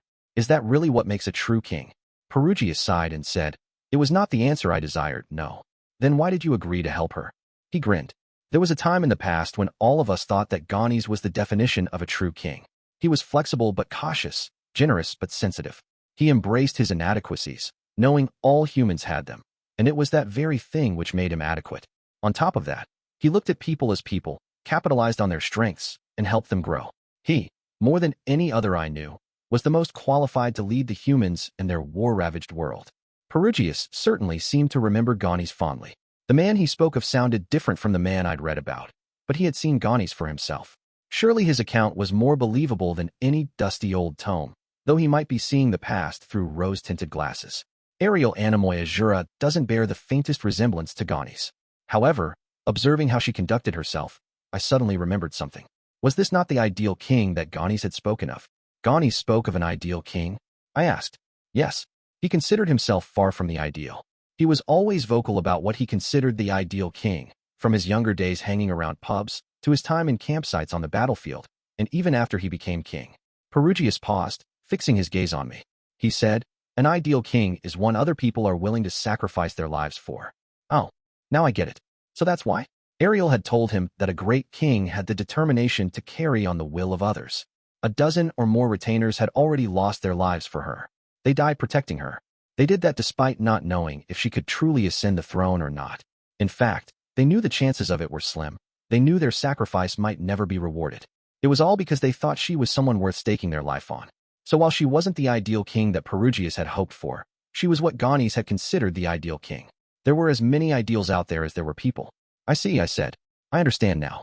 Your ability to assess people is truly impressive. I bowed once before taking my leave. Rudeus Greyrat, Perugius called after me. I glanced back. He had left his chair and had started toward a different exit before calling out to me. I have a question of my own, he said. Yes? What is it? Why did you not mention Orsted in all of this? I hate that man, but his presence is not one I can ignore. Didn't you consider that things might go more smoothly if you brought him up? Orsted had already told me that Perugius had refused him. Knowing that, I couldn't see how bringing Orsted into this would have improved the outcome at all. Was he testing me? You want some kind of clever retort? Neither Orsted nor I are the ones seeking kingship, I said. But Orsted does wish to see Ariel become king, yes? And you have aligned yourself with him, if I'm not mistaken?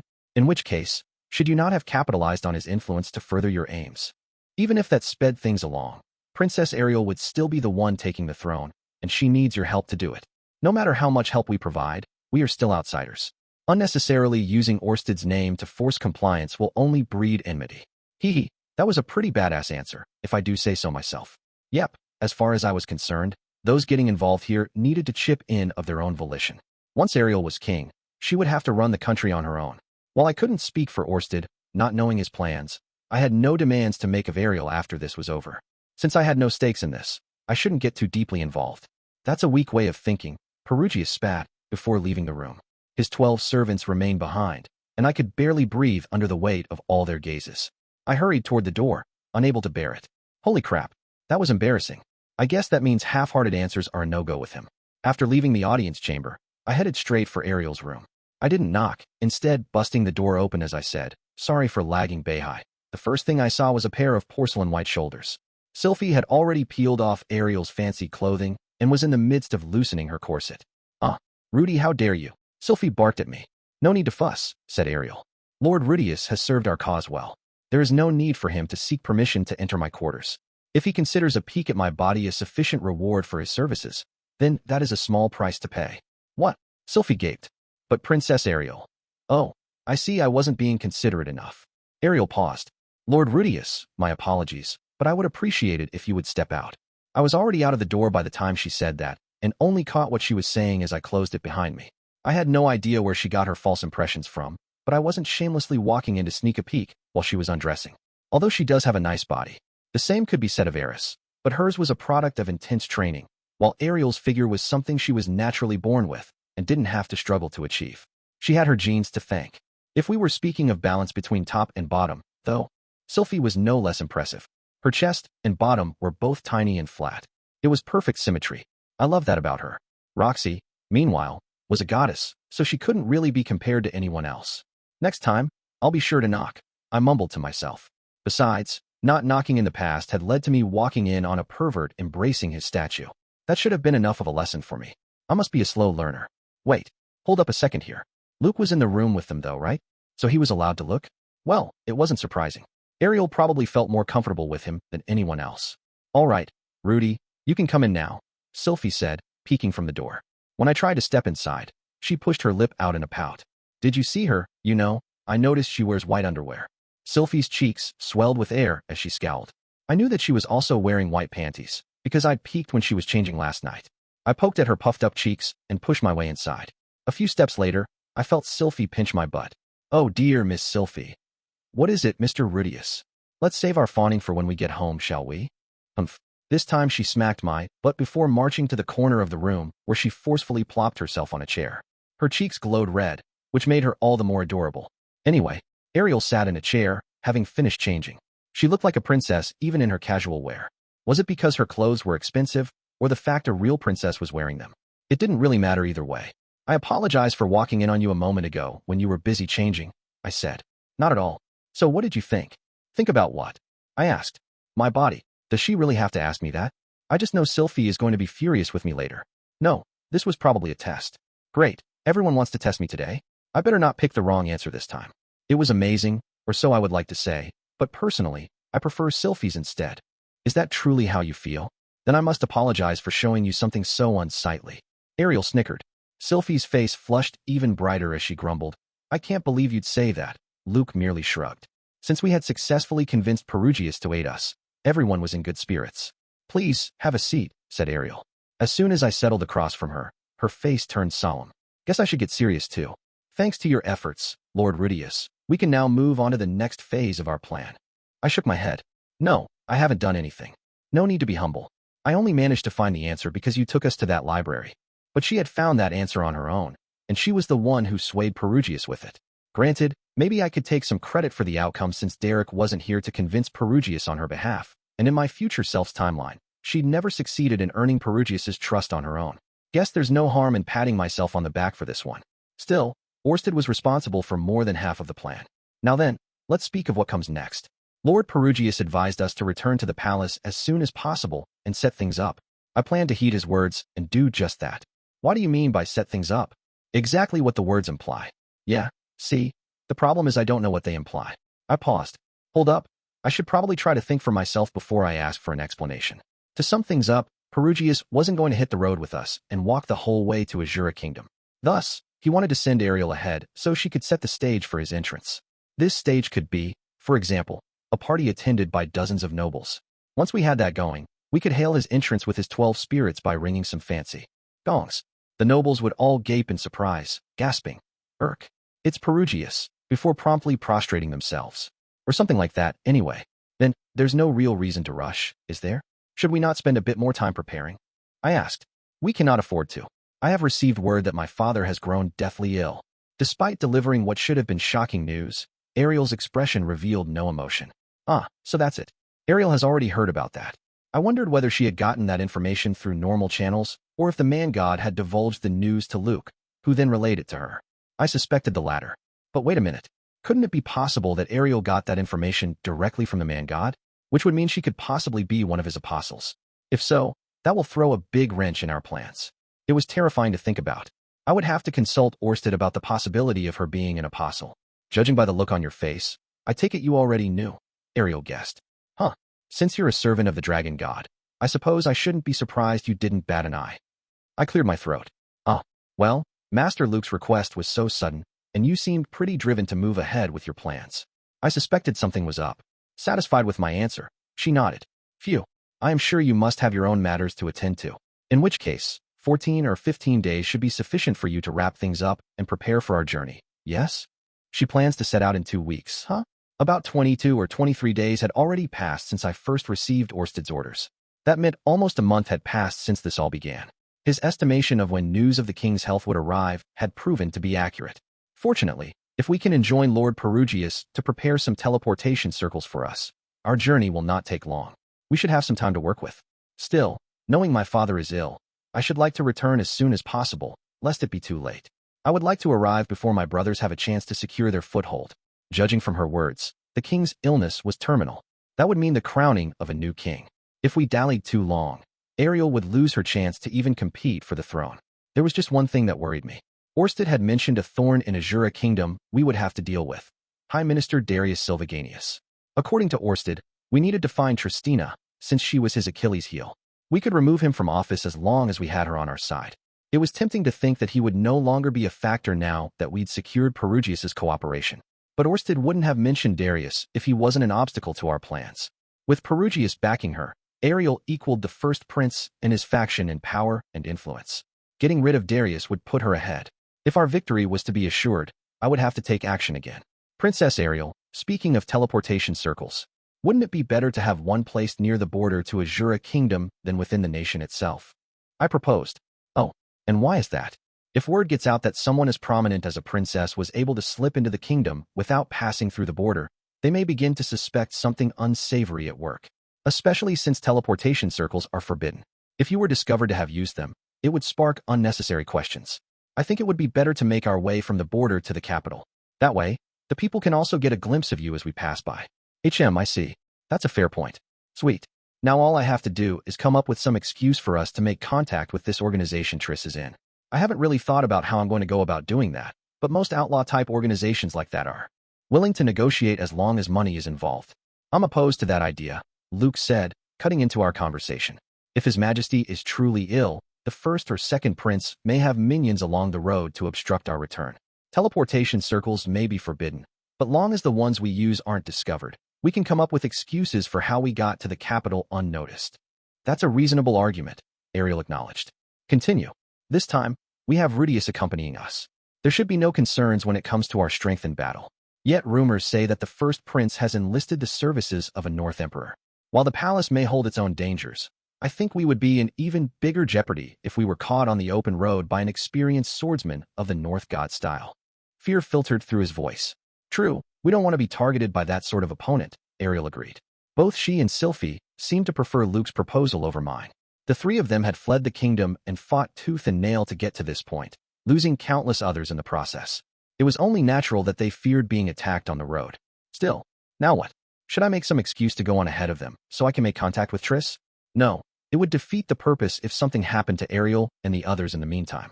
I had yet to satisfy all my suspicions that Luke was one of the man-god's apostles. His suggestion might even be at the behest of the man-god. Ariel furrowed her brow. You both make sound arguments. Sylphiette, what do you think? Personally, I think we should teleport directly into the kingdom. We have no idea exactly where inside Asura this circle will take us.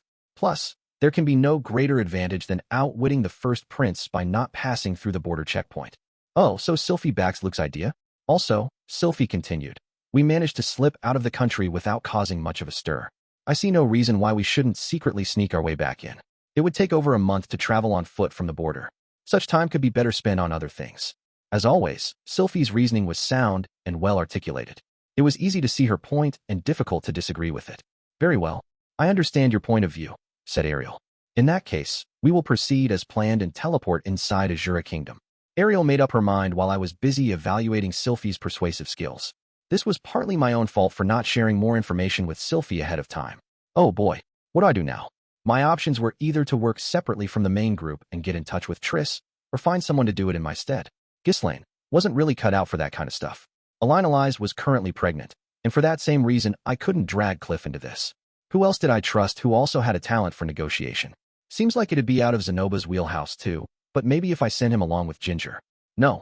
Ordering around another country's prince like that might cause issues for me later. While I was lost in thought, a knock suddenly fell upon the door. Enter. Silverl stepped inside. She glanced around the room, fluttering her wings before saying, just a moment ago, we discovered all of the teleportation circles inside Asura Kingdom have been destroyed. Huh. The news came out of nowhere, blindsiding us. What do you mean? Ariel asked. Allow me to explain. Silverl filled us in on the details.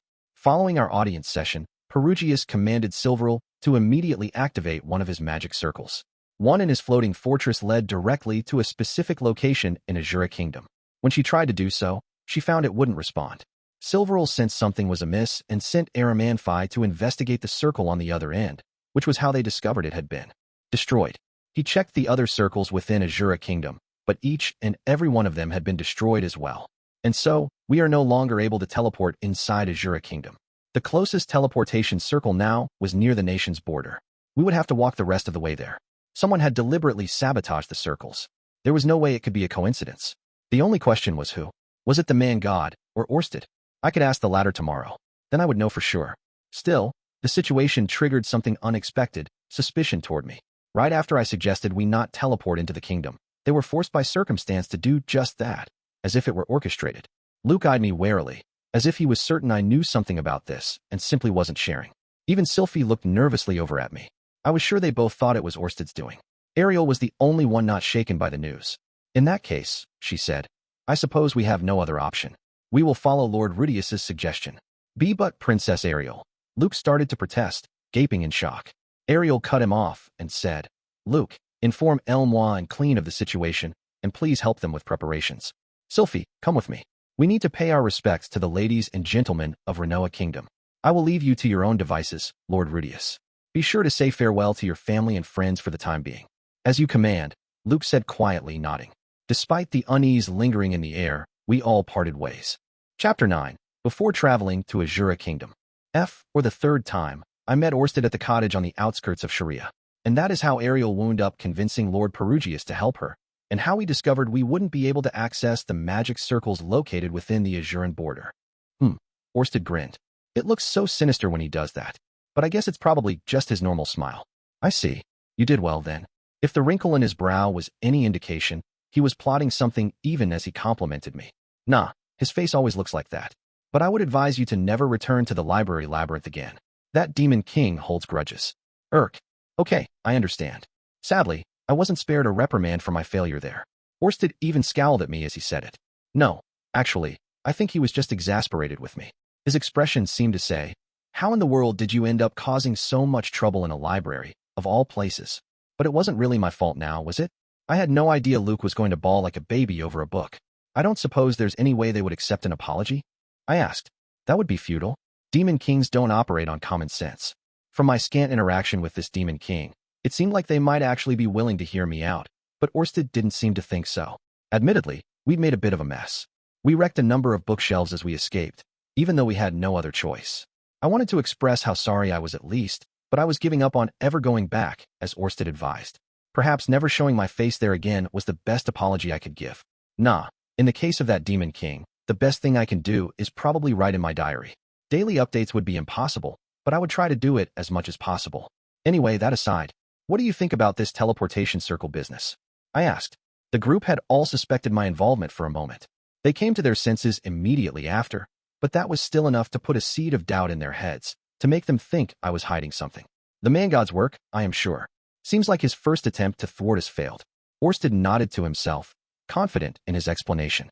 He was in unusually good spirits. He kept mumbling something like, just one more person. I had no idea what he meant, but would be grateful for any enlightenment. If you don't mind, could you fill me in on what you mean by the man god failing? Humph. Indeed.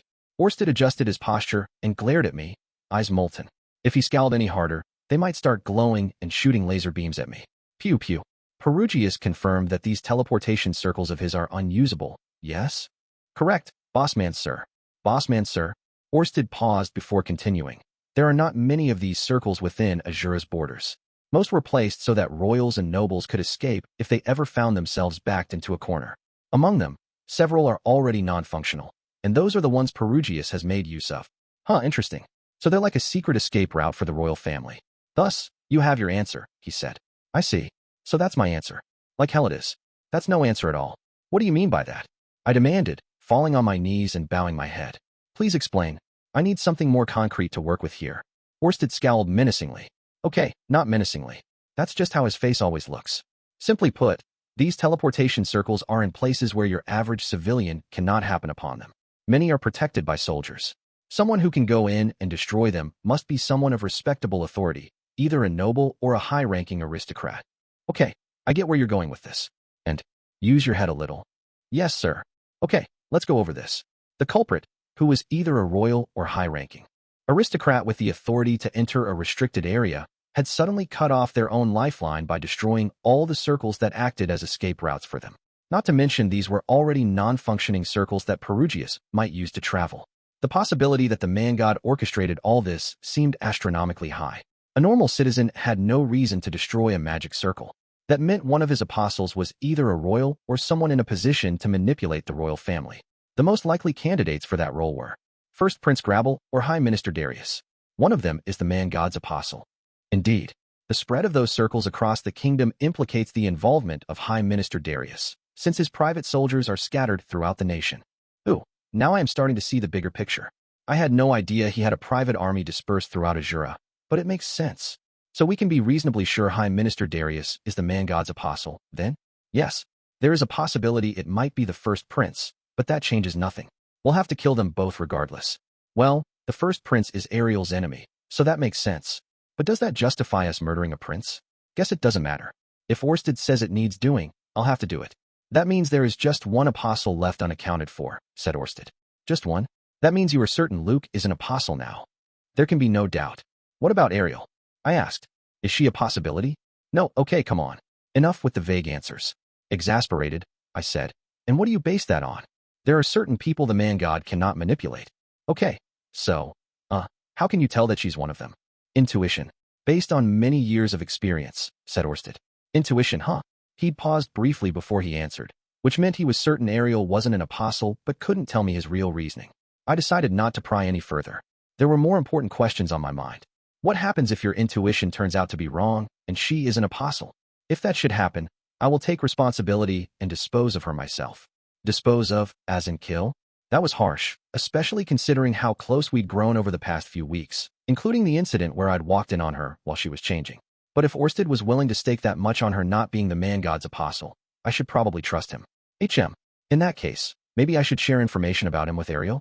His curse didn't seem to have as much of an effect on her, and if she wasn't one of the man-god's apostles, it might be better to disclose everything to her. That way, she could work with us to keep an eye on Luke. Nah, best not to do that. Like Sylphiette, she trusted him implicitly. She would never believe that he would work for her destruction. And Luke was only doing what he thought was best for her. Bringing up the man-god would be kicking the hornet's nest. Luke wasn't Ariel's enemy. Being manipulated by the man-god hadn't changed his allegiance. He was only doing things that sounded like a good idea to him, despite the fact that they were anything but.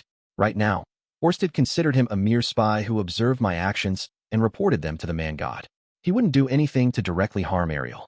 However, he might end up acting on the man-god's advice to do something that seemed like it would help Ariel on the surface, but would ultimately lead to her doom. That's what truly made him dangerous.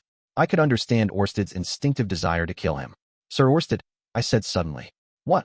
There is something I would like to clear with you, just to be on the safe side, regarding how I should approach our battle with the man-god. Do you mind if I pick your brain? His forehead wrinkled. All right. I started, outlining his war with the man-god. First, we knew the man-god could see the future. His view of it was both expansive and precise. He also had the ability to manipulate people to change the course of that future. However, he could not see events relating to Orsted. The dragon god's secret arts were stronger than the man-god's prescient vision. Whenever Orsted got involved in an affair, the man-god would see a false reflection of the future. Thus, he knew Orsted was involved whenever he sensed something slightly amiss or the future experienced a dramatic shift, but he couldn't see exactly how Orsted had brought about those changes. All he could do was guess. If he couldn't work out Orsted's objectives or what he had planned, the man-god couldn't respond accordingly and influence the future in a way that benefited him. Orsted's curse meant none of the man-god's apostles had been able to get close enough to spy on his activities, so his movements had gone undetected. At the same time, that curse also limited the scope of what he could accomplish.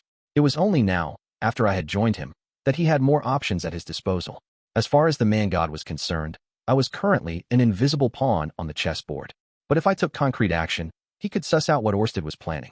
That was why I was keeping my movements discreet, so I could avoid showing my hand to Luke, who was acting as the man-god's eyes and ears. I also withheld information from Sylphiette and Ariel, since I knew how much they trusted him and that they would answer whatever questions he asked. They say you can't put doors over people's mouths, so I've tried not to say anything to anyone, far as I can help it. I plan to keep Orsted's aims and actions as secret as possible. That might make me look suspicious to the others, as it had this time, but this would lead us to victory for sure. We would keep our intentions under wraps while defeating the man-god's apostles as we worked to achieve our objectives. I would serve Orsted for the rest of my life, and 100 years from now, he would come out on top. And that's my interpretation of the situation. Is that correct? Yes, it is. Orsted nodded. In that case, everything I had done up until now was technically correct. Perugius had called me weak, but we were on the path toward our goal. For now, we knew that Luke and Darius were the most likely candidates to be the man-god's apostles. That left one other. I wonder who the last person is, I said. I know not. But judging by the man-god's past patterns, it is highly likely to be someone extremely skilled at either martial arts or magic. Someone skilled at martial arts or magic. He did say it wouldn't be anyone in my family, right? Which means Eris and Sylphiette are out of the running, fortunately. Come to think of it, my future self's diary mentioned a North Emperor and Water God in Asura Kingdom. Ariel also mentioned the first prince was employing a North Emperor. Could it be the North Emperor or Water God? I asked. Bear and Rida, Yes, there is a good chance. When you leave for Asura Kingdom, be wary. You won't be coming along. I will be tailing behind you, of course, but we will not be operating together. The way he said, tailing behind you, sounded sinister, as if he was going to shadow me like a puppet master. Well, that means I can consult him if anything crops up. It's not so bad. All right, I said. In that case, Luke, Darius, Aubert, and Rida are the ones I should watch out for. Indeed. You may kill Darius, Aubert, or Rida if you like. As for Luke, keep an eye on the situation and use your judgment. If necessary, dispose of him. You want me to decide whether to kill any of them? I gaped. Yes. I leave it to your discretion. Did he seriously think I was someone capable of making those kinds of decisions? Sorry, silly question. Of course he did. I hadn't shown any hesitation when I attacked him and tried to claim his life, after all. Well, I said, what shall we do until it's time to depart? Orsted shrugged. Make preparations. Preparations, right? But what does that mean? What should I be preparing exactly? First, get your equipment ready. You will likely be facing the man-god's apostles in battle while you're in Asura. With your strength, I am sure you will have no trouble, but it would be wise to bring some form of protection. He turned and looked out of the cottage, where my magic armor lay in shambles. Zenoba was currently repairing it, but there was nowhere for us to store it in the city, so we had left it here. That thing doesn't measure up to the armor of the fighting god, but it is still a spectacular piece of work. I am sure you must have labored hard to create it. Well, yes, but we did get quite a bit of advice from the man god on its construction. Oh, then he dug his own grave. What do you call it? I blinked at him. Call what? The armor. Oh, magic armor. I see. What an uninspired name. Shall I give you a new one for it? Let's see. No, I said, cutting him off, but thank you. Orsted narrowed his eyes and chuckled. His smile was as unsettling as ever. Our taste in names, or lack thereof, aside, I wondered how Zenoba and Cliff would take it if they knew someone as supremely powerful as the dragon god Orsted had praised their creation. If you plan to continue using that thing in the future, you should consider improving it. It currently drains you of all your mana in a single battle. I frowned. But even if we were to make a smaller, more efficient version, it wouldn't be finished in only 2 weeks. Then we'll have to shelve that idea for another time, Orsted said, stroking his chin. Wonder if he'd be willing to lend a helping hand. In which case, I guess the Dragon God Society logo will end up being slapped on it. Not being able to use battle aura certainly is inconvenient, Orsted murmured. For now, I'll see if I can't prepare a few magic items for you to use. Oh, that would be great. Thank you. So Orsted was going to provide me with not just the best working environment and pay, but the best equipment as well? Damn. Makes sense though. He did set me up with this robe too. The difference between him and the man god's inscrutable, completely hands-off approach was day and night. Speaking of which, I've been hearing a lot about the fighting god's armor lately. What is it exactly? I asked. Demon Dragon King Laplace's greatest masterpiece, and also his worst failure. Laplace's masterpiece? So he's the one who made it, huh? The armor itself glows golden with magical power and bestows immeasurable strength upon its wearer. However, the mana it contains is so great that it has given the armor a mind of its own. It assumes control over the wearer, forcing them to fight until they die. It's a cursed armor. Cursed armor, huh? Guess the dragon folk have a knack for making those kinds of things. Laplace had made all manner of cursed items, from the supered spears to this golden armor. Nothing he'd created was any good. Having said that, Orsted continued. The armor is currently sleeping deep in the middle of the Ringus Sea. Orsted seemed to know anything and everything. It made him a truly convenient resource. Nonetheless, I couldn't depend on him for everything. I had to find some things I could do independently. Sadly, there was only about 2 weeks till we were set to leave. There wasn't much I could do. I couldn't get complacent simply because I was Orsted's subordinate. He was a bit too aloof about matters. Or, more precisely, he seemed to think he could always try again if the first attempt failed. Perhaps he aimed to develop magic that could allow him to return to the past after reading my future self's diary. Or maybe he'd already experienced a time slip like that himself. Come to think of it, he once said something along the lines of trying again next time, and as soon as the words left his mouth, he made this awkward face as if he realized he'd slipped up. Maybe he'd been through these time slips not once or twice, but a number of times now. I had no idea why he would keep that under wraps, but since he hadn't mentioned it, he probably wouldn't answer me even if I asked. But even if Orsted could simply do things over again next time, there was no next time for me. You only get one life to live, or so I'd like to say, but that probably wasn't the most convincing coming from me, given my experience with reincarnation. Even so, after talking to my future self, watching his last moments, and reading his diary, I could sense how full of regrets he was. I couldn't just bank on wiping my slate clean and starting over if I messed up. Or rather, I felt like I would be betraying the person I'd been up till now if I kept up that mentality. Which is why I need to put everything I have into this.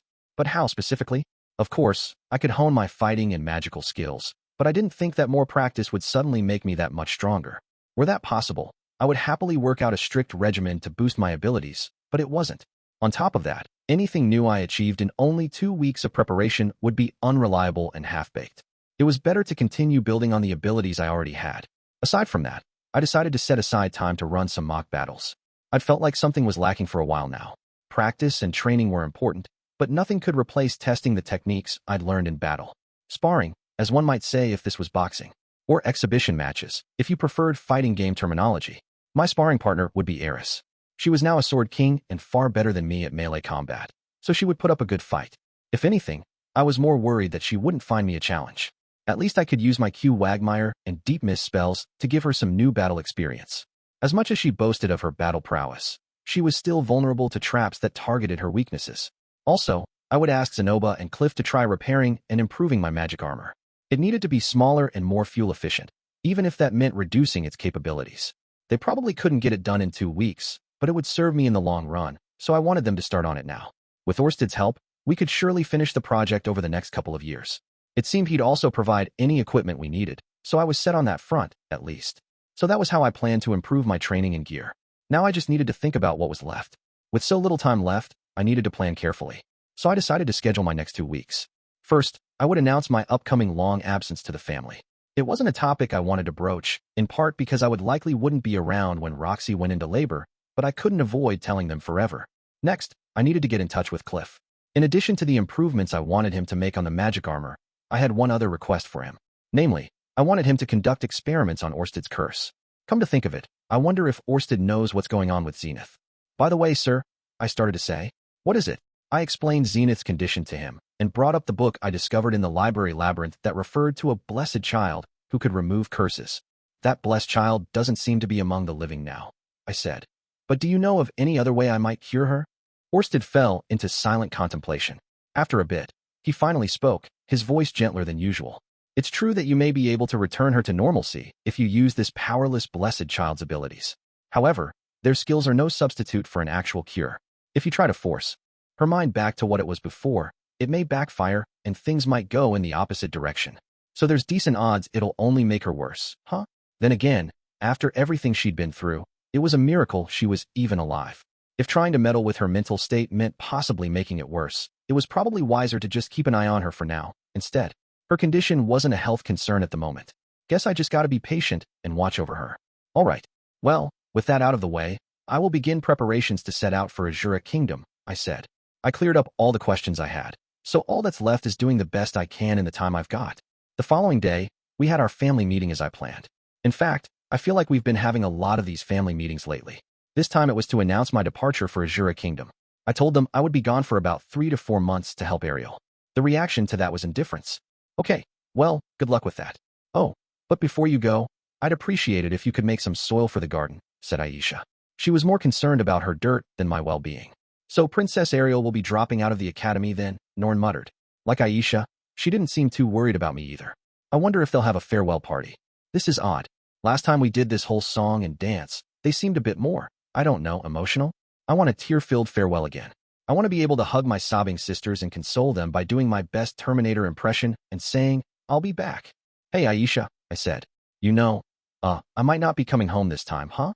Every time we do this, you always act like you won't be coming home, but then you show back up on our doorstep like it's no big deal. I'd barely escaped death each time, but perhaps my little sisters didn't see it that way. Or perhaps they were trying to be considerate and not make me worry before I left. Whatever the case, I would do my best out there. I would be satisfied if the two of them could live their lives peacefully in the meantime. Besides, this means there'll be another woman joining our household, said Norn. Exactly, Aisha agreed, which makes us feel silly for even worrying. And this time, you'll have Miss Sylphiette and Miss Eris going with you. That gives us extra peace of mind. As if on cue, Eris retreated to her room to begin packing for the journey. Earlier, when I'd first said where I would be going, she said, oh, then I'm going too. She hadn't even hesitated. Speaking of, Aisha said, turning to Norn, who do you think he'll bring back this time? Hard to say for sure. Maybe one of the girls serving Princess Ariel? Miss Elmois, or Miss Clean perhaps. My two sisters were saying some really rude things, but for the record, I didn't intend to take any more wives. For one, I had hardly ever spoken to either Elmois or Clean. I thought of saying so, but on the other hand, I didn't really trust the head between my legs. But I seriously doubt anything like that is going to happen this time. I'll have Sylphie and Eris with me, after all. Exactly. I had been alone in the past couple ventures, which had left me emotionally devastated. I drifted with the currents because I had no one to hold on to. I needed a levee to stop the overflow. Sylphie and Eris would make perfect dams. All I had to do was enlist their help and the floodwaters would recede. I will pray for your safety, said Lilia. She and my mother acted no different than normal. Miss Lilia, about Lucy? Please take good care of her. Sylphie's expression was heavy with guilt. Yes, my lady. I will take care of everything while you're away. Lilia bowed her head. I know it's not good to leave her behind like this, but Lilia shook her head. You need not worry. This is the very reason you have a maid like me here. Lucy had started to speak simple words, such as names of family members or pets, like Mama, Asha, Lala, Oxy, Bibi, Dillo. My heart trembled with emotion, watching how hard she worked to get the words out. She had yet to call me Dada. She would say Rudy sometimes, but not Dada. I hadn't spent much time with her lately, so my name would probably be the last one she learned. And now, Sylphie and I were going to leave her behind to go on a trip. I had a feeling the two of us hadn't quite grasped what it meant to be parents yet. Especially me. I had no idea when that day would come. I did think Lucy was the most adorable angel, but thinking that wasn't the same thing as actually being a parent, was it? So, I won't see you again for 4 months? It will be lonely, Roxy said, crestfallen. I wasn't just leaving my child behind, but a pregnant wife too. I felt awful about that. Well, I'm not sure. I would like to return before you give birth, if possible, I said. Don't worry. Take your time. As long as I have Miss Lilia and Aisha by my side when it's time, I don't need you here. In exchange, I'd like you to bring me back a souvenir. I would love to eat some of Asura Kingdom's sweet and sour candies. Those dried fruits slathered in sugar. Those are delicious. Roxy was back to her usual poker face. She was probably anxious, since this would be her first birth, but she didn't let any of that inner turmoil show. That's a pitiful look you have on your face, Rudy, she continued.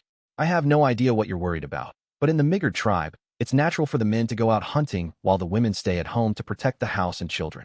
She puffed out her chest as she spoke, ever the reliable wife. I knew everything would probably turn out fine if I left it in her hands, but could I really justify leaving her like this? It is a bit of a shame, though, since I finally got this long vacation. Roxy sighed. I thought I'd be able to spend it quietly with you. Yeah, I wish we could have done that. Roxy had taken time off until the baby's birth. In Renoa, it was normal for a wife to quit her job when she got pregnant so she could focus on raising her child, but Roxy wanted to continue being a professor, so she persuaded Genius to give her some maternity leave. I didn't learn until afterward that she had used my name to get her way, but if that got her what she wanted, then by all means. There was still a little time left before our departure. I decided to spend the spare minutes and hours I could find with Roxy. That night, I heard Sylphie and Eris's heated voices spilling from the latter's room. Sylphie would say something, and Eris would snap back. From the other side of the door, I caught Eris shouting words like why and how come. Each time, Sylphie would respond calmly, and gradually, Eris's tone grew quieter until, at the end, she finally mumbled, Fine, I get it. Later, Eris came to my room, just as I had crawled into bed and was about to fall asleep. She sullenly burrowed under the covers and wrapped her arms around me, pulling me close as one would a body pillow. Her soft, ample breasts pressed against me. Oh ho, not very chivalrous of you to sneak in here in the middle of the night and tempt me with these. Not that I minded. I was a gentleman of the night myself. As far as sex was concerned, anyway. But before we got into that, there was one thing I needed to ask her. Did you have a fight with Sylphie? No, she huffed. Okay. I hadn't heard any fists flying. It was possible that if I slipped from bed and went to Eris's room, I might find Sylphie passed out on the floor, but I decided to take her word for it. Starting tomorrow, I'll be tagging along with Sylphie, Eris said. We're going to meet with Ghislaine and help get things ready. Ariel had already begun making preparations. She was going to pull out of the academy to return home, and the short notice meant packing was a nightmare. She also had to make calls to various people in the region, which was probably why Eris had been asked to help out as a bodyguard. So in the meantime, Eris continued. She wants you to spend as much time as you can with Roxy. She? You mean Sylphie? I asked, surprised. Yep. So that was why the two were having a row. Sylphie was trying to be considerate of Roxy, and if I had less on my plate to deal with, then I could spend more time with her. She'd really thought this through. Still, I was shocked she'd managed to persuade Eris without having to throw down. Eris sure had matured. She was no longer the same girl who pummeled people indiscriminately. If you made a well-reasoned argument, she would actually hear you out.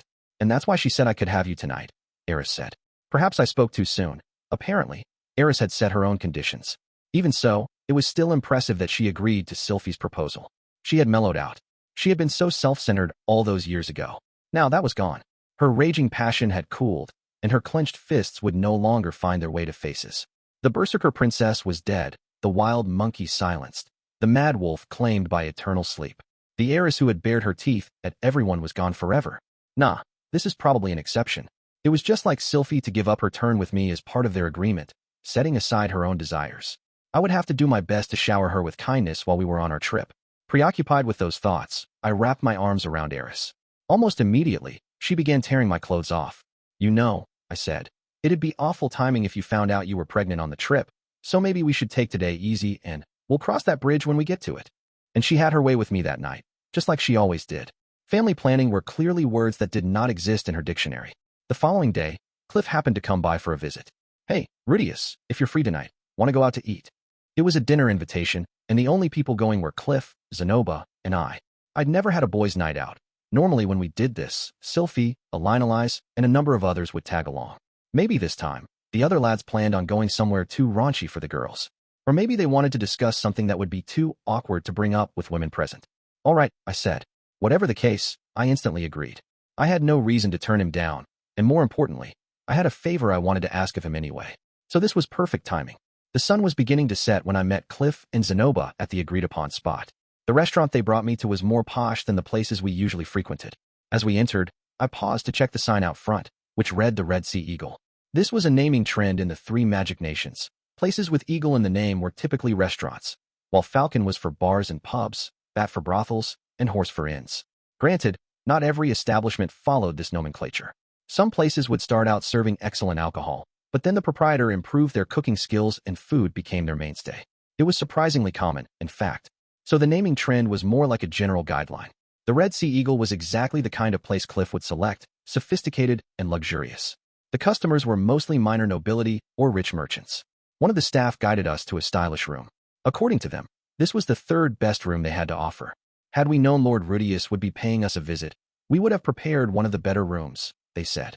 But there was no need to apologize on my account. So this is what a luxury restaurant looks like, huh?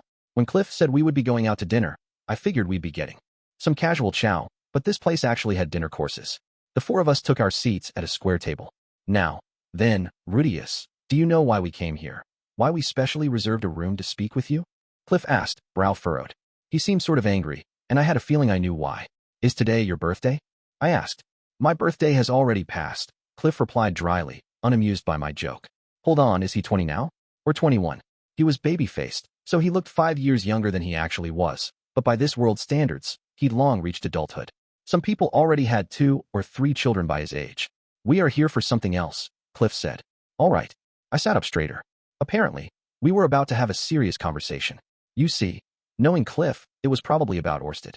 I had sworn I would fill him in on the details about what happened with Orsted when I returned home after getting beaten to a pulp, but I never did make good on that promise. I figured he'd called me here to give me an earful. Regarding the child Elise and I are having, I have been thinking of calling it Clive if it's a boy and Ella Claris if it's a girl. What do you guys think? Wait, a name? That's what we came here for today? So I had the completely wrong idea? Basically, we will be going with a Milla-style name if it's a boy, and an elf-style name if it's a girl. What are your thoughts, Rudeus? Cliff turned toward me. Well, Clive sounds like the name of a clever man with good odds of making it as a politician, but it also sounds like a name someone with a fussy personality would have. Ella Claris is a pretty name and has a nice ring to it. Although I can't help feeling she might have a bad encounter with a thief in her future, one who will steal something important from her. Like her heart. That was about what I figured you would say, Cliff replied as he leaned back in his chair, gazing at the ceiling. After a moment, he looked back at me, his expression tight. Actually, that was a joke. We've already decided on the names. While I do appreciate your input, that isn't why I brought you here today. Oh, so he was just pulling my leg. Couldn't have done it with a straighter face. If you're gonna mess around, at least smile a bit. Both you and Zenoba look stiff as statues, you know? Surely, you have already guessed what it's about by now, Rudeus. It's related to your actions as of late. Cliff jabbed a finger in my direction. Zenoba nodded in agreement. He also seemed a bit irate.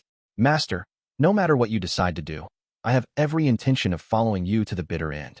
That said, do you not think you have been a bit too secretive with us lately? You think so? I shrugged. Out of nowhere, you asked us to start building this insanely powerful armor for you. Midway through creating it, you began giving us extremely specific advice. You wouldn't even share who you were going up against, and then we find out it's one of the 7 great. Zenoba was interrupted mid-sentence by the door swinging open. A staff member entered, carrying our drinks. Zenoba flinched and snapped his mouth shut, quietly waiting for them to finish distributing the beverages. Once they left, he resumed the conversation. While I suspected they had reserved this room to keep our conversation private, their attitudes made it clear it was partly out of fear of Orsted. We find out your opponent is one of the 7 great powers, the dragon god Orsted, Zenoba finished. And not only that, since you went all out in battle, you completely decimated an entire forest. Nah, it's still there. Well, half of it is, anyway, I said. Zenoba ignored my defense and continued. And after all that, you capitulated. I had no other choice. For him to bring you to your knees without killing you after you wore that armor and threw everything you had at him. The man must be a monster. It's the only explanation. Well, in a sense, Orsted was a type of monster. It was bad enough that he could nullify spells from a distance, but I didn't stand a chance against him in melee or combat either. Not that I was particularly skilled myself, but I'd still thought I could put up a decent fight. Since you didn't seem too torn up about it, I assumed the dragon god must be a decent man. But Zenoba paused, shivering as he dropped his gaze. After a moment, his head shot up again and he loudly declared, "That man is a demon in the flesh. A few days ago, I saw him with my own eyes, and I knew in an instant he was our enemy. The two of them had a little scrap last week where Orsted completely knocked Zenoba out. That brief meeting was enough for him to be hit with Orsted's curse. But wait a minute. Until that point, he hadn't thought that poorly of Orsted, which must mean the curse doesn't activate until someone actually meets him. Come to think of it, Aisha and Norn don't seem as repulsed by him as everyone else. Guess the curse won't affect them as long as they only know of him indirectly. I have to assume you have lost your sanity to serve a man like that." Zenoba shook his head, unable to fathom it. The curse had to be extremely potent for him to have such a strong reaction simply from seeing Orsted once. Personally, I have yet to meet this Orsted myself, so I don't know what Zenoba means exactly, Cliff chimed in. But Zenoba, Sylphiette, and Roxy all seem to consider him dangerous. If they're all on the same page about him, he must be an evil man. That was a shocking statement coming from a man who never seemed to listen to what other people were saying. However, from the sound of it, Cliff wasn't yet affected by the curse. "Agreeing to work under a man like that doesn't sound like the wise Rudeus I know," Cliff said. "Yeah, well, I'm not particularly wise. Still, this posed a problem. It would be hard to keep going when so many of those closest to me disapproved of Orsted. But when you asked us to repair the magic armor, I finally realized." Cliff grinned smugly. "You plan to fight him again, don't you? Dragon god Orsted, I mean." Huh. My jaw dropped. "You're only pretending to work under him so you can wait for an opening and pounce. That's your strategy, right?" No. Orsted and I." Cliff held up a hand to stop me. "You don't have to say anything to me. The whole reason you asked us to improve the mana efficiency of the armor is because you want to make it accessible to Zenoba and me, right? In other words, you plan to have us fight with you eventually." He smirked triumphantly. "Well, am I wrong?" "Yes, you're absolutely wrong." It almost felt silly to argue the matter at this point. It was better to shrug it off and say sure, they'd eventually fight with me, and this was merely preparation for the battle to come. That way, they would eventually see for themselves, albeit gradually, that Orsted wasn't such a bad guy. So I started, "Master Cliff," then I paused. Given how close we were, I didn't think it was right to sugarcoat things and lie to suit my own self-interests. They might not believe the truth, but I had to at least try telling them. "What is it?" "Actually," I explained, "Orsted has a curse placed on him that makes everyone around him hate him. Would you believe me if I told you that?" "What? Seriously? An evil god tricked me, which is why I got stuck fighting Orsted in the first place. Would you believe that too? An evil god? You mean the one you worship with the panties and the bloodstained cloth?" I glared at him. "I'll murder you right where you sit if you dare say that again." Sorry. I guess not that god then." "Right, I get what you're saying. Keep going." Whoops, I accidentally let my anger slip for a second there. Even so, it wasn't right to deride another person's religion. Roxy was a righteous goddess. Anyway, that's beside the point. That was how I wound up meeting Orsted. For whatever reason, his curse doesn't work on me, so the two of us were able to talk and work things out. In exchange for his forgiveness, I agreed to work alongside him to combat this evil god. Would you believe that as well?" "I certainly won't," said Zenoba, his glasses gleaming in the light. "I am skeptical that a man like that would ever volunteer to fight alongside anyone else." Surprising to hear someone like Zenoba take that kind of stance, Cliff said. He crossed his arms in contemplation. "Think about it this way," I said. "Zenoba is only interested in dolls and figures, yet he's strangely insistent about his distaste for Orsted. Doesn't that strike you as odd? It has to be an effect from the curse." "Well, now that you mention it," Cliff paused. "No, when I think about it, Zenoba does care a lot about matters concerning you. If Orsted really is that untrustworthy, it only makes sense for him to worry." Perhaps that was true. Maybe Zenoba really was worried for my well-being. I was grateful that he cared so much, but at the same time, This was one instance where I wished he didn't. Yes, Orsted was hiding some things from me, and I didn't yet know if I could trust him completely. Even so, I wasn't foolish enough to bounce between Orsted and the man-god and risk making enemies of both. Well, guess I have no other choice. I'll just have to lie then. All right, I understand. In that case, we'll go with Cliff's explanation. My explanation? What do you mean? I cleared my throat. Ahem, it's as you said, Master Cliff. I plan to eventually take Orsted down, but it's too early to make a move right now. I'll have to bide my time and do as he asks. What? Are you sure about that? Then what about the conversation we just had? I shrugged, wishful thinking aloud. It'd be nice if that were the truth. Once Cliff saw Orsted in person, he would likely be in the same boat as Zenoba. It was better to play along with his little theory. With that in mind, I continued, I would appreciate your continued cooperation in the future. I will have your back, Master. In preparation for the next battle with Orsted, I will make armor that even Julie could wear. Great. Looking forward to it.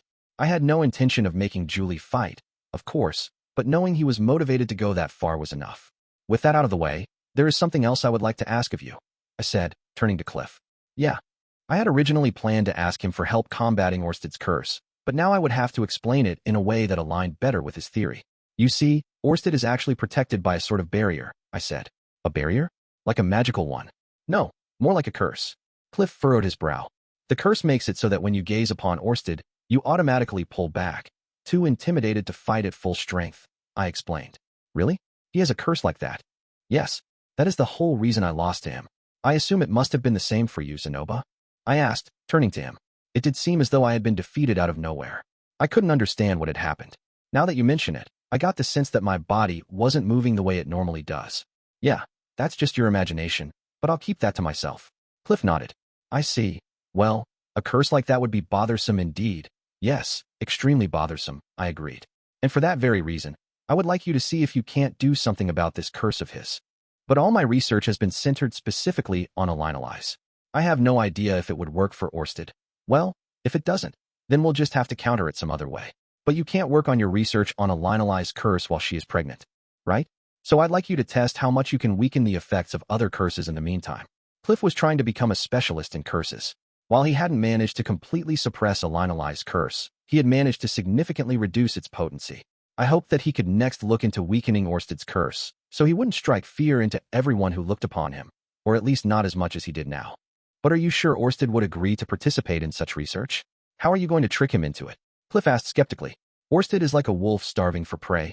He hungers for battle. In reality, he's displeased by the effects of the curse as well. Cliff's eyes widened. Really? But it's thanks to that curse that he's got an advantage over his opponents, right? He said it himself. For once he would like to face an opponent and fight them at full power without them cowering before him. That was a bald-faced lie. I would have to ask Orsted to play along and maintain this farce in front of Cliff. Time to set up my dominoes and let everything fall into place. You mean it? Cliff stared at me in disbelief. Yep. That's why I need you to dive headfirst into researching him. No holds barred. All right. I don't like deceiving people, but if you're sure about this, I'll give it a shot. Woohoo. You're the best ever, Master Cliff. Miss Alinalize, be sure to give him some good loving. With that out of the way, I could slowly start talking Sylphiette and the others into seeing my side. Victory would be mine if I found a way to deal with Orsted's curse. On the other hand, the guilt I felt was no laughing matter. Why did I have to lie like this to everyone around me? It wasn't the morality of it that bothered me. Sometimes lies were just necessary. Even so, Cliff, Zenoba, Sylphiette, Roxy, and Eris were all seriously worried about me. Lying to them made me feel like I was betraying them. I hoped we could all laugh about it later, once we managed to lift Orsted's curse. Well, that's that then. I look forward to your continued assistance, Zenoba, Master Cliff. Yes, I am relieved that you had something up your sleeve after all, Master. It's no small task you've given me, but I'll take care of it. With that, we all nodded. Not long later, our food finally arrived. Exquisite dishes lined the table, and we all had alcohol in our cups, which meant the banquet was ready to commence.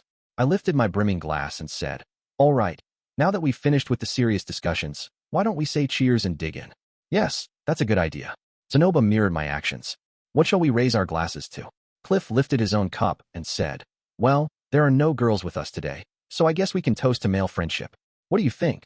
That's a little too sentimental, isn't it? Sentimental or not, I knew that neither Zenoba nor Cliff would ever betray me when it came down to it. That much was clear from my future self's diary. Cliff had helped me even at the risk of his entire country turning against him. Zenoba had stuck with me even when I became a real piece of shit. They were true, irreplaceable friends. Admittedly, I had lied to them today, but come what may, till death did us part, I wanted to be there for them. That thought alone made my eyes misty. So what if we were being too sentimental? In between my life in Japan and my time here, I had lived long enough to be a mushy old fart anyway. This suited me perfectly. In that case, to our friendship. Yes, to friendship. Cheers. We clinked our glasses, spilling alcohol everywhere. But speaking of male friendship, what kind of things do men even talk about in times like this? Cliff asked, puzzled. Raunchy, sexy stuff? I suggested. Sexy stuff? Ah, come to think of it, I heard you have a new wife now. I grinned. Yep, her name is Eris. She was actually a childhood friend. Lady Eris? Now, that name brings back memories, said Zenoba, narrowing his eyes as he recalled our first meeting. I wondered how the woman once referred to as the Mad Dog had turned out. I shall be sure to pay her my respects soon. Zenoba and Eris hadn't really spoken much back in Chiron Kingdom, but I guess he still remembered her nonetheless. She was rather intense, so it would be hard to forget her. Huh, I paused. Wait a minute. Now that I think about it, Master Cliff, you knew about Eris before too, right? Didn't you say something about meeting her a long time ago? We had a brief interaction a long time ago, he mumbled. I don't feel anything for her now. Ah, so he'd had a small encounter with her years ago. Odds were she had completely forgotten he existed. That wouldn't be surprising, knowing Eris. The more important matter here is you, Rudeus. I told you this before, but women aren't collectibles. Cliff launched into a long, drawn-out sermon. You can't just bring in a bunch of them to wait on you hand and foot. Once the three of us were sufficiently drunk, Zenoba was the one who launched into sexy talk. The conversation started about the wife that he'd married years before, but turned into a horror story midway, before finally transitioning into a series of complaints about how she couldn't understand his dolls. Cliff and I joined in with anecdotes about Eris and Elinolise. Both were monsters in bed, so we could sympathize with one another's plight. Sadly, Zenoba quickly grew bored with this conversation, so we switched over to discussing my magic armor instead. When I began relaying the details of how I wore it in my fight with Orsted, the two of them listened eagerly, eyes alight with fascination. Apparently, giant robot versus super monster was a universally entertaining trope. In the course of this, I mentioned how Orsted had restored my missing arm. Without the prosthetic, I could feel up my wives' chests to my heart's content. But on the flip side, my strength had taken a serious hit. I could no longer do the same strenuous work that I could when I used the prosthetic arm. We'll make another one right now, Cliff declared, reaching over to grab Zenoba and myself by the arm. Right now? Zenoba grunted. That's right. This restaurant should be closing soon. We can knock back a few drinks in my room while we work on creating a new prosthetic hand. Sounds good. Let's go. I agreed eagerly, leaping out of my chair. Zenoba chuckled. Ha ha. I suppose I have no other choice but to accompany you then. The three of us left the restaurant as they closed for the night. On the way back to Cliff's room, we stopped to buy some drinks. Elinolise, who should have been waiting at home, was nowhere to be seen when we arrived. We found a note saying she had left to visit my house, so at least there was no reason to worry. We carried our beverages into Cliff's study and began constructing a brand new prosthetic hand while nursing our drinks and babbling back and forth. I'm telling you, if you make it that light, it won't have any strength to it. Ah, see, it broke. That's why I kept telling you. It's got to be thicker, Cliff grumbled. Zenoba huffed. Nonsense. With Master's Earth magic, we can do this. I swear to you. Okay, hand it over here then. I thrust out my hand. I'll show you what my magic can really do. Ooh, how's this? Dummy, it's no different than it was a second ago. Cliff barked at me. Huh, your eyes fail to see the truth. But I swear to you, it's twice as strong as it was before. Try it for yourself. It broke instantly. Oh, whoops. In that case, let us revise our design, said Zenoba. As long as one can insert their fingers into it, that's good enough. So if we alter where the palm is supposed to be here. Hey, Zenoba, hold it just a moment, I interrupted. Come now, Master, everyone fails. Sometimes. I shook my head. Let me try again. Just give me one more chance. Haha, all right, but this is the last. Making a prosthetic hand was proving extremely difficult. Probably because we were all in a drunken stupor. No one had enough sense to make the right calls, so we were all getting too bold. Yet somehow, our work was surprisingly precise, or at least, I thought it was. Regardless, drinking with the boys and bantering while trying to make something turned out to be insanely fun. I was in high spirits. If another opportunity presents itself, I'd like to do this again, I thought to myself as we drank the night away. While the boys were busy getting hammered, shouting, "Ain't scared of no mama tonight," three pajama-clad girls sat on an enormous bed on the second floor of Rudeus's estate. Today marks the 26th session of our regularly scheduled Greyrat house meetings. Could we have a round of applause? Asked the white-haired girl. The blue-haired girl promptly clapped her hands. The red-haired girl sat with her legs folded under her, a serious expression on her face as she obeyed the command. One among them was old enough not to be called a girl anymore. But if anyone said as much, the master of the house would roar in anger like a demon possessed, so everyone was careful to keep their mouths shut. As the master would argue, she looked young enough to be a middle schooler. So what was the problem with calling her a girl? Although a person from the master's previous world would be perfectly justified in pointing out that that was precisely the problem. Digressions aside, the red-haired girl, Eris, stared blankly at the other two in her company. She had been training in the yard when Sylphiette dragged her inside to this bedroom without explanation. She felt a bit lost. The white-haired girl, Sylphiette, cleared her throat. She was wearing her usual soft, two-piece pajama set, the kind Rudeus liked. Ahem, since Eris joined us recently, allow me to explain. I will take care of the explanation.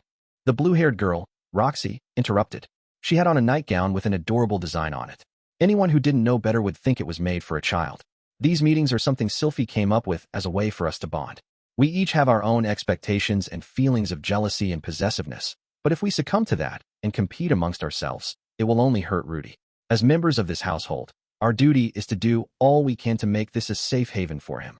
Eris glanced down at her own attire. It was plain and casual. She inwardly swore that she would go shopping tomorrow to find some proper pajamas. Eris, are you listening? Roxy asked. Why yeah. Eris bobbed her head, but she was honestly still a bit confused, since she'd never imagined they held meetings like this. At any rate, said Roxy, if there's anything you want to say to us, please do so here.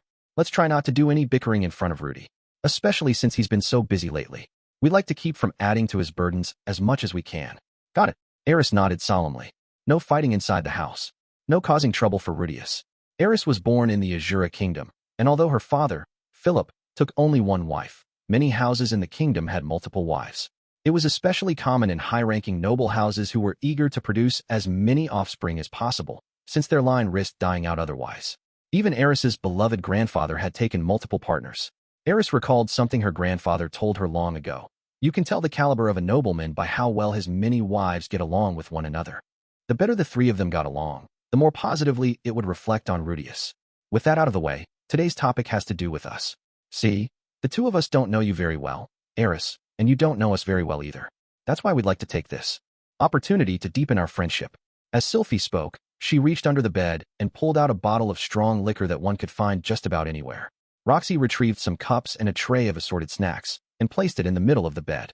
Almost like a swordsman stabbing their blade into the ground, Sylphiette set the bottle in the middle of their circle and declared, for today, we're going to spill our guts, no holds barred. We'll each recount how we first met Rudeus and what brought us to where we are now. In the process, we'll demonstrate how deep our feelings for Rudy are. Bring it on. Eris puffed out her chest. She was confident that her love for Rudeus was second to none. In that case, I'll begin, said Sylphiette. Rudeus and I first met when he was still living in Buena Village. We were about 5 at the time. Thus began the girls' only gathering at Rudeus's estate, a meeting which continued well into the night. Since Roxy was pregnant, she held off on the alcohol. Eris only got a little tipsy, perhaps due to a strong natural resistance. This meant Sylphiette was the only one that got absolutely hammered. You know, Rudy was the first friend I ever made. I've loved him ever since. Oh, it brings back so many memories. He squeezed me in his arms back then too. Didn't say a word, just put his arms around me like this and squeezed. Eeh. The stench of booze thickened Sylphiette's breath as she latched onto Eris. Although Eris was a bit annoyed by Sylphiette's clinginess, it didn't repulse her. She merely curled her lips, pouting. So what? Rudeus hugged me when we were younger too. Yeah, you already told us, Sylphiette whined. I'm so jealous. You gotta be with Rudy during the best period of his life. You even gotta be his first. How was it, by the way? Our first time together was incredible. It was no big deal. Eris huffed. Pretty normal, I guess. Besides, why you gotta have his first kid and marry him first? I'm more jealous of that. The conversation was turning sour, which was why Roxy took the opportunity to cut in. Now, there's nothing wrong with not being his first. I haven't been his first for anything, but I am still perfectly happy. Boo, Sylphiette jeered. You don't get to talk, Roxy. You're his number one. You're the one he respects the most. Respect? I honestly don't understand why he seems to revere me so much. Rudy told me it's because you taught him the most precious thing in the world. Something really special. I bet it's something pervy, something he's really into. Roxy shook her head. He was plenty perverted by the time I came along. I had nothing to teach him in those matters. When he was younger, he even spied on me when I was showering. All I ever taught him was normal stuff. She fell into thought. Honestly, what did Rudeus see in her? From what Roxy could remember, he'd been pretty attached to her from the start. But what could she have possibly taught him back then that was so special? Nothing stood out in her mind. Well, your special circumstances aside, even Eris has her own distinct charms. I'm really losing confidence over here. Sylphie hung her head. Distinct charms? What's that supposed to mean? Eris demanded. I mean, you're strong, right? I'm jealous you get to fight by Rudy's side. I worked hard to get where I am and have grown a lot, but I'll never compare to him. You saw it in the library labyrinth. Rudy's always trying to protect me. I appreciate that, but Sylphie fidgeted in place, having drunk way more than she should have. Despite seeing how anxious the other woman was, Eris didn't let those words swell her ego. She went to the sword sanctum precisely to train herself to be his equal. Her goal was to rival him in strength, and she had achieved that. She was confident she could beat him even if he whipped out his magic in battle. That brought her great satisfaction. But she still couldn't help feeling a little envious of the relationship between Sylphie and Rudeus, especially because she was strong enough to protect herself and could never be the woman Rudeus had to look out for. While Sylphie agonized over the issue, Roxy cocked her head, and Eris crossed her arms. Out of the blue, the door to the room swung open. Pardon me, mistresses. Oh, it's you, Miss Lilia, said Roxy. In walked a middle-aged woman in a maid outfit. Wisps of steam rose from a bowl of boiled potatoes and other assorted vegetables. I brought you an extra late-night snack, said Lilia. Roxy smiled. I apologize for inconveniencing you like this. Not at all, Lady Roxy. Looking after you and the other mistresses of the house are a part of my duties as a maid. Roxy bowed her head in thanks, and Lilia dipped her chin in turn.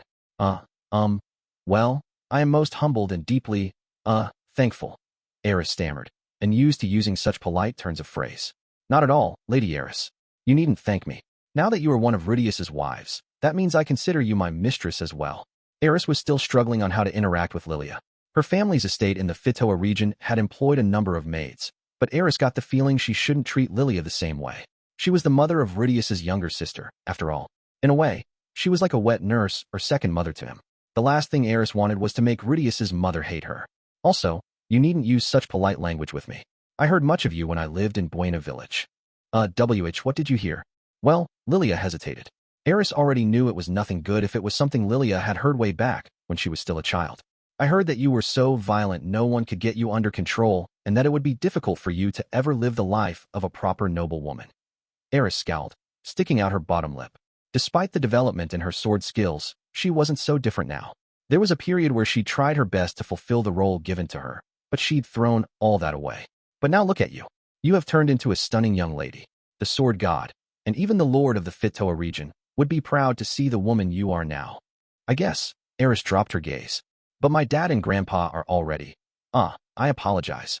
Lilia's eyes filled with sadness, and she lowered her head. It's fine. That disaster affected everyone. I'm not the only one who lost someone.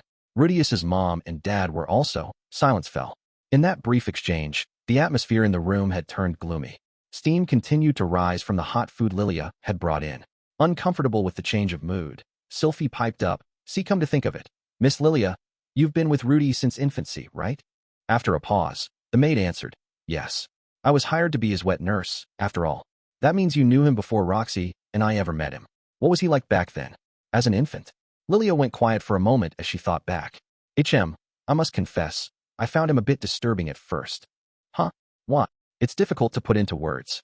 Lord Rudeus was as elusive as a ghost.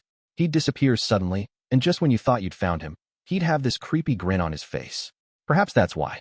She smiled as she remembered the past. Why had she avoided Rudeus so much back then, even though he was such an adorable child? Lilia remembered feeling disgusted by him, but she had forgotten those emotions with time, and all that remained were happy memories. But honestly, that's not any different from how he is now, right? Yes, true, Lilia admitted. Back then, whenever I picked him up, he would have this lecherous grin on his face as he groped my chest. I don't think that has changed at all either, has it?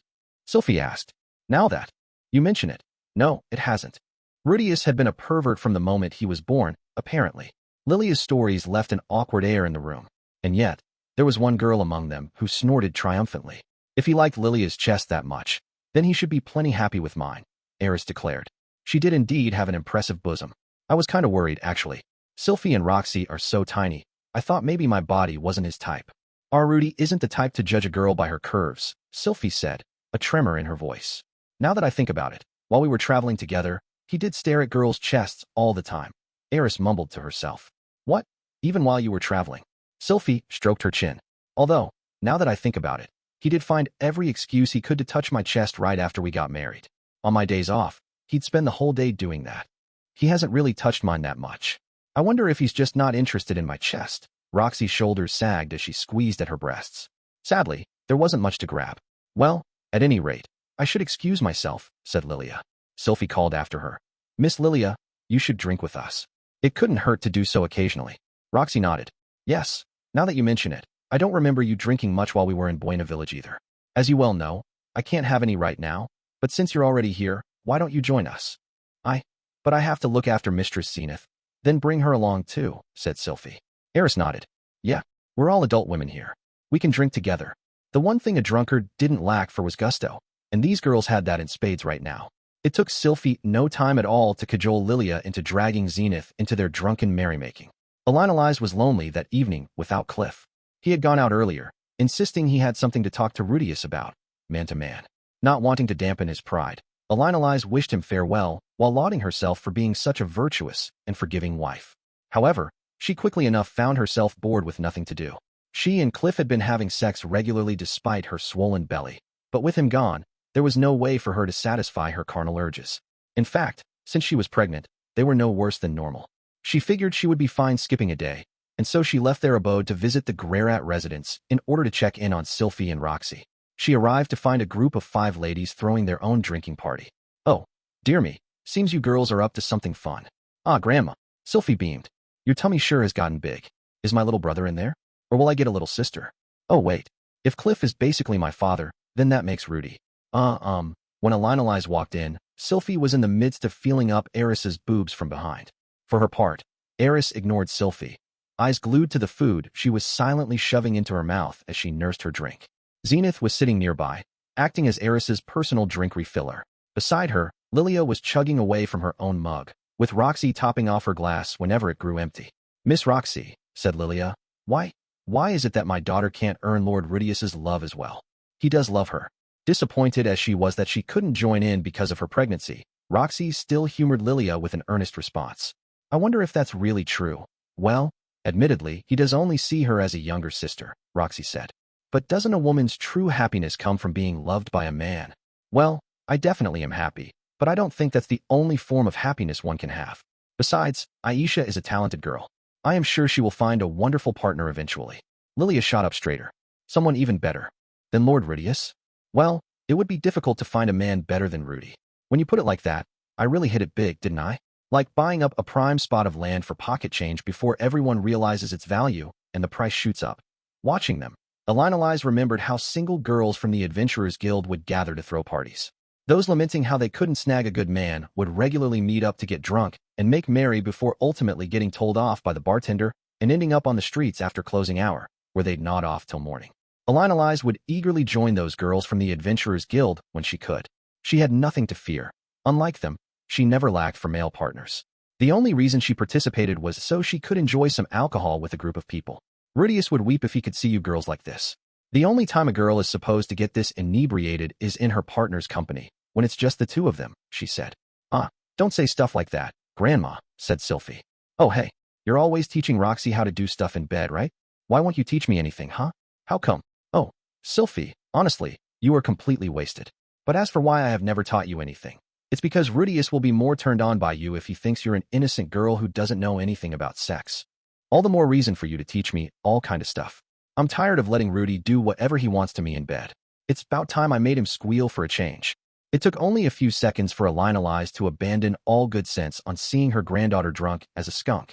She was a good talker, which was precisely why she decided it best to join the girls by drinking alongside them. At any rate, Elinalize said, I'm going to get me a glass. She barely managed to grab an empty one before Sylphie's hand shot out to stop her. You can't. Girls with big tummies can't have alcohol. Tell that to Roxy. I don't gotta. Roxy isn't drinking, so there's no problems there. Plus, even if she did drink, she can use detoxification magic, so I don't gotta worry. A sober Sylphie would never have said something like that, but she was already 3 sheets to the wind. Elinalize sighed, exasperated, and found an empty chair to flounce into. You know, I learned how to use that magic too at the academy. Well, I can do it without chanting an incantation. Sylphie huffed. Yes, how incredible. I would expect no less from my granddaughter. And that's exactly why you can't drink. It's a no-no. Yes, I understand. Elinalize laughed off Sylphie's triumphant bragging and gave up on the idea of alcohol, opting to snack instead. It's not 'cause I'm your granddaughter. It's thanks to Rudy teaching me, said Sylphie. I do whatever he tells me to, whether it comes to magic or sex. And it's because you're that kind of woman that you tempt him so, Elinalize pointed out. Yeah, he acts way more motivated the morning after we've slept together. Yeah. It took Elinalize about an hour to catch up with Sylphie's high energy. That night, 4 of the women drank themselves into oblivion, guzzling down drinks as they let out all the negative feelings they'd built up. Their anxiety around Rudeus doing so many things in secret lately. Their suspicions about the man-god and Orsted. And yet, they were all optimistic that it would somehow work out. It was with that whirlwind of emotions that they knocked back their drinks and enjoyed themselves in drunken bliss. Roxy and Elinalize, who remained sober, were kind enough to humor the others and their numerous complaints until they eventually nodded off. It was they who cast detoxification magic on the others. When all was done at last, Elinalize returned to her home while Roxy retreated to her room.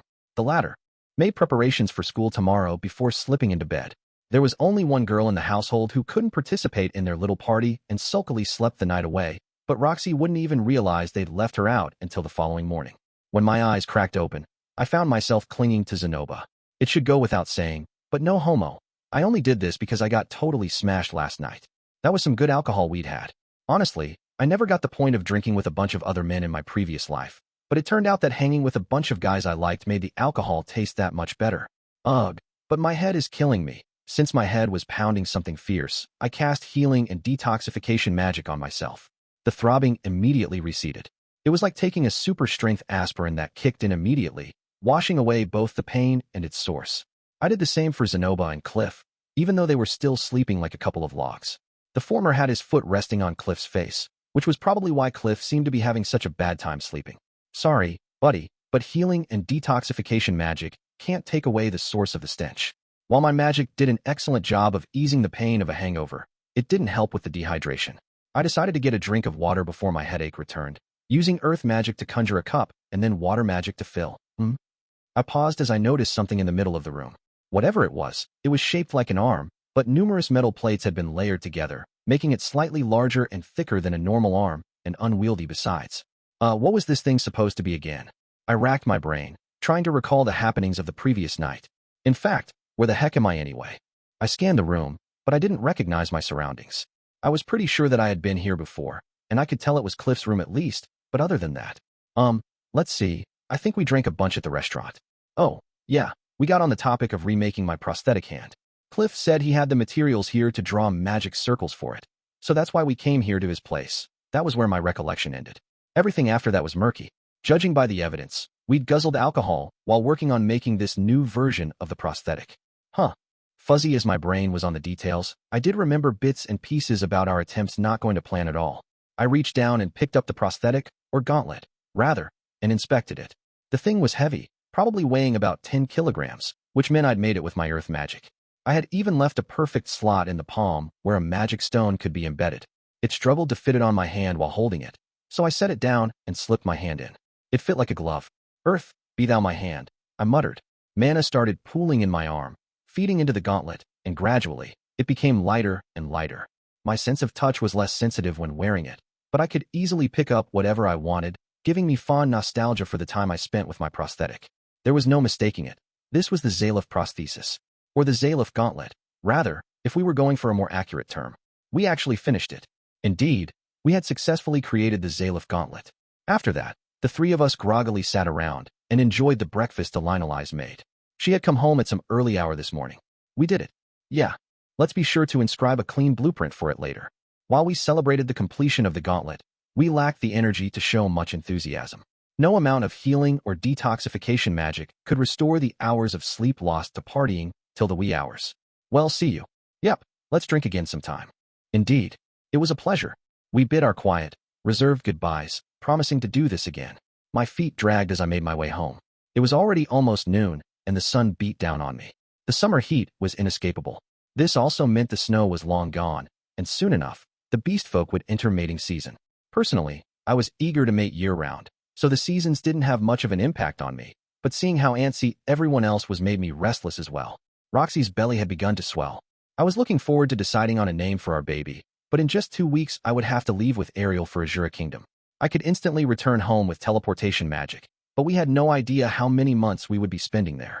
I hated the idea that I wouldn't be there for the birth.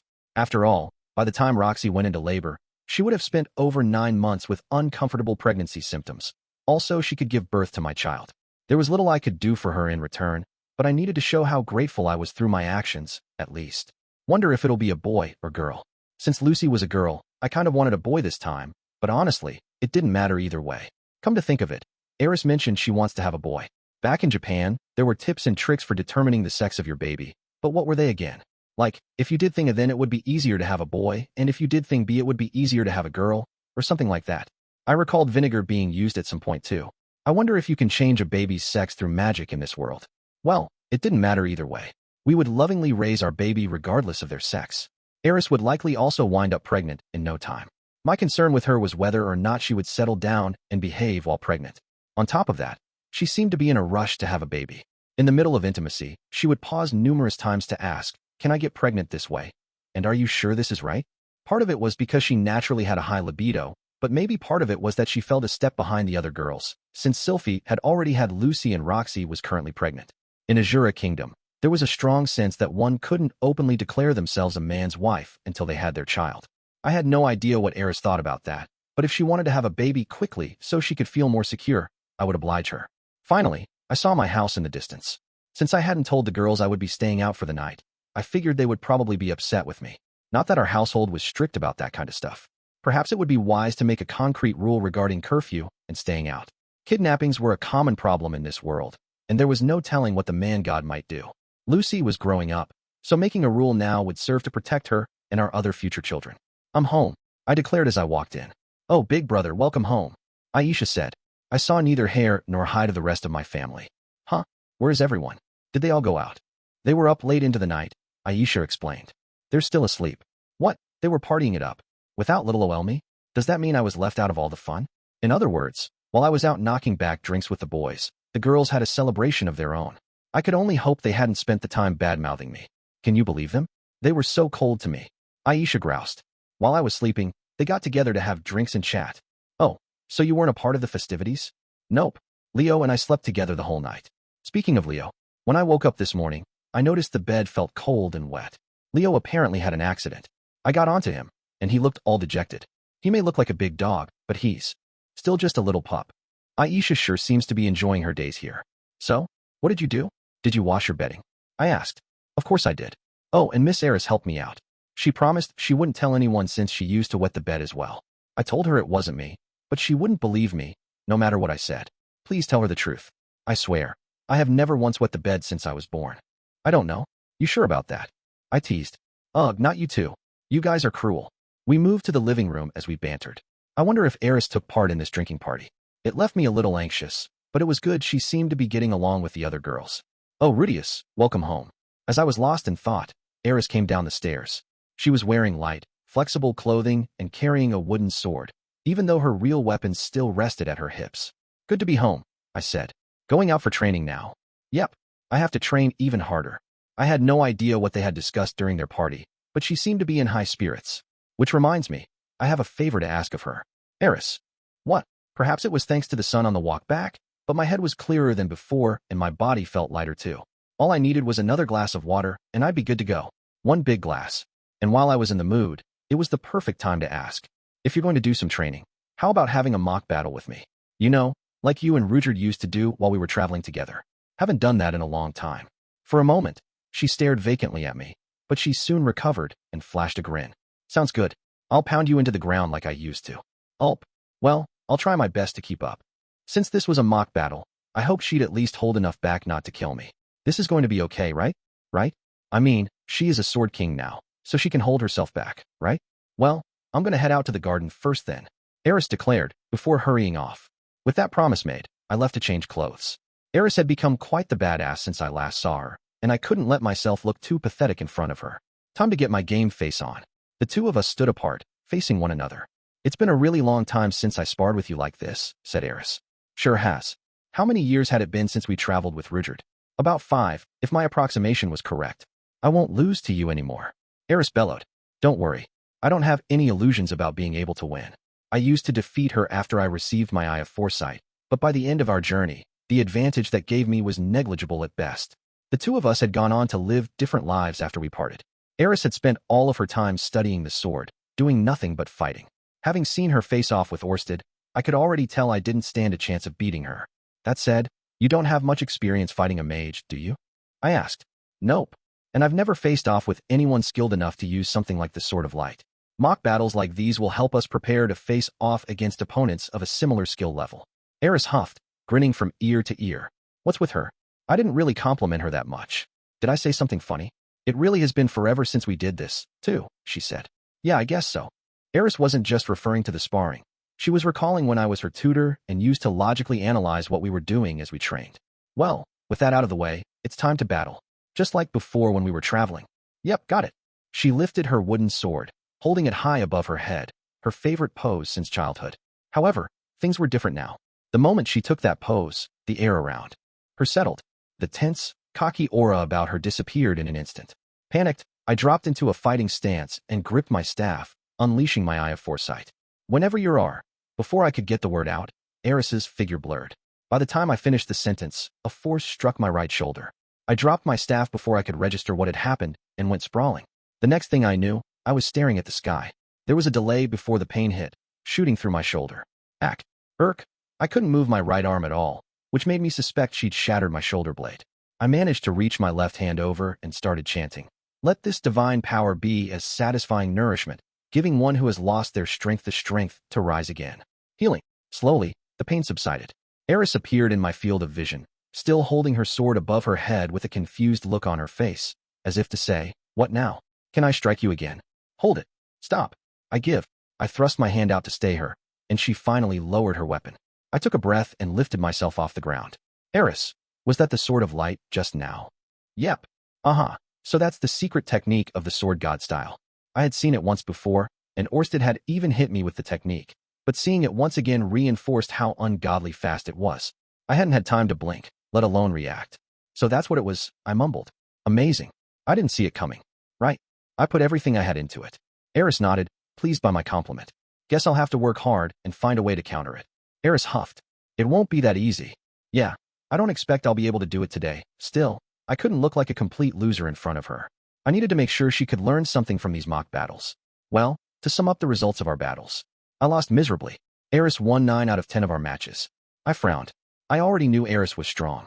In fact, I'd already figured I would be no match for her before we started. The point of these mock battles was not for me to win, but to get stronger. Experiencing the best of the sword god style was a valuable lesson in itself. Yet, as much as I appreciated that, I couldn't help feeling utterly dejected after having the snot kicked out of me again and again. I really did try everything. Hugh Wagmire, Deep Mist, Earth Fortress, Vacuum Wave, and Sonic Boom. I even tried using wind and sand to obscure her vision.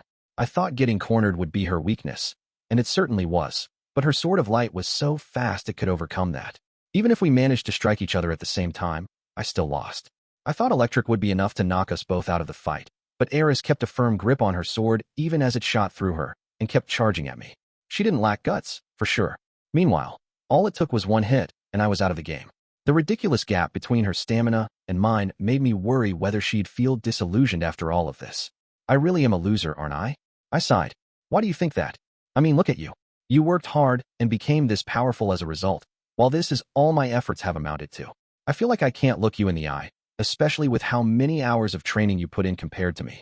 The one time I managed to snatch a win was when I managed to stop her sword with my Zalif gauntlet. Eris was thrown off by the abnormal resistance she felt through my sleeve, which left her gaping in surprise. I couldn't blame her. She thought she would break my arm with her swing, only to be met with steel that deflected her attack. The Zalif gauntlet had a sleeker design than its predecessor, though the two weighed about the same. Without thinking, Eris had blurted, "What? So you can make your arm hard too?" The sexual implications made had her cheeks flush brightly. Alas, there was only one part of my body I could harden like that, and it generally remained flaccid until nighttime. In any case, I might have won, but it wasn't because of my strength. Luck had favored me, and the same tactic wouldn't work twice. If she'd used a real sword instead of a wooden one, there was a good chance she would have lopped off my hand along with the gauntlet. As far as I was concerned, that one didn't count. My win rate, then, was 0%. Yep, just call me Big Loser Rudeus. That's not true at all, Eris said. We're talking swordplay versus magic here. In melee combat, It's only natural you'd lose. Honestly, that was not the reaction I expected. In my mind, I had only imagined two scenarios. In one, she would sniff, puff out her chest, and say, of course, because I'm stronger. And then she would lose her temper and snap. Rudeus, you need to train harder. In the other one, she would sigh, be disgusted, and say, you bore me. Her response was so different that I was left gawking. Seriously, did I just hear the word melee come out of Eris's mouth? We start within my preferred attack range, so you're at a disadvantage from the beginning. In fact, I'm the one who should be ashamed that you won even once. Eris said all of that with a completely earnest look on her face. Am I hearing things? Is this really my Eris? I had to remind myself that she was a sword king now. Of course, she would be knowledgeable about combat. It would be odd if she wasn't. She had spoken this analytically when she taught Norn swordsmanship, too. I knew that, and yet I couldn't stop myself from asking. Eris, I have one question. What? Who? Taught you all that? Was it the Sword King? A Sword Emperor? I suspected it was one of those two. I wasn't really asking because I wanted to know who specifically taught her. Maybe I just wanted to reassure myself by confirming that she hadn't come up with all that on her own. If that's the case, I'm a hateful bastard. But I couldn't really help it. On the outside, it looked as though she hadn't changed at all, but so much about her was different, and it left me a little, well, gobsmacked. Aubert was the one who taught me about melee, Eris declared. As I figured, someone did teach her. But the name Aubert gave me pause. I was pretty sure I had heard it somewhere before. Wait, the North Emperor? North Emperor Aubert. That's the one. From what I understand, you were the sword god's apprentice, but you're saying you also learned from the North Emperor? And a bit from the water god too, yeah. Water god righted too, huh? Of course, it wasn't surprising that she would pick up on other swordplay styles in the Sword Sanctum. It was in the place's very name. Or maybe those warriors had happened to swing by, and she had received unofficial lessons from them that way. Regardless, North Emperor Aubert and Water God Rida were big names. Orsted mentioned there was a good chance we would be fighting those two in Asura, and lo and behold, they were the ones who taught Eris what she knew. I wondered if this was a trap. I wanted to believe it was a simple coincidence, but, Eris, to tell you the truth, there's a good chance we might be facing those two when we go to Asura. Really? Yeah, they're on the enemy's side. I thought that even Eris would find it difficult to face her former teachers. I tried to word it diplomatically, but she simply crossed her arms and grinned like she was ready to walk into battle. Yeah? That gets me itching to fight. She looked like she would gladly throw down with them right here and now. Apparently, she hadn't built the same kind of relationship with them as the one she had with Ghislaine. In fact, I wondered if she'd even made any friends at the Sword Sanctum. It worried me. Well, if you're raring to go, then I won't hold back when fighting them either. Of course. You better not hold anything back with them, she said. I stared at her. Because you think it would be disrespectful? Because they'll cut you in two in an instant. Her expression made it clear she wasn't kidding. But don't worry. You have me to protect you. All right, reassuring as that should have been. Being told they'd cut me in two was honestly terrifying. I definitely didn't want to face them head on. Maybe we could lure them into a trap or rig things so the conditions favored us. I'd have to bank on that. Well, thank you for doing this mock battle with me regardless. No need to thank me. As your wife, it's my duty.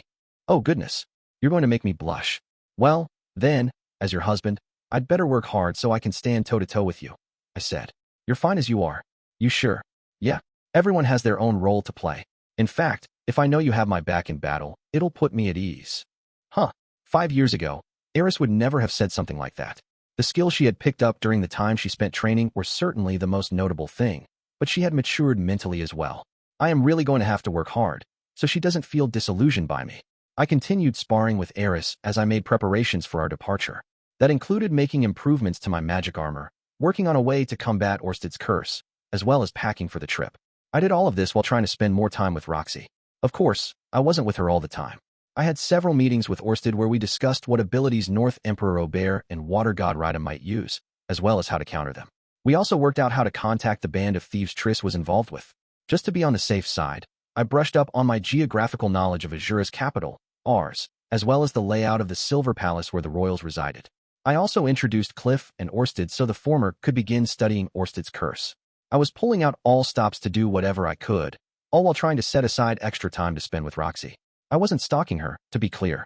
Yeah, maybe I loitered in front of her door sometimes and snuck into her peripheral vision to get her attention, but most of the time I was pretty direct in asking for her time. Perhaps because she was pregnant, she was more willing than usual to accept my company.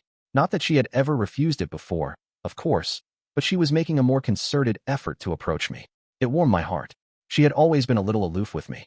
If I was sitting on the couch, she would opt for one of the armchairs, or take a seat directly across from me, rather than settle in beside me. That had changed as of late.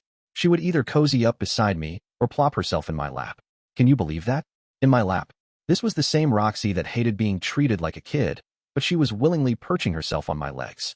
If that wasn't enough, her cheeks would light up, as if she was embarrassed to be doing it. No doubt it took more courage to do this than simply take a seat by my side. That was why I made sure to offer prayers of gratitude to my altar every night. My goddesses, thank you for letting me have such a happy life. One evening Roxy and I found ourselves sitting on the living room couch, side by side. We would often sit together and chat like this as the day drew to a close. We never ran out of things to talk about. Roxy would discuss how things were at school or news about the latest magical implements. Sometimes we would talk about our adventures following the displacement incident. None of the subjects were terribly important, but chatting with her always put me at ease. Hearing her voice alone was enough to make me happy. Roxy's words always carried deep nuance, filled with wisdom and enlightenment. I never spent a dull minute with her. You're being too insecure, said Roxy. While a mage should keep their distance while attacking, if they get too far away, that means a greater delay before their attack hits. But when I'm fighting someone with a sword, shouldn't I put some distance between myself and them? The subject of today's discussion was my match with Eris. Most people would judge me, saying it was wrong to bring up another woman when I was spending time with Roxy, but it was actually Roxy who broached the subject. She had watched our match, watched me get my butt handed to me. Roxy agreed. True. If you're a magician facing a swordsman, the more distance you can get, the better position you'll be in. Your spell's impact may be delayed, but at least your opponent's attacks won't hit you either. See, like I was saying. However, that all changes the moment you enter your opponent's attack range. My shoulders slumped. Really, once you're within their reach, they have the complete upper hand. After all, they're fast. Trying to put distance between yourself and them at that point is futile. You won't be able to move fast enough to get out of their range. They're going to come straight for you if you try that, and their attacks are like a cone-shaped wave that moves outward, meaning you're more likely to get hit by it the further you move away. Yeah, I figured. I had experienced that numerous times in my practice battles against Eris. She usually charged at me as she attacked, but she also often kept me barely within range. From that position, she could counter any magic I tried to sling at her, and if I tried to fall back, she would chase me down. I had lost almost 30 times before realizing what she was doing. Allow me to quiz you. When you're up against an opponent whose area of attack is in front of them, where is the most advantageous position on the field? Behind the enemy? I guessed. Roxy nodded. Precisely. They're going to lunge forward with their attack, so their center of balance is going to be tilted forward. Even if they try to defend their rear with an attack, its power will be severely reduced. If you can withstand that, you'll have a chance to counter them. Thus, the key is to slip out of their attack range and flank them. Makes sense. So it was better to charge forward instead of falling back. The most dangerous move was actually the best path to survival. Roxy's brilliance didn't surprise me. She wasn't my teacher for nothing. As an adventurer, she had probably seen her fair share of such situations. She'd probably taken down a number of powerful, demon-like beasts at close range. Calling her a god was no exaggeration. My eyes sparkled as I stared at my wife, and she awkwardly averted her gaze. Ahem. Well, I'm sure it will be difficult with Eris as your opponent. I certainly couldn't do it. So please don't ask me to demonstrate for you. No, I am certain that if anyone could do it, you could. I gushed. No, I really couldn't. So stop looking at me like you think I'm some kind of invincible superhuman. I'm not looking at you like that. My eyes are just sparkling because you're a goddess. Regardless, I finally had my answer. I shouldn't try to escape my opponent by falling back every time. I needed to charge forward at least occasionally, get the drop on my opponent, and halt their momentum with a counter of my own. That would force them to second-guess themselves, to make them doubt their usual method of charging in for the kill and give me the advantage instead. If I could make them think it was a risk to close too much distance between us, that would actually make it so I could fall back and gain the upper hand. Granted, it wouldn't be that simple with Eris. I would just have to keep losing to her while cautiously testing my options. Ahem. Roxy cleared her throat, interrupting my thoughts. Well, Rudy, since your departure is fast approaching, I think it's about time you decided on a name for the baby. Isn't thinking up a baby's name before going off on an adventure kind of an ill omen? I said, that's a superstition born of a human hero's story, right? It has nothing to do with the Migurd tribe. Oof, she'd rejected that outright. But an ill omen was still an ill omen. Still, if my goddess said it was nothing to worry about, there was no need to buy into the superstition. I would do as my goddess bid me. In our village, it's the tribe leader's job to pick a name, said Roxy. And you're the leader of our household, right? So hurry up and make your decision. Are you sure you want me to make that choice all on my own? Of course. While you're gone, I'll be lovingly stroking my belly and calling our baby by whatever name you give it. That will bring me some happiness in your absence. As she spoke, she caressed her stomach. I cupped my hand over hers and followed her motions. It was strange, thinking how this girl I had known for over a decade now held my baby within her. I'd experienced this same puzzling sensation before with Sylphiette, and now I was again with Roxy. Happiness swelled in the depths of my chest. It was such a pleasant feeling, one I wanted to enjoy again and again. Hee, I snickered. What is it, Rudy? That laugh sounds just like Sylphiette. Just like Sylphiette, huh? Nothing really. Thinking about how much I like your tummy. I'm not as slender as Sylphiette, nor as fit and muscular as Eris. But if you still like my body, then you're welcome to touch it as much as you want. Really? I asked, although I'd already been doing just that for the past few minutes. Half of the baby inside me belongs to you after all. What about you? How much of you belongs to me? Roxy paused before saying, everything, at least on the outside. But I can't claim the baby inside too. She shook her head. Half of the baby belongs to me. I won't budge on that. Makes sense. I knew she was wise. That's right. A child belongs to both of its parents. And Roxy belongs to me. Let's see. What should we do about the name? I mumbled. Well, a Migurdian name would be something like Lola. The Migurd sure did seem to like names that started with Ro or Lo, but since our child was only half Migurdian, there was no reason we had to stick to tradition. I think it would be best if we took something from our names, Rudeus and Roxy, and combined them, I said. That's a good idea. Then, Rudeus? Or Luxy? I don't think our names pair up very well. Nonsense, I insisted. We are a perfect match for one another. We couldn't simply slap our names together like that, though. Maybe we could change a vowel. Start the name off with, say, Re or Lu instead. Rear. Oh crap. That sounded just like Old Man Rear from Tensei Bakabon. I could imagine our child humming Rear to themselves as they swept the floor with their bamboo broom. There was nothing wrong with wanting things clean, but that was definitely not what we needed right now. I liked the sound of the name that Roxy recommended a moment ago, Lola. It made me picture a young woman who was anxious to experience the feverish passion of love. But that wouldn't work either. I wanted something more Roxy-like. Something that sounded wise and yet endearing at the same time. I loved the way she turned when I called her name, and how she peered up at me, wearing a perfect poker face as she asked, yes? What do you need? And that was exactly the kind of name I wanted for our child. La, Li Lu, Lo. Which of them would be the best fitting for her baby? I got it. If it's a boy, we'll call him Loro, and if it's a girl, we'll call her Lara. How's that? I proposed. A fine idea. Loro and Lara. I like the sound of those names. Of course you do. I practically ripped those names straight out of Adventurers of Lolo, after all, with some slight alteration. Doesn't that make you happy, Loro? Or Lara? Your father was kind enough to decide on a name for you. Despite having the appearance of a middle schooler, the expression Roxy wore as she cooed at her stomach was like that of the Holy Mother. Divine. She's utterly divine. Which means our baby will be a goddess's child. Rudy, Roxy said, interrupting my thoughts. Yes. I know I acted like I wasn't worried at all a few days ago, but I expect you to come home safe and sound, okay? I want both of us to be able to hold this child together. Yes, ma'am. She didn't have to tell me twice. Those indulgent days passed by quickly, and soon enough, we had to depart for the kingdom. There were 8 of us in the party. Ariel's group consisted of Luke, Sylphiette, Elmois, and Clean. Then there was Eris, Ghislaine, and me. We had a single carriage, which required 2 of our 5 horses to pull it.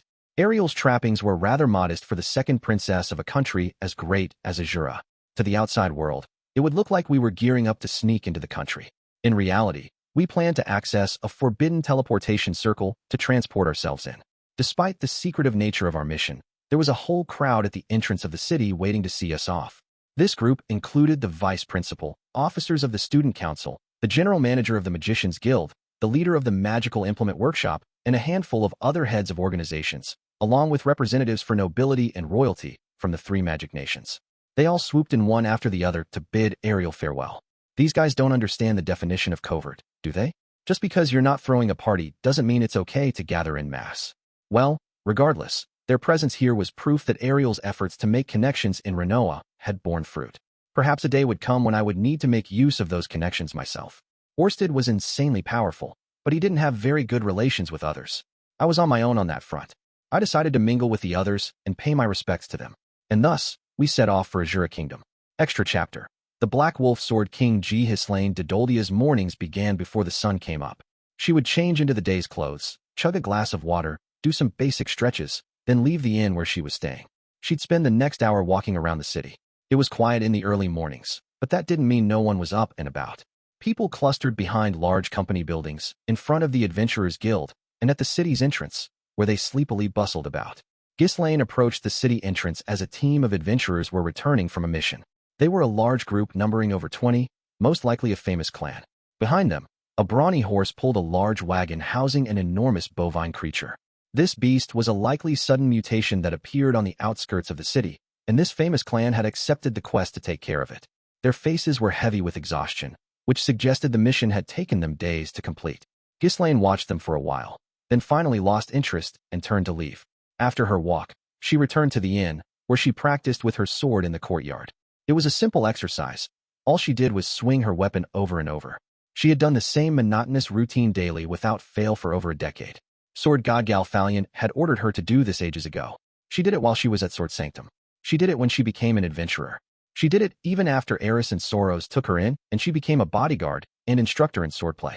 She did it when she was teleported to the conflict zone during the displacement incident, as well as when she made it to the refugee camp in the Fitoa region where she helped Alphonse out. She continued doing it even after she reunited with Eris and returned to the Sword Sanctum. Even now, as Ariel's bodyguard, she never skipped a session. This training gave her a sense of her physical condition and mental state each day. Lately, her mind had been at peace. She'd had two objectives to fulfill: protect Eris and avenge Soros. Now, one of them was complete. She had safely delivered Eris back to Rudeus. That mission was over. Only one thing was left. Just one. Ghislaine liked that. Having one goal was straightforward, it was easy to understand, and she didn't have to strain herself over it. Even better, her path was already laid out before her. Rudeus had introduced her to Ariel, who understood what Ghislaine wanted to accomplish, and she had promised to let Ghislaine do just that. Finally, everything was simple. All she had to do when the time came was charge forth and cut her enemy down. This simplicity was why she felt so relaxed lately. That night, Ghislaine visited one of the Sharia's many pubs. Clamor filled the air, yet it was conspicuously quiet in her immediate vicinity. Despite being past her prime, Ghislaine was still a beauty, a beast woman with tanned skin and impressive musculature. And yet, no one tried to approach her. The dangerous aura she exuded reminded the people of the Berserker Sword King, who was the subject of endless rumors. The Berserker Sword King, a person who swung their fists indiscriminately and cut people down. A person who lacked all reason and never thought twice before unleashing their fury. Just meeting their gaze could provoke them into a fight, and they were an amazing sword fighter on top of all of that. The mystery surrounding them only stoked more fear, which was why everyone gave Ghislaine a wide berth. In truth, though Ghislaine was the teacher of this rumored Berserker Sword King, she was not the woman herself. She sat in a seat by the counter, keeping to herself, quieter than any of the other customers as she nursed her drink. That made her even more intimidating, adding weight to the rumors. Of course, Ghislaine wasn't intentionally trying to be menacing. She was only waiting for her food to come. Ghislaine knew that this place had procured the meat of the beast those adventurers brought in this morning, which meant they would be serving up thick slices of juicy steak. That was why her gaze was glued to the kitchen, from which the scent of sizzling meat wafted out to tease her. She waited eagerly, salivating at the thought. The door suddenly swung open, and a chime sounded to announce the arrival of a new guest. An elf with gorgeous hair, a beautiful face, and generous breasts strolled in. Her stomach, however, was so swollen, it looked bizarre on her otherwise slender figure, a clear sign she was pregnant. As soon as other people in the pub spotted her, their faces lit up and they eagerly called out to her. "Hey, it's been a while. Not looking for any male partners anymore. Come to think of it, you got hitched, didn't ya? Come grab a seat. Let's knock back some drinks together." The elf woman masterfully rebuffed their invitations, instead heading deeper into the pub, straight for the innermost seat along the counter. There, she took up a spot beside the one person everyone else had been avoiding like the plague. They all watched her and gulped nervously. "Hey, Ghislaine. Sorry to keep you waiting," Elinalai said in a sing-song voice as she turned to the beast woman. "You're late," Ghislaine grunted. "Well, I can't help that. After all, I'm preg, wait." Ghislaine's sharp voice rang out, cutting Elinalai's off mid-sentence. Shocked, Elinalai froze. The proprietor appeared from the kitchen, carrying an enormous wooden plate. He headed straight over to them and slammed the meal down in front of Ghislaine. "Is this what you wanted?" There was an iron plate over the wood, on top of which sat a sizzling steak with steam rising off it. It came with a side of grilled potatoes and assorted vegetables that only further taunted her growling belly. "Yep." Ghislaine nodded, too, preoccupied staring at the meat to spare the man a single glance. "Then take your time and enjoy the meal." "Oh, I'd like some water and snacks myself," Elinalai said, calling after him. "Sure thing," the proprietor hollered over his shoulder. Elinalai sank into her seat. I'm completely exhausted. I've been through pregnancy countless times before, but it never gets any easier." but I wonder why it is. I haven't grown to dislike it after going through it so many times. Uh-huh. Speaking of which, your mating season should be soon, right? Isn't it about time you found yourself a partner? If you'd like, I'd be happy to pair you up with someone. Uh-huh.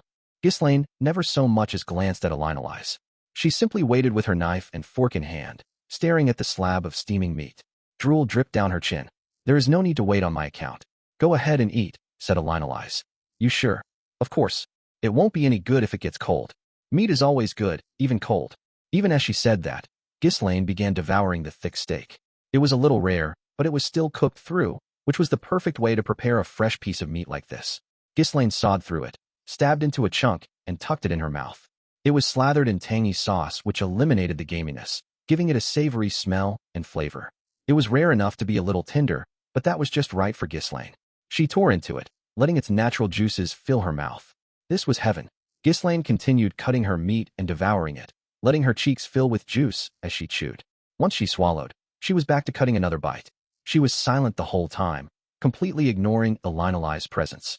Elinalize didn't mind, resting her cheek against her hand and watching. Is it good? In that case, I was right to pick this place. Elinalize was the one who'd clued Ghislaine in about the stakes here. Since they had the fortune of reuniting after such a long time, Elinalize decided to invite Ghislaine out for dinner for a chat. Naturally, she picked the exact type of pub that Ghislaine loved. Here you go, announced the proprietor as he arrived with Elinalize's order. Ghislaine had already inhaled half of her steak by that point. How unusual for you, she commented. Not going to drink. Now that her stomach was no longer completely empty, she noticed that Elinalize had only ordered water. Yes, alcohol would be the better fit for our happy reunion and the depressing conversation we're about to have. But alas, I can't partake, Elinalize said, lightly tapping her swollen stomach. Okay then. Ghislaine didn't bother trying to pressure her. Recently, I actually tried to have some alcohol myself, but Sylphie stopped me. Treated me like a child, telling me it was a no-no. Elinalize wore a vacant expression as she caressed her stomach. Ghislaine frowned. Heard you got married, but I never figured you'd be this devoted to one guy. It's a surprise for me too, but Cliff is a wonderful man. Sure, he's not very flexible and doesn't listen, but he's self-confident and has a strong sense of responsibility. When we have sex, he goes all out. He doesn't simply focus on his own pleasure. He tries his best to make sure I feel good as well. It's so utterly adorable. Oh, Ghislaine, you should try to find someone for yourself soon too. I'll pass. Ghislaine brushed off the romance talk without a second thought. She had already given up on living as a woman, choosing instead to focus on leading her life as a sword fighter. Well, I won't force you. More importantly, Elinalize paused, lifting her glass and raising it toward Ghislaine. Ghislaine put her knife down and took up her flagon. To a fond reunion between friends, said Elinalize. Yeah, cheers. They clinked their cups, a pleasantly resonant sound.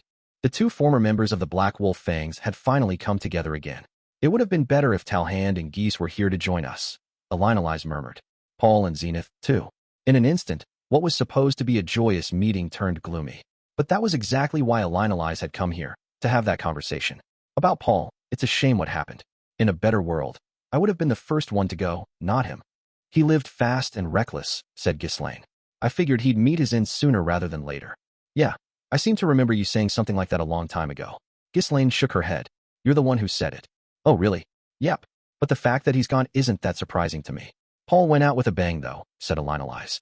Care to hear the story? Yeah, tell me. Elinalize recounted the story as Ghislaine requested.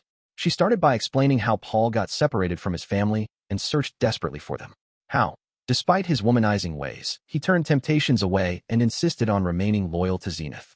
She also shared how his reunion with Rudeus went in Begarrett, how the two had talked, and how happy Paul had looked. Finally, she recalled the details of their battle and how Paul died protecting Rudeus. Huh. Ghislaine grunted. He sure changed. Hard to believe that's the same man who always did stupid crap with you. Oh, I seem to remember you being the biggest idiot of all, Ghislaine. As I recall, you would wag your tail every time you looked at Paul for a while there. I was delusional. Must have been mating season. Besides, I'm not an Adoldia. My tail doesn't wag whenever I'm happy.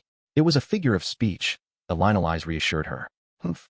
But you really were adorable back then. Always fussing over Paul at every turn. That was a long time ago. Forget about it. Elinalize sniggered, popping a sweetly seasoned bite of meat into her mouth. It wasn't as tender as Ghislaine's steak, so she had to chew a bit before swallowing. As Ghislaine watched, she decided to order the same thing. Here, you can have this. Let's order something else instead and split it between us, Elinalize said, passing her plate over to her friend. The two feasted, letting the sound of munching fill the air between them for a while. Zenith's condition was a bigger shock to me than Paul's death, said Elinalise. Once the plate was empty, Ghislaine responded, yeah, never would have dreamed I'd see her in such a state. Indeed. Ghislaine didn't respond. That's just how it goes, I guess. We are adventurers. The fact that she's even alive should be cause for celebration.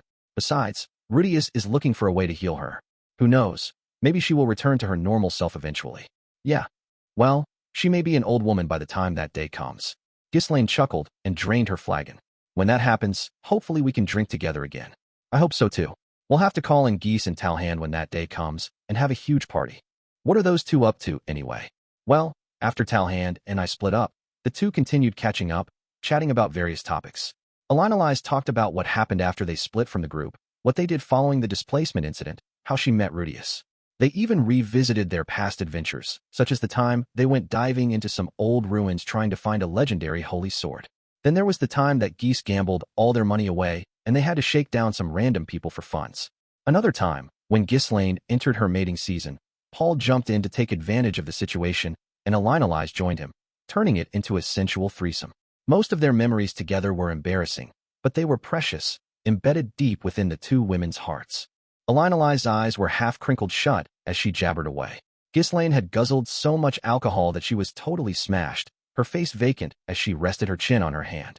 Oh dear, Elinalise said. I rarely see you drink yourself into oblivion like this. Can you get back to your room on your own? I'm fine.